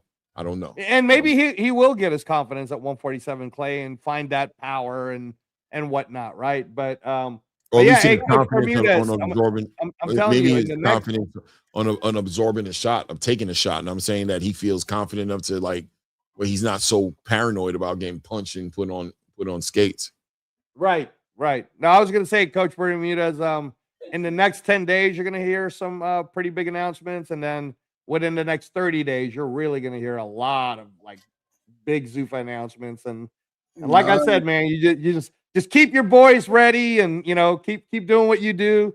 Be the coach that you are. And, soon as you get a call, man, don't mess around, Bermudez. Don't mess around and try to act like there's a better deal out there. There ain't no better deal out there. I mean, I'm known, especially with Yo-Yo and Rohan. Trust me, I don't chase the money, especially when we had the product. Right. It's we got the product, is gonna sell itself. The money gonna come. Right. I just know Hitchens. Hitchens is a hell of a boxer, but we talking about Rohan Polanco. That's a different conversation. That's a different conversation, man. Rohan's probably going to be the best when he finally gets shown and gets whatever people want to see him fight. He's probably going to be the best Dominican fighter, right? The best Dominican fighter we have right now. If we could get him in the ring a little more often, I would love for him to get a more ring experience. He learned how to breathe in there. He just I don't like if I were to critique him, he fights too much for me. He's just trying to, he got a high IQ. He sees his punches. He know the counters. He think very, very fast. And but I would like for him to just don't worry about the knockout. I got it in his mind. He's Dominican. They don't really sell a lot of tickets. They're coming around for some reason. He's getting a good following, him. But in the history of Dominican boxing, they don't sell so good. They don't sell tickets. Yeah. But I'll tell you this, Coach. When you find friendly to the fans, so he had to go for those knockouts. But when we get the big fights, I would like to see that Olympic pedigree come out and him box a little bit. No one have seen him do that yet. Right. Well, you already know how well they're treating Edwin De Los Santos, and De Los Santos is fighting coming up June 28th. But Rohan is on another level of talent, right? Of a growth pedigree. So again, not to get anyone in trouble. I don't want to get you in trouble, but whenever it plays itself out, Coach, you make sure you make the right decision. Bam Rodriguez really wanted to be with Zuffa, but he just couldn't get out of the, it's a right of first refusal. So if Top Rank's willing to match whatever offer you end up getting for Polanco, hey man, good for Top Rank. I guess they do have more money than I thought. So, but yeah, in the meantime, is Rohan, because Rohan just won. I know you're keeping him active. Is there something for him? Because you know what, they just did your boy dirty, moved him down again because they put Keyshawn up at number 1. You know that just happened, right? They just moved him down again. Actually, but he fights the worst record fighter that he ever fought in his career, and WBC moves him up. Oh, and okay.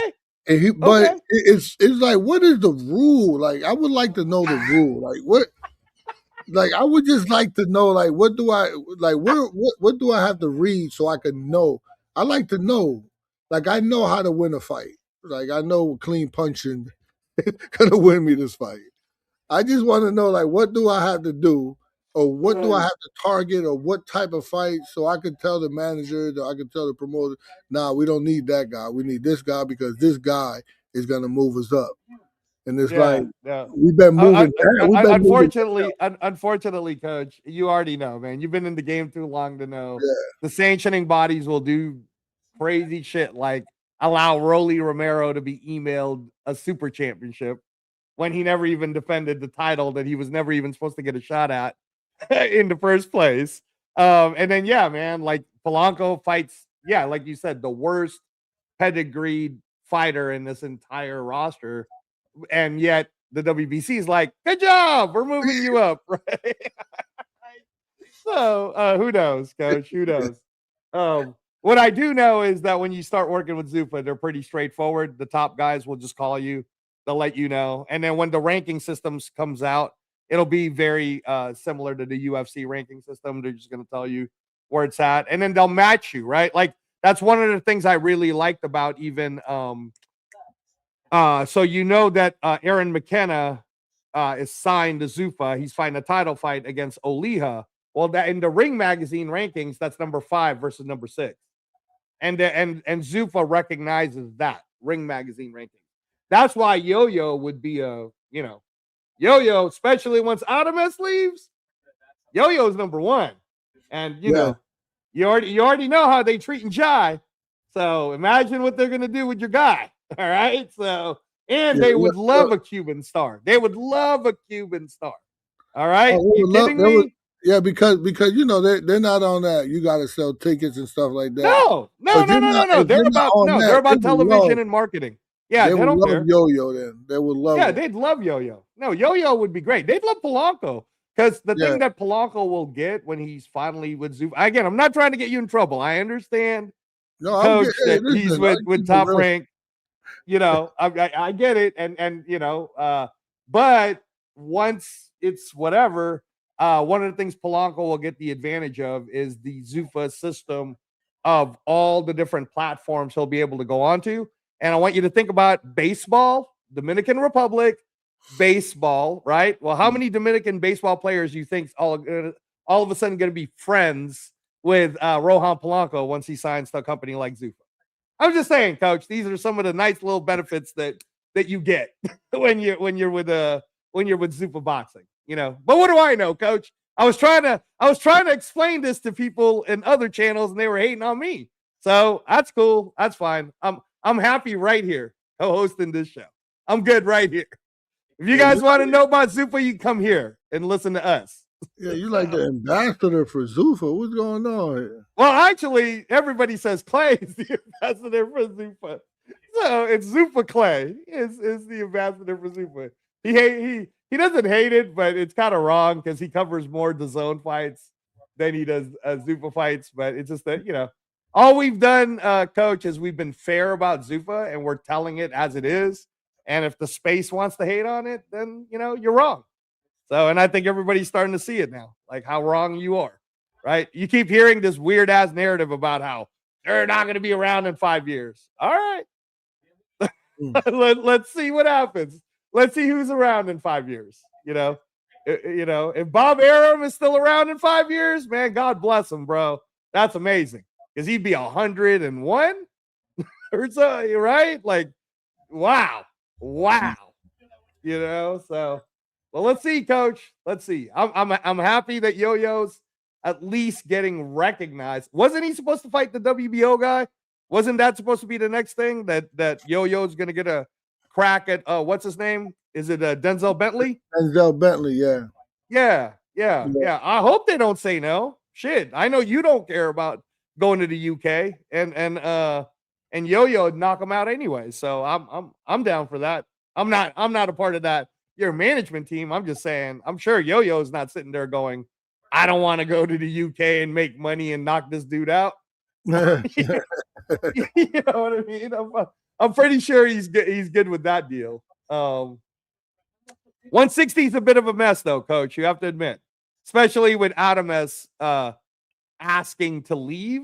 It's this weird thing, man. Like Coach. In fact, you tell me, why do you think Adames wants to leave 160 so bad?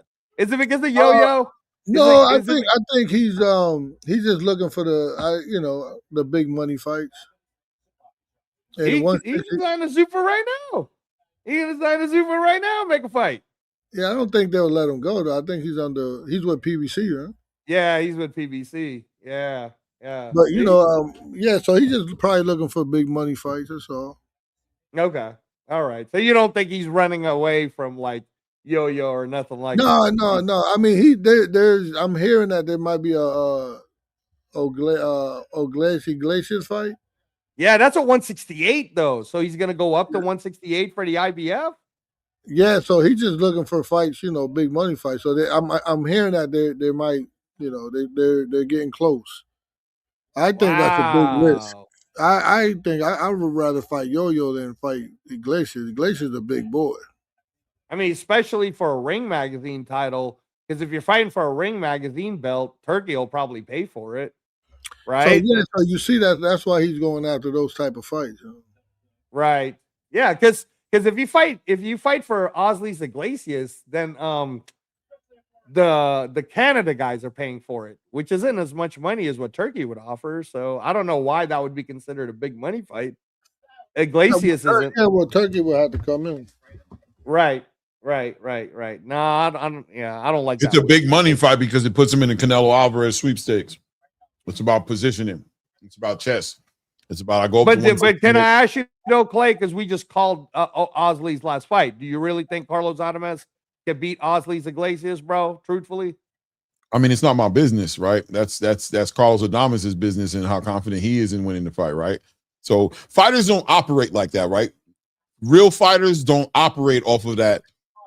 I don't think I could beat him, or what if he beats me? You know what I'm saying? A real fighter like a Carlos Adames isn't sitting here operating off of our statistics or our betting odds. You have a good boxing mind. What do you think? Who you think will win? I think Iglesias wins. You know what I'm saying? But boy, man. He's a big boy. I mean, I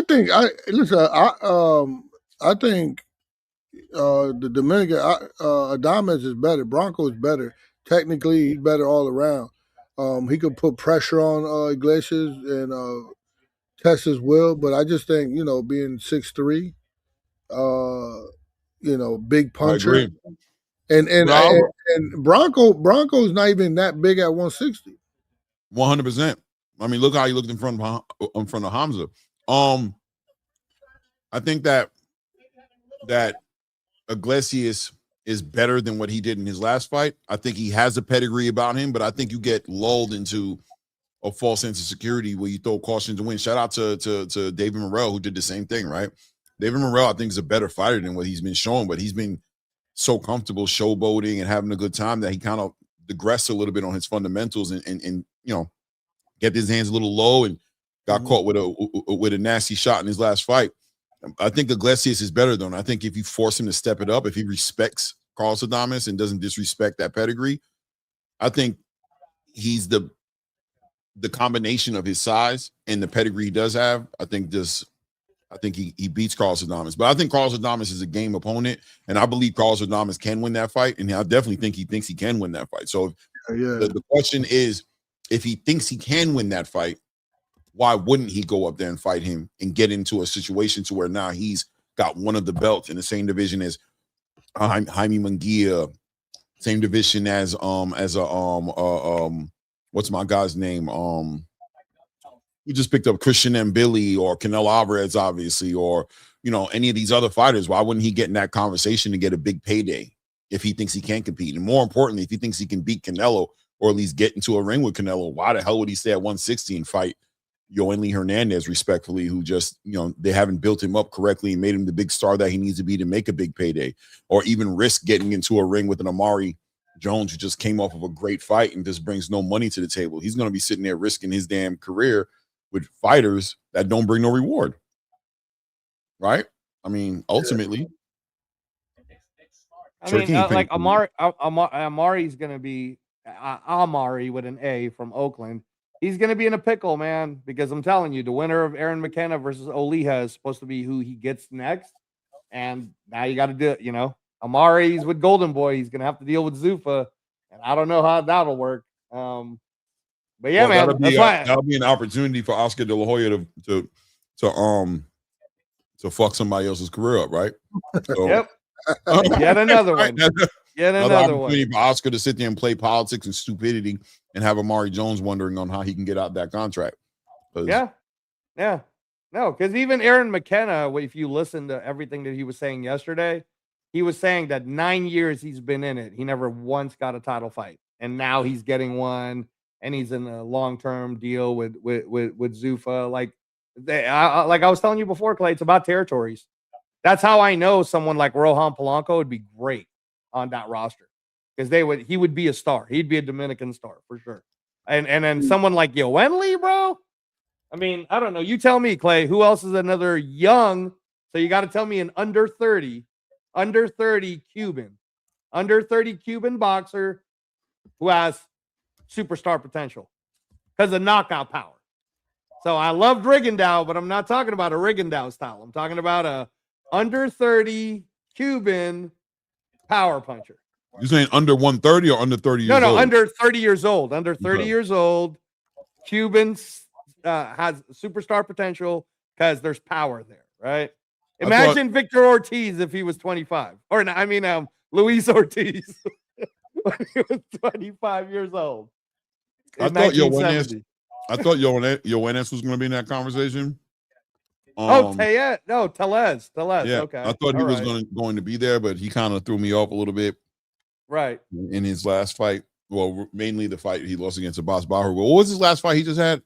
It was with Coach Bermudez. Yeah, Barbosa. What was that? Who was? But is Yoenis with you right now, or? Yeah, he's with us. I thought he was gonna be a big star, but I mean we'll see. You know what I'm saying? I was high up on him early, so I wouldn't be shocked if he made a big comeback.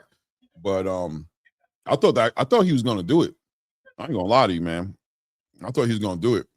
I thought he was gonna be honestly. I thought Yoenis was the guy who I thought was gonna fight Boots. When Boots came to 154, I thought it was gonna be Yoenis to fight him, but he took that upset loss against Abbas Bahru.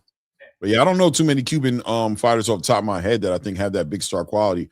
But once again, ZUFFA Boxing very focused on that nationality thing, like UFC, like they're big on that. Like you saw Chev Clark come into the ring, he had the Jamaican flag on his. You saw, you know what I mean? They make them wear their flag, so they really build on that aspect of the world stage of combat sports. So yeah, very optimistic about what they're gonna do. Yeah. Now the other thing too about Yoenis Tellez, because he's only 25, but at a certain point, Coach, you're gonna have to see where would you rather see him, because I don't know if he could still make 147. He'd probably do amazing, but I don't know if his body can do it at 147. But Zuffa only has the 147 than the 160, right? So it's a lot easier to transition Polanco right in it. I'm gonna be real with you, right? I feel like the only way I don't think ZUFFA's for everybody. You know what I mean? That's not Right. how, I don't find right. that. I agree. I think some fighters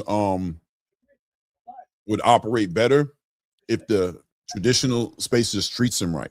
You know what I mean? I feel like if the sanction body can bring it together and start moving the right way, it's the best. Look, in a perfect world for me, the sanctioning body space would be the space. I enjoy the 4 belts. I enjoy the idea of it. I enjoy unifications. I like undisputed. I like that. But they have to act right. They can't continue to do what they've been doing. So in a perfect world, the sanctioning bodies would move accordingly. And I think if they moved accordingly, Dana White would have been a promoter in boxing, right? I feel like Dana White fell back off the strength of, because there was one point when he was talking about promoting boxing, or coming into boxing in the regular space.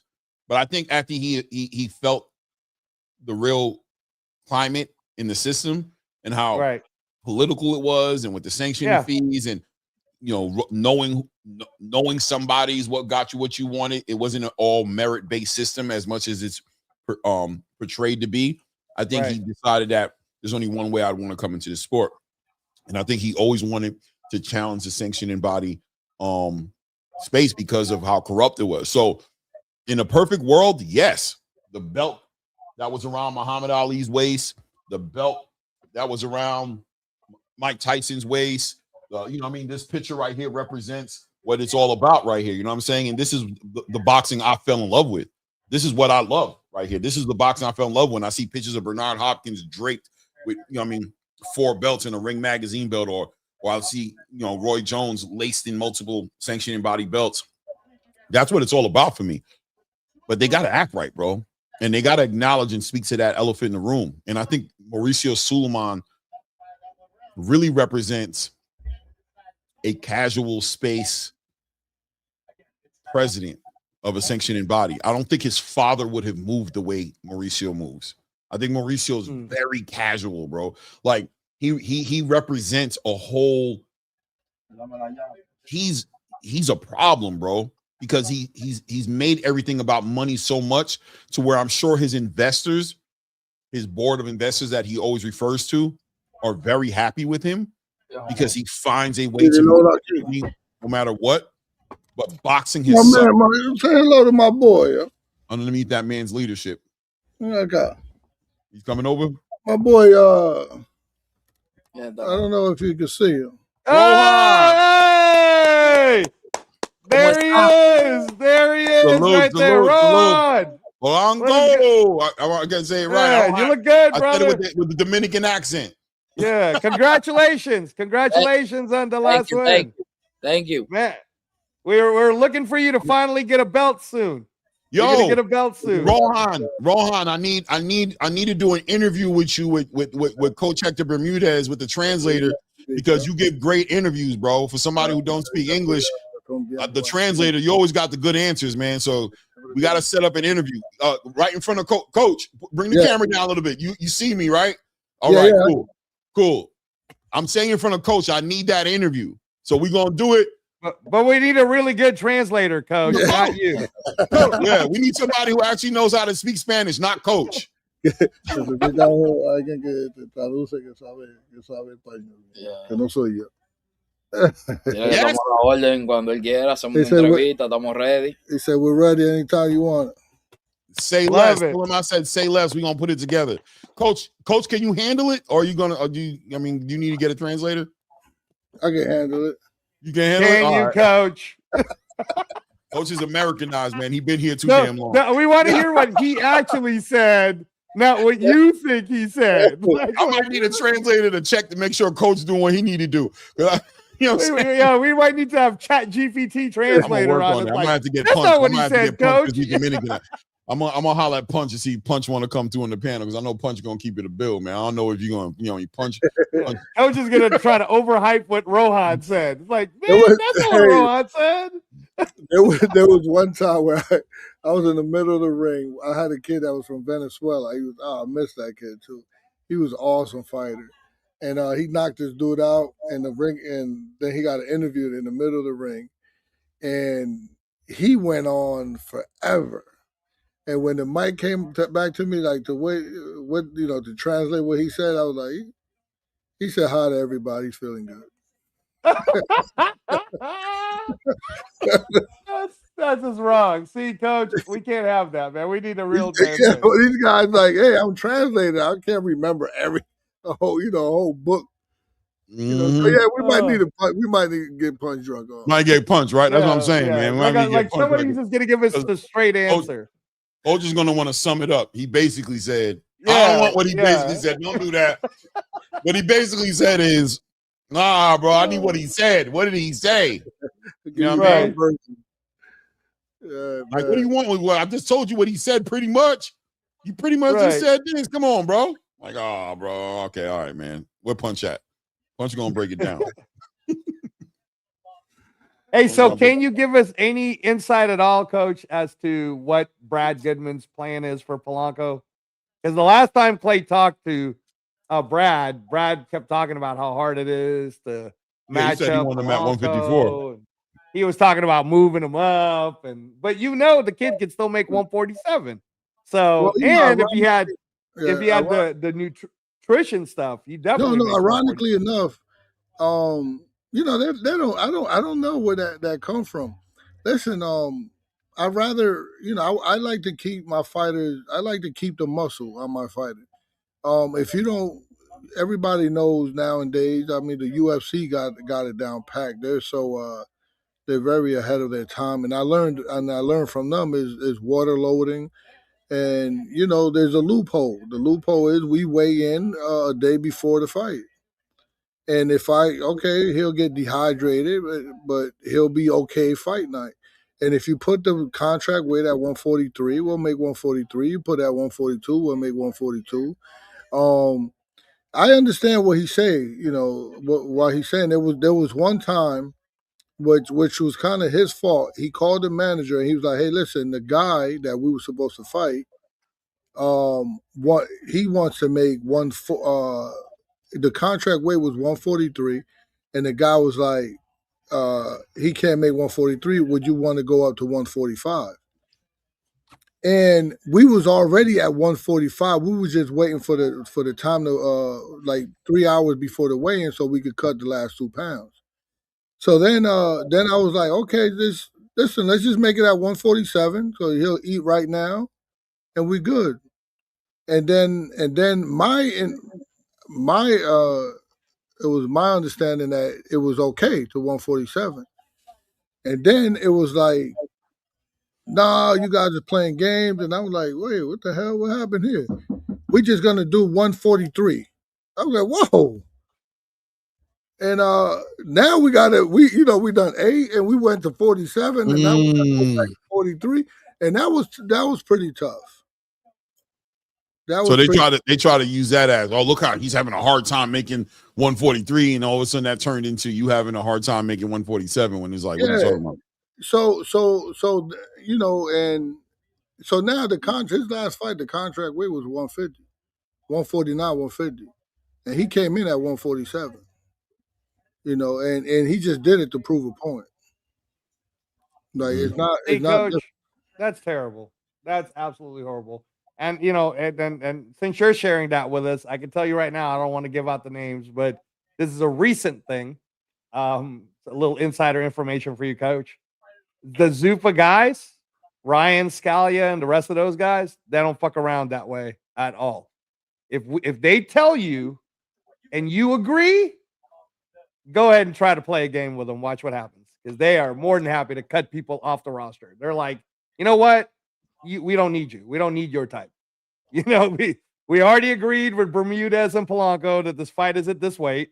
You already agreed to it. Now you're changing your mind. Whatever. No, you out. And then they'll just call you up. They'll be on the phone with you. We're really sorry. Here's a list for you, Coach. Who would you like to fight? We know Rohan's willing to fight anyone. Just it's up to you guys.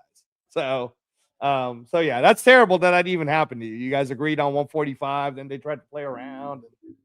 Yeah. So I mean, it's just in the way he weighed in, he was really dry. And they was like, oh, he got to move up. Like, no, we all right. And then it was just always been that stigma. And it was like, this was at 143, and now we're at 147. And we came up to 147 because we was promised kind of like Brian Norman Jr. Right. He went a different route. Right. So chasing that time, you know, hey, listen, all we got to do is get lucky once.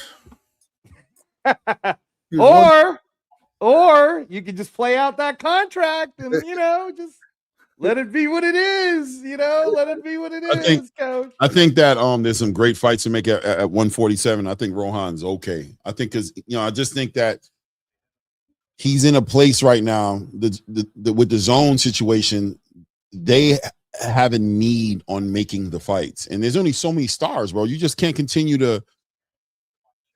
There's a demand and a pressure on the top ranks and the match rooms and the Golden Boys and all them to make these fights now.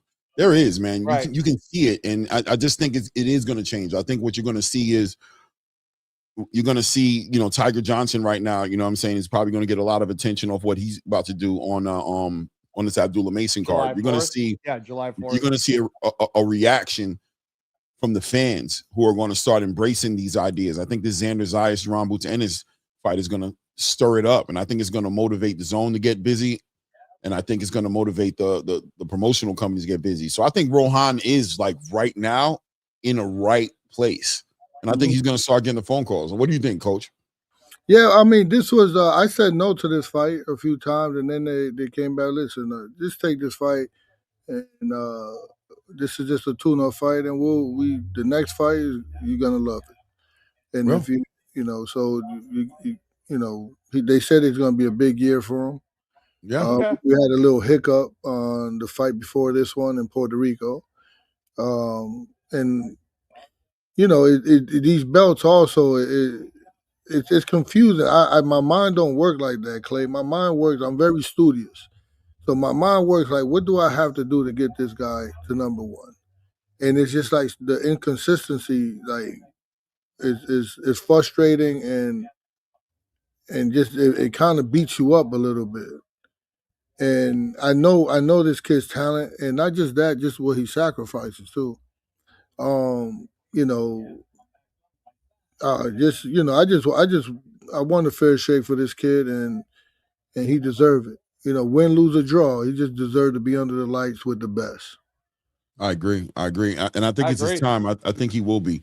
You know what I'm saying? Like I said, man. Not for everybody, because without a doubt, there's a political war going on with ZUFFA. So I'm not super like Angelo might be more, you know, he's always pushing that point, but I'm not super every fighter going over there. You know what I'm saying? Because I think some fighters are in a chapter in their career to where they finally can, you know what I'm saying, reap the rewards from all the patience and the work that they've done. You know what I mean? And I think timing is everything.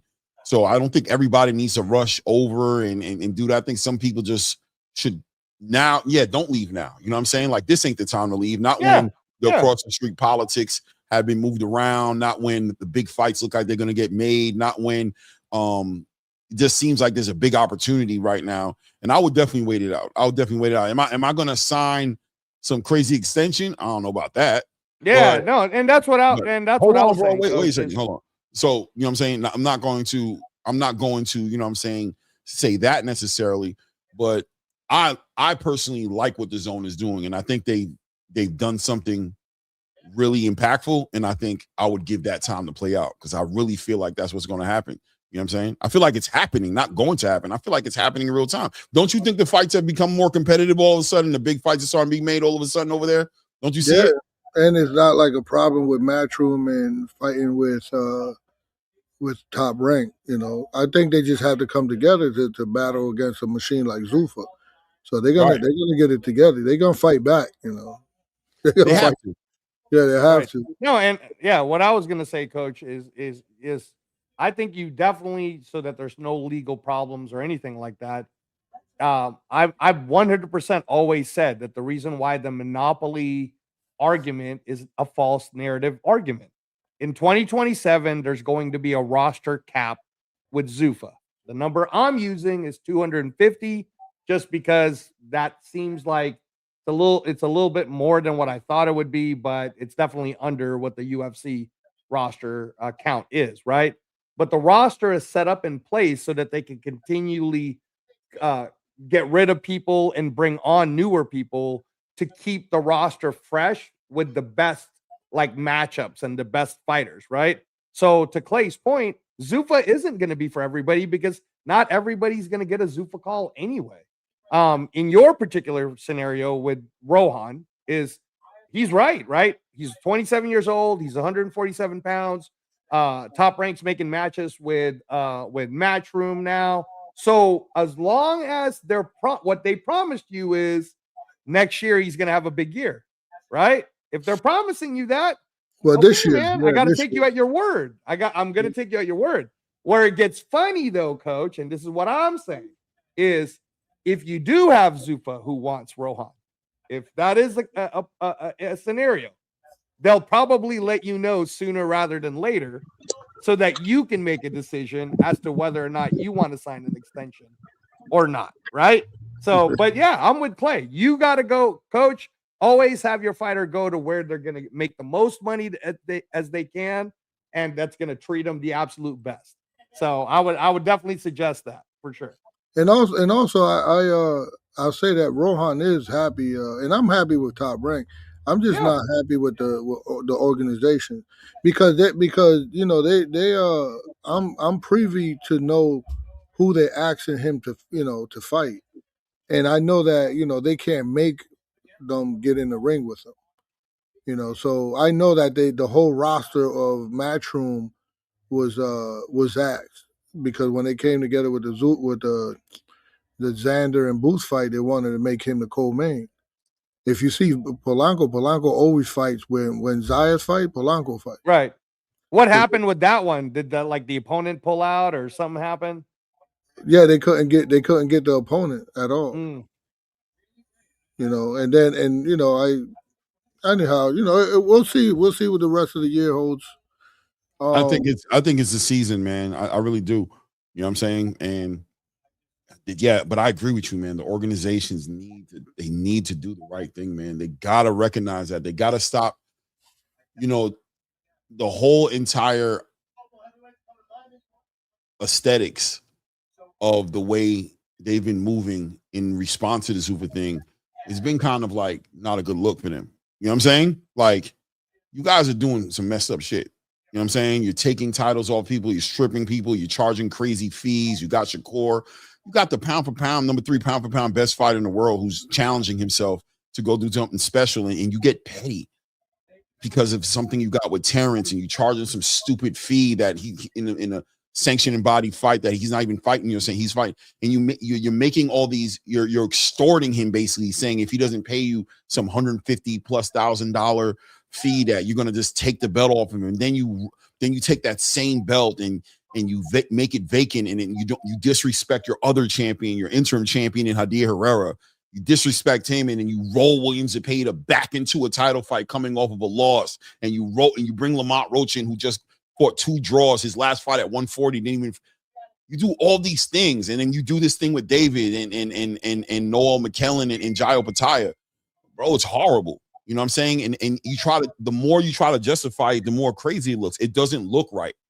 You know what I'm saying? And then, of course, the Rohan Polancos and the Yohan Lee Hernandezes that are just hanging there, beating people up and not being, you move Rohan down a spot. It's not about ZUFFA at that point. It's not about Dana White and Turkey Al-Sheikh coming to ruin the sport. No, it's you ruining the sport. You're doing that. They're not doing that. You're doing that. Okay, so don't be the guy doing the thing.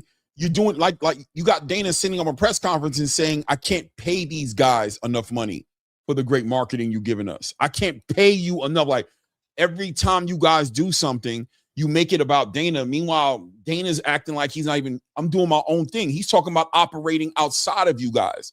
So everything that's happening inside of that ecosystem is what you guys are manifesting. So get it together, because, and then with the 3%, it's bad enough. But when you're doing the 3% and your belt always is wrapped around the waist of the biggest stars in the game, propping up Ryan Garcia and making him a champion by rolling him into another fight, and all of a sudden, allowing David Benavidez to get his opportunity with Canelo, or threatening Canelo, putting pressure on him and screaming out mandatories like you just did for Noel McKellen. Then you strip Dimitri Bivol. You strip him a week after he beats Artur Beterbiev.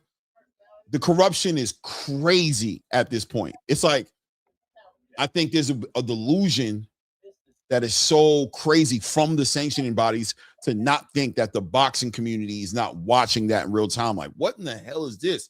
And then a casual fan comes into the space and they just don't see what to hold on to. How does a fan who watches football, who watches basketball, who watches all these sports where there's rankings and the best fight the best at the end of the year, then there's the playoffs, and then they're used to that structure, and you bring them into this wild, untamed, lawless land where the fighters who deserve this and that just can't get it. So in a perfect world, you guys would do better. And I think in that world, most boxing fans would pick your world. They'd want to be in that world. They'd want to be a fan of that space. They'd want to watch the WBC title be unified with the WBO title, or they'd love to be in that space. But it's hard, man. It's hard. And you're doing all these interviews even the pundits in the space have a hard time. The Ade Adolopos, the Chris Mannixes, the pundits can't get behind it. They can't even speak to their fan base and explain the bullshit, right? Like, because they get up on a platform like I got right here, and the whole entire chat is like, what the hell is that? They can't even defend it, right? They, being the people who are educated on how boxing works and how to sanction it by, all they can say is, I have no idea. It's horrible that you put those guys in that position who are actually fighting for you. They're actually trying to defend you, but they can't even defend you. It's gotten out of control, and it's gotten out of hand. And the least of your problems is ZUFFA Boxing, because ZUFFA just is presenting an opportunity and an option for those fighters who aren't getting treated right to go to. The truth of the matter is, fighters have been screaming and crying and speaking on podiums for years. Then you inflate the value of the belt because you put multiple belts out there at the same time. You put interim belts, you put international belts, you put silver belts, you put that belt, this belt, this belt. So you make their belt not even that serious. I'm the champion, but fans are coming in like, nah, I thought that guy was a champion. He literally had the same belt on as the champion. He's not the champion. Who is he? Oh no, he's the interim layoff fucking Chick-fil-A champion. And this guy, is the actual real, and this guy's a super champion. You've just desecrated the value of your belt. You've taken away, Mauricio Suleiman with all these commemorative belts. It's like you've watered it down, and you've done it because of money, and you have. And I challenge you to call me a liar and don't charge fees for anything but the actual real belt, and make it. You won't do it though, right? Don't clown yourself, bro. You know what I'm saying? Like, because that's all you're going to do. Because I don't got no time to play with you, and I don't bite into the bullshit. I'm not into the filibuster. Charge for the real belt only, and don't charge for the other ones. So stand on your business and show me. Don't charge for those belts. Charge for the real one. Don't charge for the interim. Don't charge for the fucking the Babs Bunny one. Don't charge for the Chick-fil-A one. Don't charge for the Rose Bowl one, because it's not about the money. It's about the rules. Just charge for the big one, and let's see how many of those BS belts rotate in the space when there's no money behind it. Right? So the greed and the delusion is crazy. Yeah. Now, we're sorry you're subjected to it. That's why I do. And Clay, you and I have had our long discussions on Ring Magazine rankings, but I still fuck with Ring Magazine rankings because it's the only space that I feel someone like a Yoeli Hernandez gets its due credit. Yoeli ain't got no belt, but if this was the NFL, Yoeli would be the best divisional champion that has still yet to get a Super Bowl shot. It's like, this guy's already been good to be in the Super Bowl like the last 2 years. I don't understand. Why isn't he got the Super Bowl? I just couldn't imagine that, right, Angelo? I couldn't imagine the Knicks right now being turned away from being champions because well, you don't put as many asses in the seats as, like could you imagine that kind of, like, what the hell are you talking about, bro? What are you talking about? And that doesn't even make sense. You know what I mean? I'm telling you right now, it's so hilarious. But as I watch this unfold, right? So you're gonna take away the belt from Noel McKellen, make it vacant, have David Benavidez fight somebody for it, make him the WBC champion. Jai's gonna fight Noel McKellen, beat him, and he's not the best in the world. Because he's the only guy who's beating the man who should be afforded the reward of being the man, right? Because that's the basics of boxing, right? It's very simple. It's never been that complicated, right? The best fight the best. To be the man, you have to beat the man. That's all it is. Everything else is all filibuster and fun and graffiti and confetti and you know what I'm saying, the paints on the nails, and you know what I mean, it's all aesthetic and bullshit. The reality is the best fight the best. The best guy in the world is the guy who beat the best guy in the world. Right. How have we gotten used to, and you've become accustomed to and comfortable with, taking belts off champions and giving them to other people and making them champions? No, I agree with that, Clay. How have you wrapped your mind around that and made that should be the last like worst case? Like, you should hate to want to do that. You should be like, damn, bro, I can't stand doing that, right? But you just do it like it ain't nothing. I'm gonna take this belt away from this dude and give it to this dude, and he's the champion. Right. Now Jai beating the man who is actually the champion, who took the belt off of Badu Jack and became the champion, ain't the champion. Right.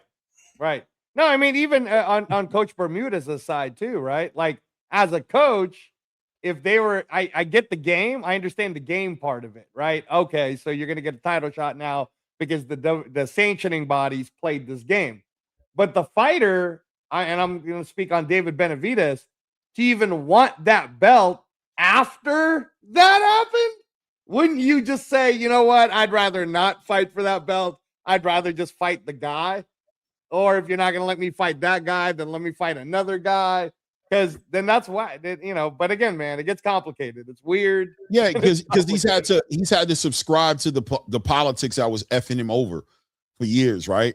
And he's been beaten into submission. He's been beaten into winning Rome. You know what I'm saying? Like, he's been on the other side where he was looking to fight the best and he couldn't get it. So now he's kind of like, he's a fighter who's a great fighter, bro, who's here for all the smoke, but can he argue and push back? You can see, bro, when he was sitting there talking at the press conference, the post-press conference of the Zotto Ramirez fight, I seen the discouragement in his eyes as he was telling the world, I would love to fight that guy, but my guys don't like his guys, and there's so many things. I don't know what's going on over there. He didn't even want to say the wrong thing. Like, he felt so pressured to stay on the fence. But in the reality, in a perfect world, David Benavidez would just fought Jai Opetaia. You know what I'm saying? It made sense, so he would do it. But he's got to think about so much as he's looking at his wife in the crowd, holding his daughter in her hand, and the son sitting there on the side, doing all that shit. Then he's sitting here taking all that into consideration while he manages and navigates his career in a lawless land. And for the first time in his career, he's on the right side of the conversation. Not the right side as far as being right, but I'm on the side of the conversation where the sanctioning bodies have my back, where they're actually trying to put me in position. So I didn't work my ass to get here now and ruin it by having integrity all of a sudden. I've had integrity all the way up until this point, bro. All the way up to this point, I've been an integrity fighter. Now I'm finally in the big show. My checks is crazy. I'm flying my family around on private jets. I got this big compound piece of real estate where my whole family lives. Me and my father are getting along. We're getting phone calls talking about making fights, and I'm going to choose to stand on my platform that I've earned to discredit these motherfuckers now? No. And y'all weren't standing on those platforms to discredit these dudes when they were screwing me over. So now Zuffa's around and I got to be the guy who's a revolutionary. You know what I'm saying? I feel his pain. Legitimately. I feel this guy's pain. Like, I do. I see him bleeding in front of the world now because now he's actually being called a duck. He's getting all these tags. And on everything I love, that man ain't no duck. I've seen the fighting spirit of that man, but he got to play this stupid ass game, bro. He got to stay on point right now. He finally got himself in that position to do that. That's why the Mauricio Sulaiman should be ashamed of themselves. That's why you guys are trash for the sport. It's because of stuff like that.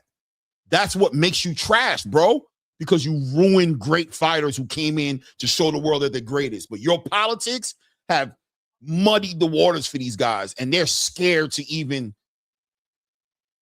bet on themselves because of how you guys are, bro. It's pathetic. It's pathetic. I saw the guy who's a co-host of Adelaide Adalopo's podcast. Oh, yeah, the white guy, Liam. Yeah. Liam. I put a crazy response under his shit, right? It was long. You guys go over there and catch it because he made me sick, right? No, he literally made me sick. Like, I watched it and I wasn't going to even comment on it, but it was so, I had to comment on it. I didn't want to, but I'm like, he made me physically sick, right? Why? You put a whole video out basically calling Jai Opetaia stupid for moving on to another opportunity that could take care of his family and get him together. And you basically said he alienated himself. You clown. You big ass clown.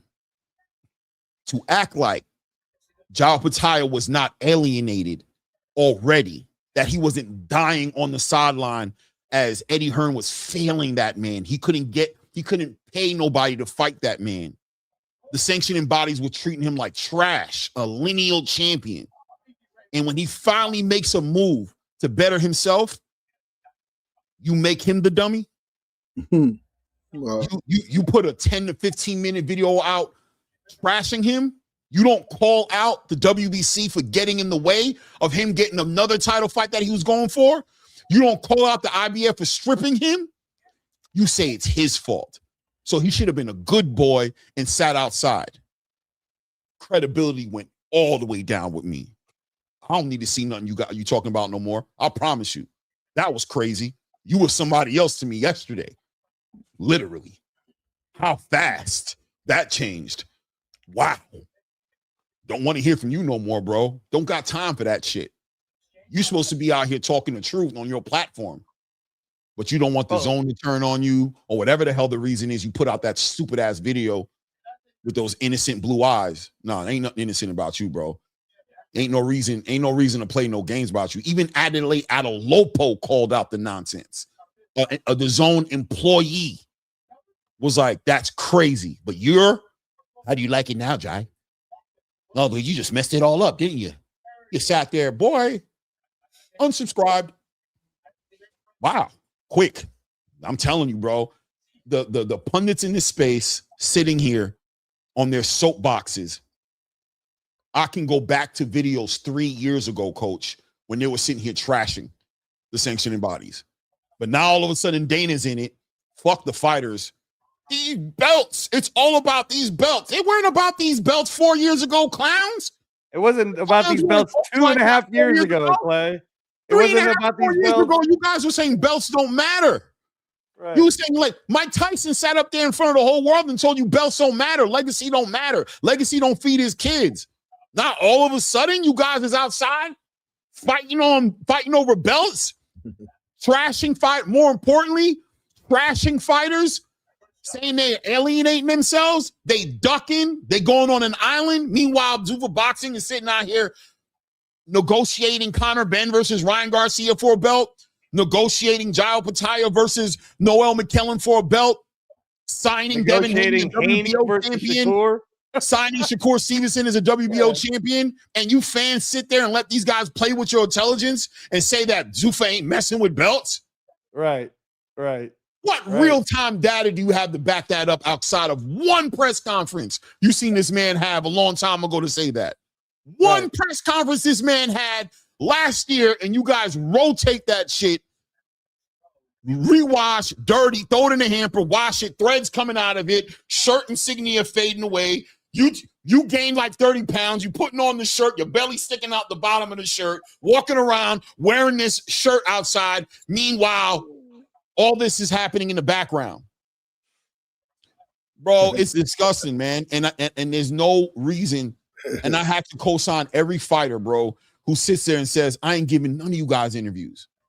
They don't want to talk to none of you guys, bro. They're going to wait on Max Kellerman to call them. Yep. You're going to wait on somebody or fight hype with somebody big, and these guys don't want nothing to do with you because you fans are trash and you pundits are even more trash because 9 out of 10 times these clueless fans is moving around as an echo chamber to your nonsense, right? So you're the one driving the story home, and the clueless fans who don't care nothing about boxing are running around platform to platform, echo chambering like trained parakeets. You know what I'm saying? The nonsense that y'all say. So yeah, I'm long-winded. It's my platform. I could be as long as I want. Nanny, poo-poo. Well, it's entertaining, isn't it, Coach? It's entertaining. I mean, as long as it's entertaining. Yeah, as long as it's entertaining. You know what I mean? Yeah. Nanny, poo-poo. Oh, not just entertainment, but facts. I'm going to say what I want to No, say. it's factual. No, we're always factual on the show, Coach. You'll never find us like, you'll hear oftentimes the chat will say, oh, here you go, Angelo's overhyping. I'm not overhyping shit. I'm going to tell you what my opinion is, but I'm also not going to go off the rails and give you some unicorn bullshit. Clay's not giving any unicorn bullshit. This is the same exact thing that's being said. It's just that we're one of the few, Coach, that's brave enough to just say what's the truth, right? And we're fine with taking the hate. It's all good, you know. It's all good. I gotta be fine with it because one thing let me tell you something else I learned about the space, right? And Angelo, I've said this before, right? It don't matter if I kiss y'all asses and just say what y'all want. Y'all find another reason to hate on me. Yeah. So I'd rather you hate on me for talking my shit.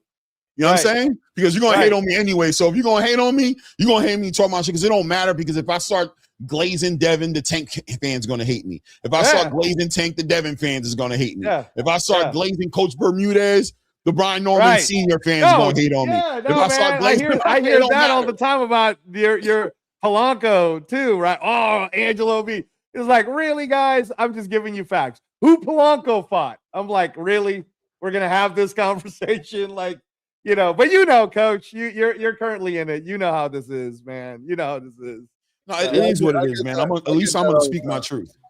At least I'm gonna speak my truth. If you're gonna hate on me for me. I remember my guy Cole, and when I was in the military, I'll never forget this shit. Cole, we had this big fight at the E Club. It was a bunch of us, you know, in the military, if y'all don't know, but it's like, you know, tribal, right? We all fight with each other. We go to the bars with each other, and we get in fights in every bar we go to. We just fighting. That we just in trouble every single Monday morning. We're there in the grinder getting chewed out by you know what I'm saying, by division commanders about how we embarrassing the military fighting in these bars. This is what we do. We get drunk and we fight.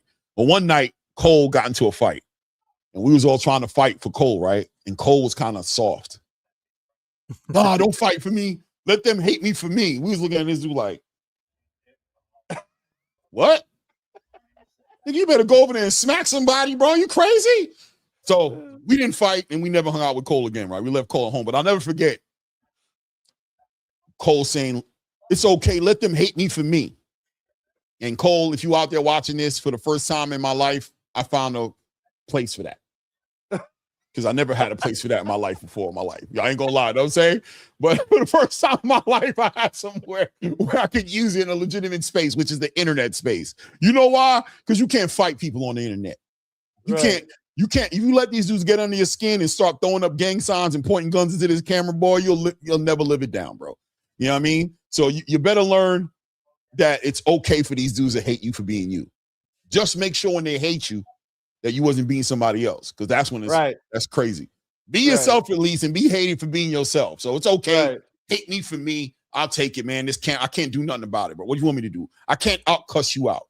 I'm not built like that. I don't have it in me. I'm gonna get mad. You're right, and you're gonna win because I'm gonna lose my shit. Because after a while, I want to smack the shit out you. And I know I can't. So I can't get into these heated, you know what I mean? I'm going to look at them emotional. I am, because I can't smack the shit out you. And you're good at feeling like you're somebody behind this camera and out talking me. You got it. You got it, bro. I can't do nothing with you. That's a lesson in life. That's a good, that's actually a good closing. Right? It is a great closing, by the way. Go ahead, Coach. Go ahead. Give us one of your famous Play throwing the Z for Zuffa. Look at him. Look at him. Look at him shining. Look at him. Look at him. Look at him. Look at him. Oh, you know what I'm saying? He wants some attention, bro. What can you do? I mean, he can have it. But I enjoy them now. Thank you. I do, because I've learned I can't do nothing. Thank you. I mean, I appreciate you because you're here. You're listening to me rant. Yeah, I mean, I'm not mad as I used to be, bro. I'm really not. But I just wanted to show, like, hey, look at him. Look at him. With my Kevin Hart voice. Look at him. Look at him. Look at him. Look at him. Look at him. Look at him. All good, man. Thanks for subscribing. We're almost at 4,000. Hope you subscribe to me. I hope you did subscribe. Please don't give me a thumb down. You don't like us, Please don't give me a thumb down. Shout out to everybody in the building, man. It's about looking up. My guy, bro. Salute to everybody in the building, man. No, go ahead, Coach. Give us your closing. Closing. Okay. Listen, that was a surprise. But listen, I always got to be ready as a coach and as a teacher. On the drop of a dime, you got to always be ready to kick some wisdom to somebody that might need it out there. And today we talked a lot. We talked about ZUFFA. Clay spoke a lot. It was awesome. The chat was agreeing with it. But something that I would like to address. You wasn't agreeing with it, Coach? You ain't like it? Actually, because Coach was agreeing with it from the beginning. Not only did I agree with it, but I'm actually like suffering through it, Yeah. So that's what he was complaining about. He was saying, I'm confused. I would like to know how my guys are supposed to move up and down. Because how are you going to put Teofimo and Keyshawn in front of Polanco when neither one of them motherfuckers has spot 147? All right. But so, we've seen a lot of fighters today. And on different cards, there's still boxing going on out there.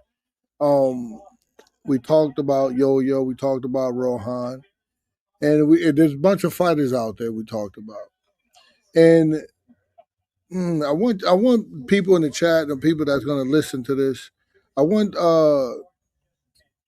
want them to be just like names on a card or just names that are going to go across your TV and that's it. Sometimes we forget. These are real men with real families, real dreams,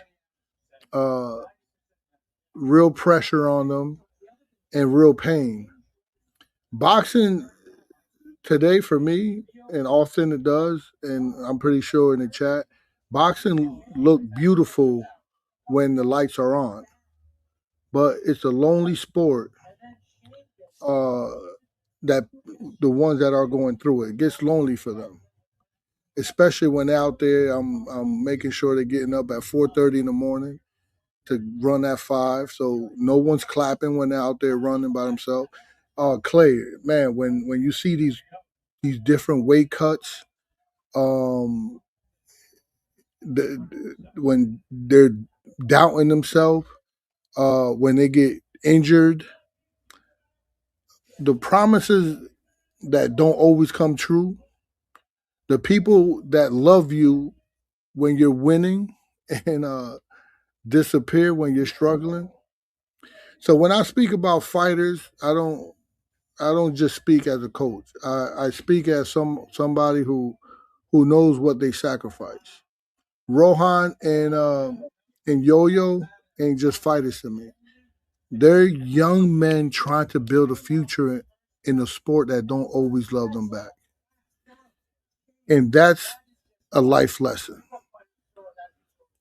So the people out there, don't wait until somebody becomes a star to respect their grind.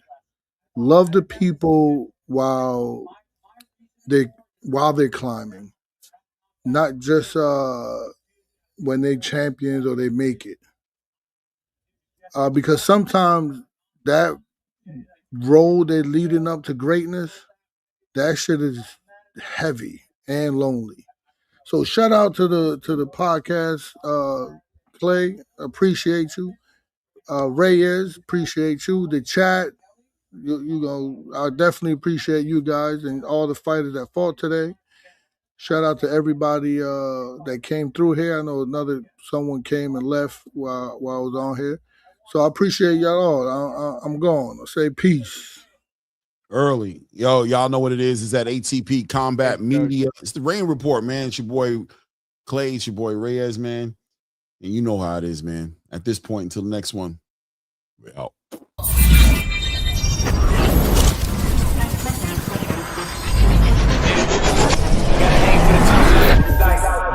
Hello.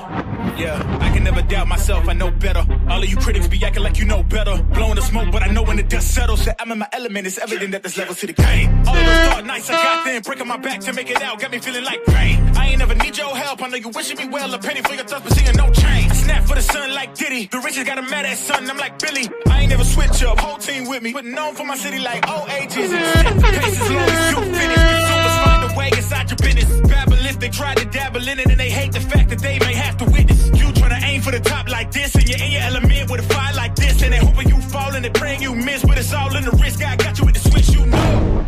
I'm in the zone. Give me the throne. One shot, that's all that you got.